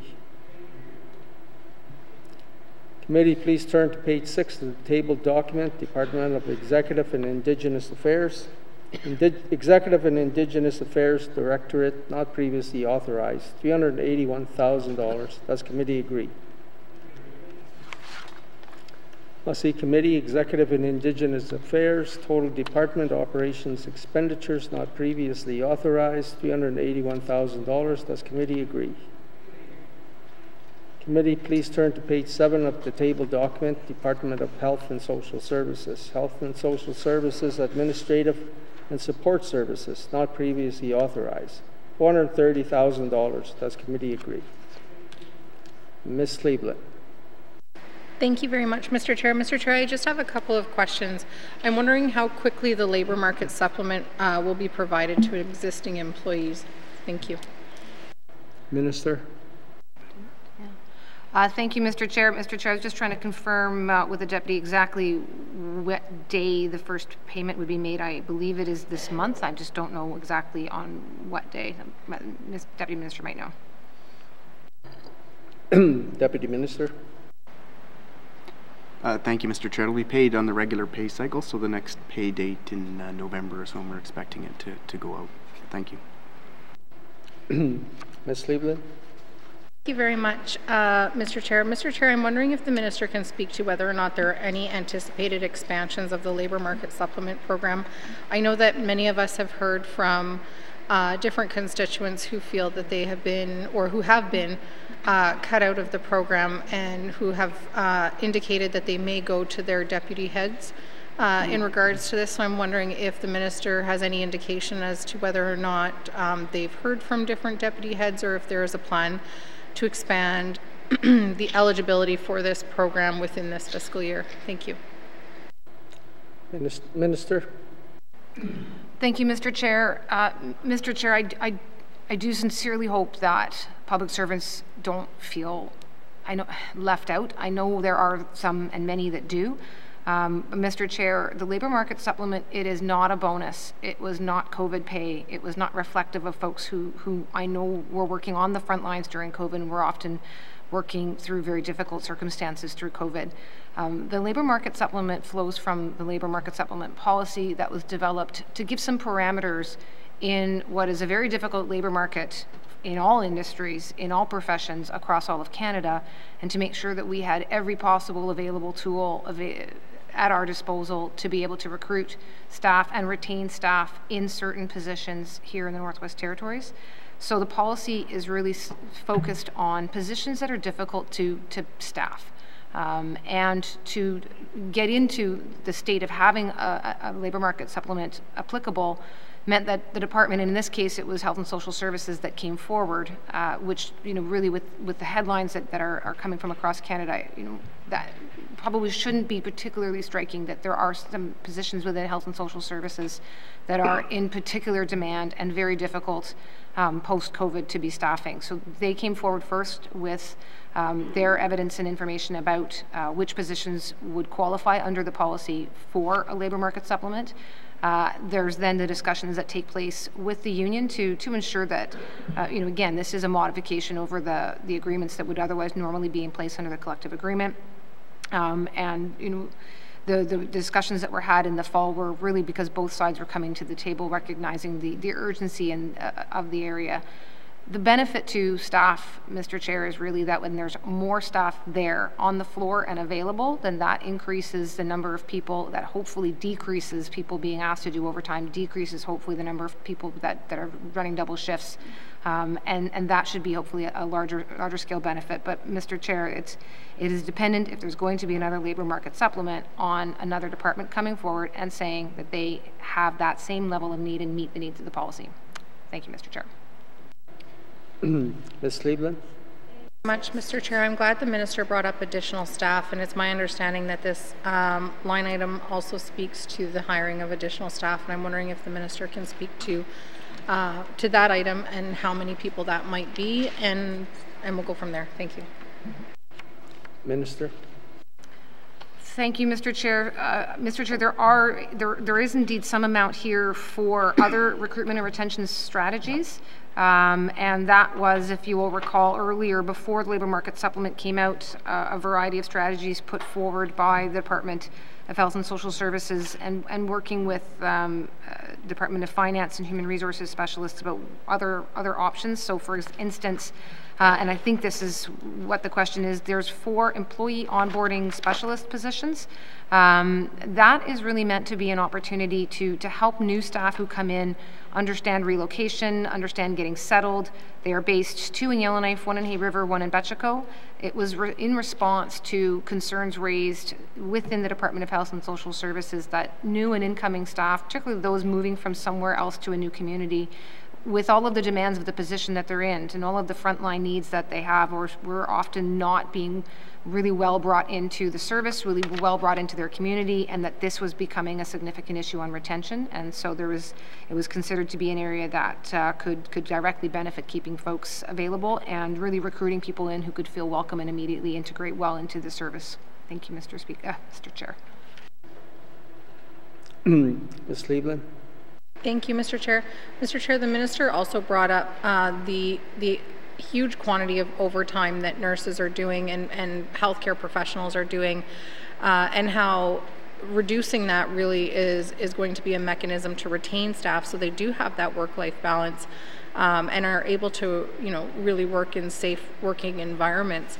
And so I'm wondering if a future supplementary appropriation will include bursary programs essentially for education in return for service within the public service, so that we can really create our own nursing pool and then create our own pool of people that are doing return of service for education. Thank you. Minister. Thank you, Mr. Chair. Mr. Chair, I was listening earlier during question period when those questions were put to the Minister of Health and Social Services. I am in no better position to answer them than what she was at that time. So I think I'll just defer to another round of questioning at another time, perhaps. Thank you, Mr. Chair. Ms. Cleveland. Thank you very much, Mr. Chair. Tomorrow is a new day. Mr. Chair, my next question is one of the things that was pointed out after the labor market supplement was announced within NTHSSA is that the Hay River Health Authority falls out of that. And so should the Hay River Health Authority move forward, are we to expect an additional supplementary appropriation, or how will that work? Thank you. Minister. Thank you, Mr. Chair.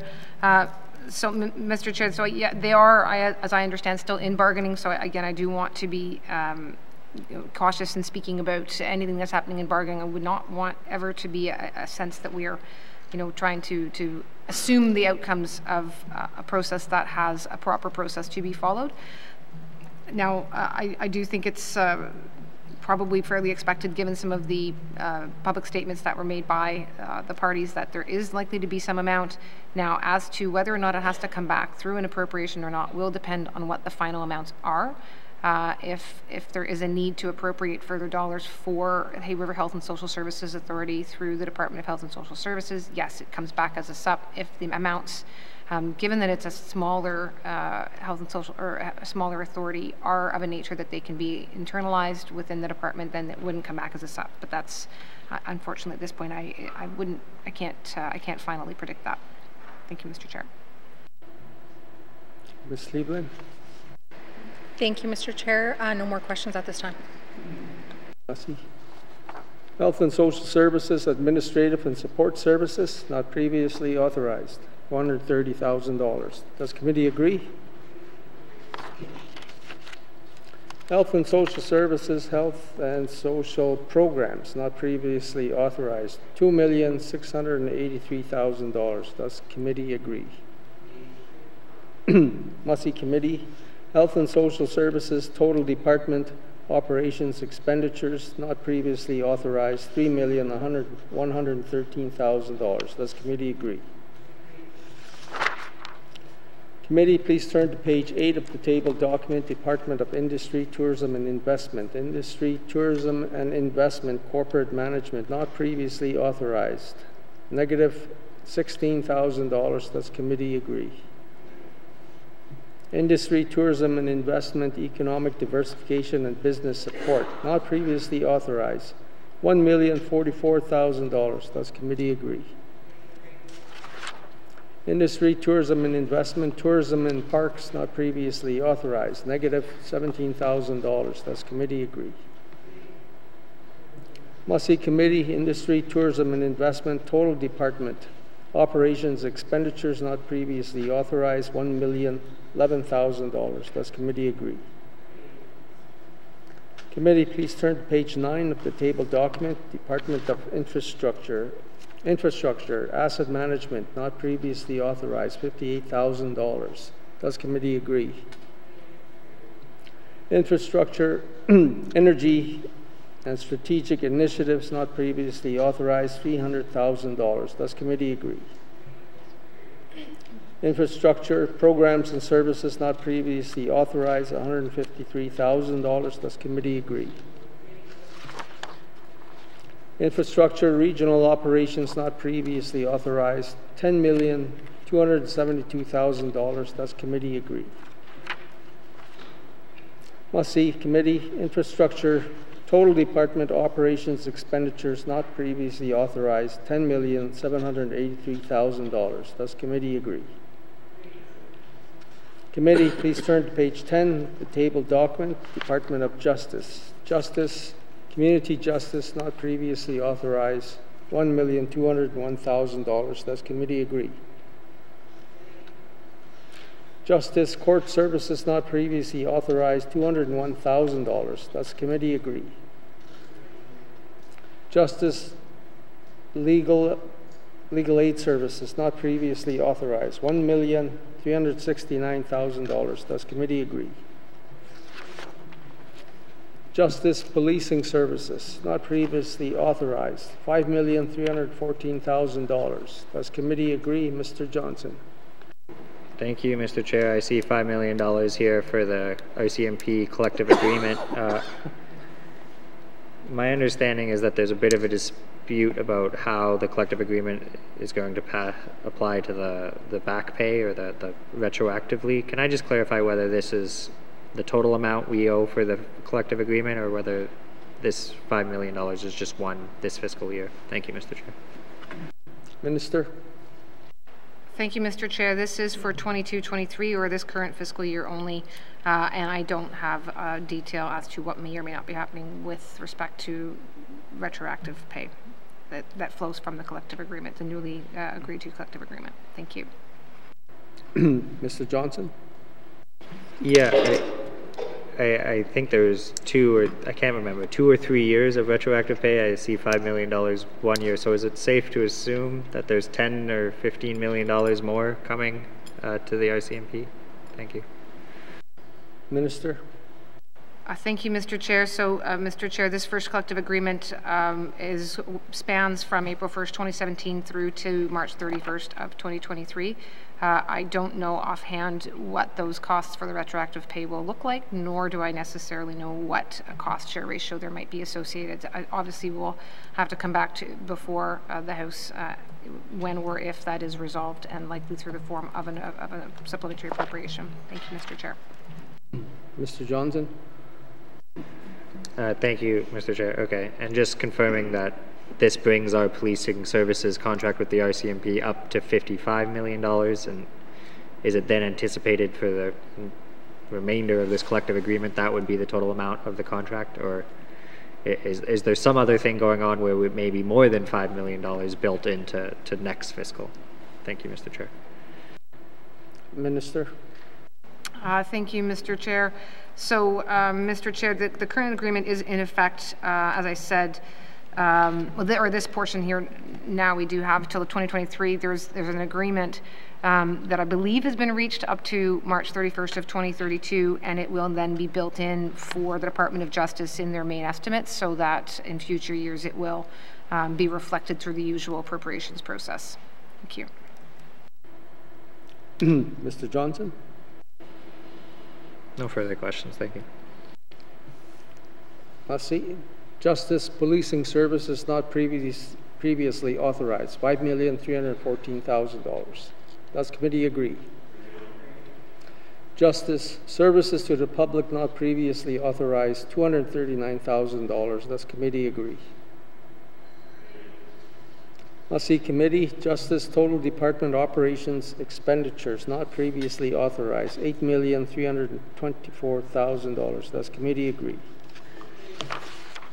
Committee, please turn to page 11 of the table document, Department of Municipal and Community Affairs. Municipal and Community Affairs, Community Operations, not previously authorized, $40,000. Does committee agree? Mr. Johnson. Thank you. So there's $39 million here for the flooding, bringing the total appropriation to 117 million. I'm just going to round here. Can I just clarify whether this includes, I believe there was a $60 million special warrant, how that fits into this figure? Thank you. Mr. Johnson, we're on the page 11. We're on the community operations, the $40,000. So your question is on the next section, right? So, all right, not previously authorized $40,000. Does committee agree? Okay. Municipal and community affairs, public safety, not previously authorized, $39,243,000. Does committee agree? Mr. Johnson. Thank you, Mr. Chair. I believe this summer there was a $60 million special warrant for the flooding. Can I just clarify whether that figure is included in this $117 million? Thank you.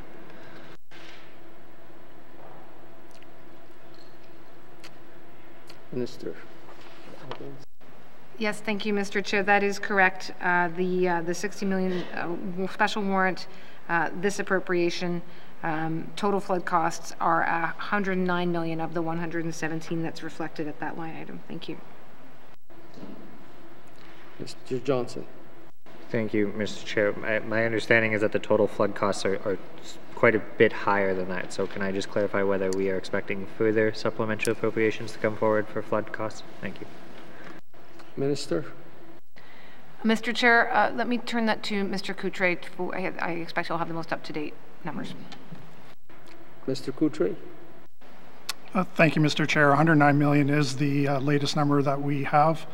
I understand the department is still working very closely with the community on cost claims, and if there are additional claims that exceed the $109 million, that potentially could be considered in sub 3 later this year for 22-23. And just to clarify, sir, this is only the 22-23 number. There is another amount expected in 23-24 as well. Thank you. Mr. Johnson. Thank you, Mr. Chair. And can someone just tell me how the KFN reserve funding flows into this? I believe they are going through a different process and are expecting hopefully 100% money back through the federal government through Indigenous services. Can I just clarify whether this money also includes the KFN money? Thank you. Minister. Thank you, Mr. Chair. Mr. Chair, so it does still include that because the N.W.T fronts the costs, but the member is correct that because it has a different funding source from the federal government, we are expecting that those costs will be 100% funded as compared to the 90% under the disaster assistance policy. Thank you. Mr. Johnson. No further questions. Thank you, Mr. Chair. Municipal and community affairs, public safety, not previously authorized, $39,243,000. Does committee agree? Must see committee. Municipal and community affairs, total department operations expenditures not previously authorized, $39,283,000. Does committee agree? Must see committee. Do you agree that you have concluded consideration of table document 748-19 brackets 2 supplementary estimates operations expenditures number 2 2022 to 2023? Mr. O'Reilly. Merci, Monsieur le Président. I move that consideration of table document 748-19 brackets 2 supplementary estimates operations expenditures number 2 2022 2023 be now concluded, and that table document 748-19 brackets 2 be reported and recommended as ready for further consideration in formal session through the form of an appropriation bill. I'll say, Mr. Chair. The motion is in order. To the motion. Question has been called. All those in favor?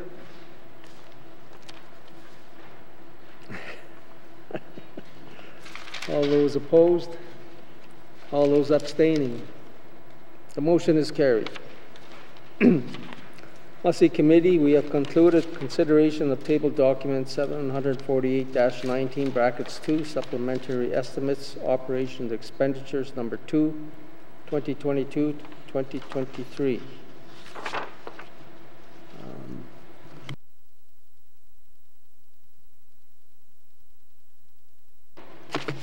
Sergeant at Arms, can you please escort the witnesses out of the chamber, please? Masi.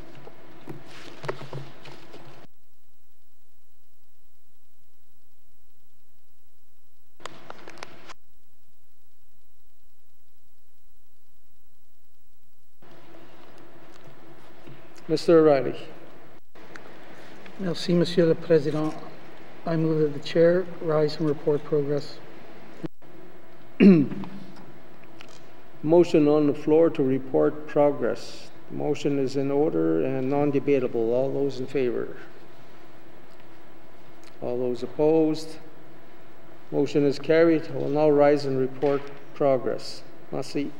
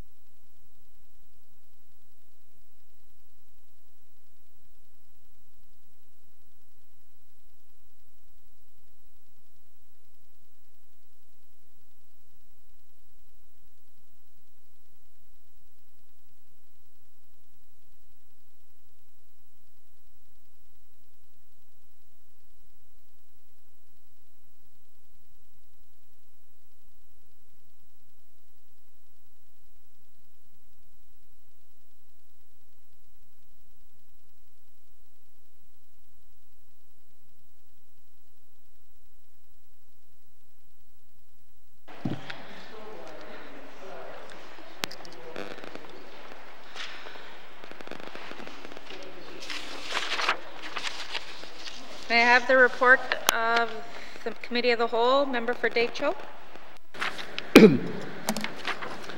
Madam Speaker, your committee has been considering Committee Report 36-19 brackets 2, table document 747-19 brackets 2, table document 748-19 brackets 2. We would like to report progress with 11 motions adopted, and that Committee Report 36-19 brackets 2 is concluded.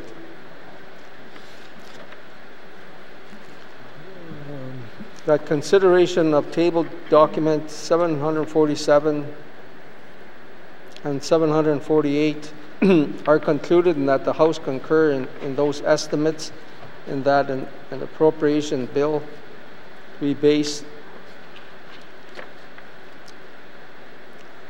thereon and be introduced without delay. And Madam Speaker, I move that the report of the Committee of the Whole be concurred with. Merci. Have a seconder. Member for Range Lake. All those in favor? All those opposed? Motion is carried. Third reading of bills.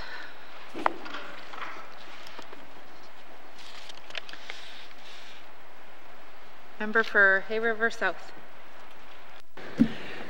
Thank you, Madam Speaker. Madam Speaker, I move, seconded by the Honourable Member for Hay River North, that Bill 58, an Act to amend the Legislative Assembly and Executive Council Act Number 2, be read for a third time. And Madam Speaker, I am requesting a recorded vote. Thank you. Thank you. The motion is in order. To the motion. Question has been called. The member for Hay River South has requested a recorded vote. All those in favor, please rise.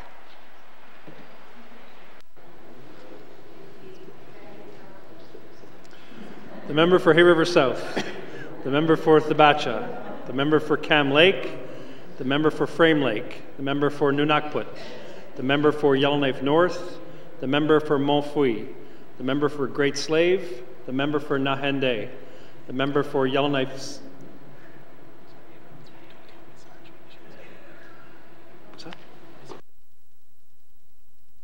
The member for Yellowknife South, the member for Satu, the member for Range Lake, the member for Yellowknife Center, the member for Hay River North, the member for Decho. All those opposed, please rise. All those abstaining, please rise.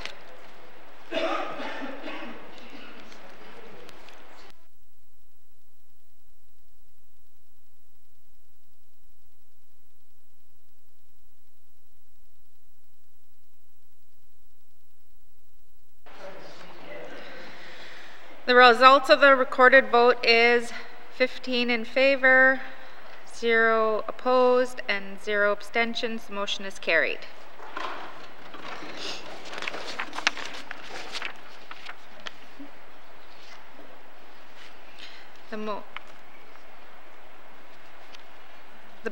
Bill 58 has had third reading. Third reading of bills. Member for Hay River South. Thank you, Madam Speaker. Madam Speaker, I move, seconded by the Honourable Member for Hay River North, that Bill 59, an act to amend the Elections and Plebiscites Act, be read for a third time. And Madam Speaker, I am requesting a recorded vote. Thank you.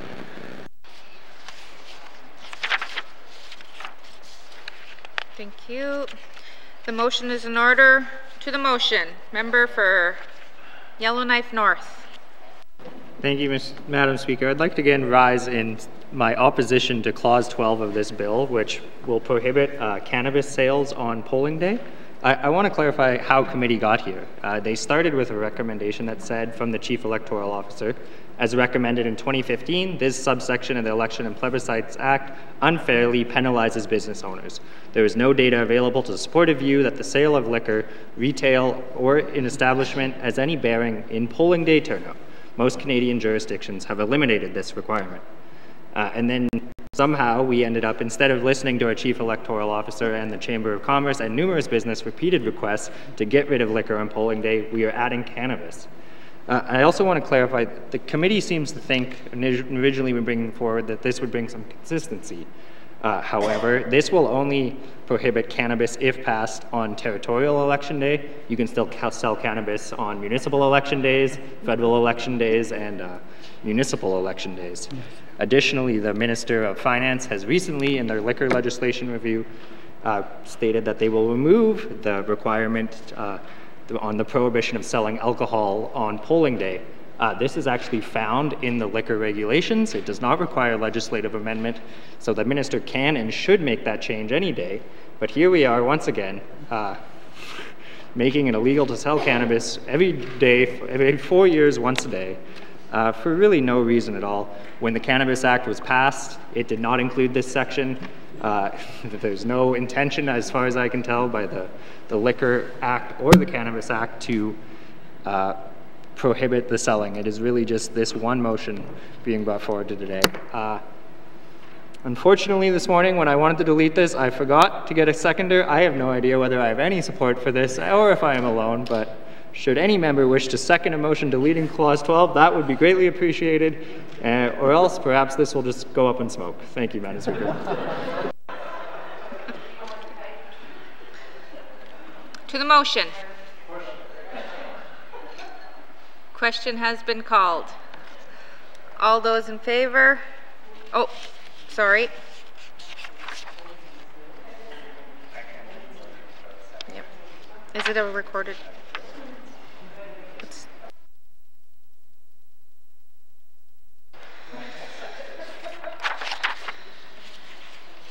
All right.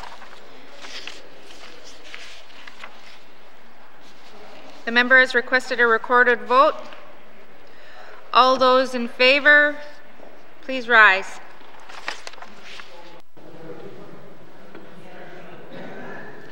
The member for Hay River South, the member for Thabacha, the member for Cam Lake, the member for Frame Lake, the member for Nunakput, the member for Montfouille, the member for Great Slave, the member for Nahende, the member for Yellowknife South, the member for Satu, the member for Range Lake, the member for Inuvik Boot Lake, the member for Yellowknife Center, the member for Hay River North, the member for Decho.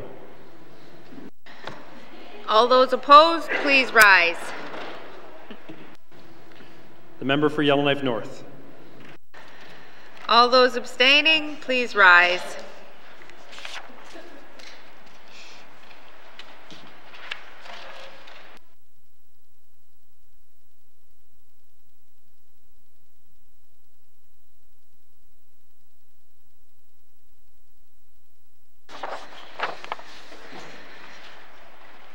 The result of the recorded vote is 15 in favor, 1 opposed, 0 abstentions. The motion is carried. Bill 59 has had third reading. Third reading of bills. Orders of the day. Madam Clerk. Ordre du jour pour mercredi le 2e novembre 2022 à 13h30. Prière, déclaration de ministre, déclaration de député, réponse aux questions.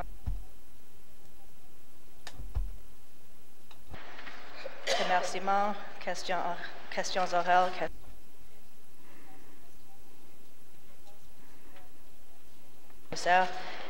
Pétitions, rapport de comité à la suite de l'étude du projet de loi.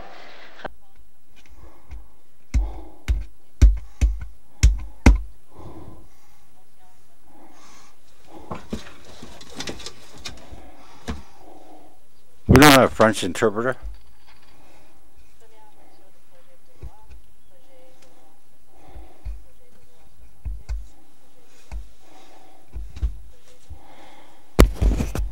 Deuxième lecture du projet de loi 61, projet de loi 62, projet de loi 63 et projet de loi 64.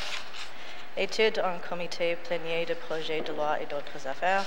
Projet de loi 23, projet de loi 29, rapport du comité 37-19-2, déclaration du ministre 264-19-2, document déposé 681-19-2, document déposé 694-19-2, document déposé 723-19-2, rapport du comité plénier, troisième lecture du projet de loi, appel de l'ordre du jour. Thank you. Members, this House stands adjourned until Wednesday, November 2nd, 2022 at 1:30 p.m.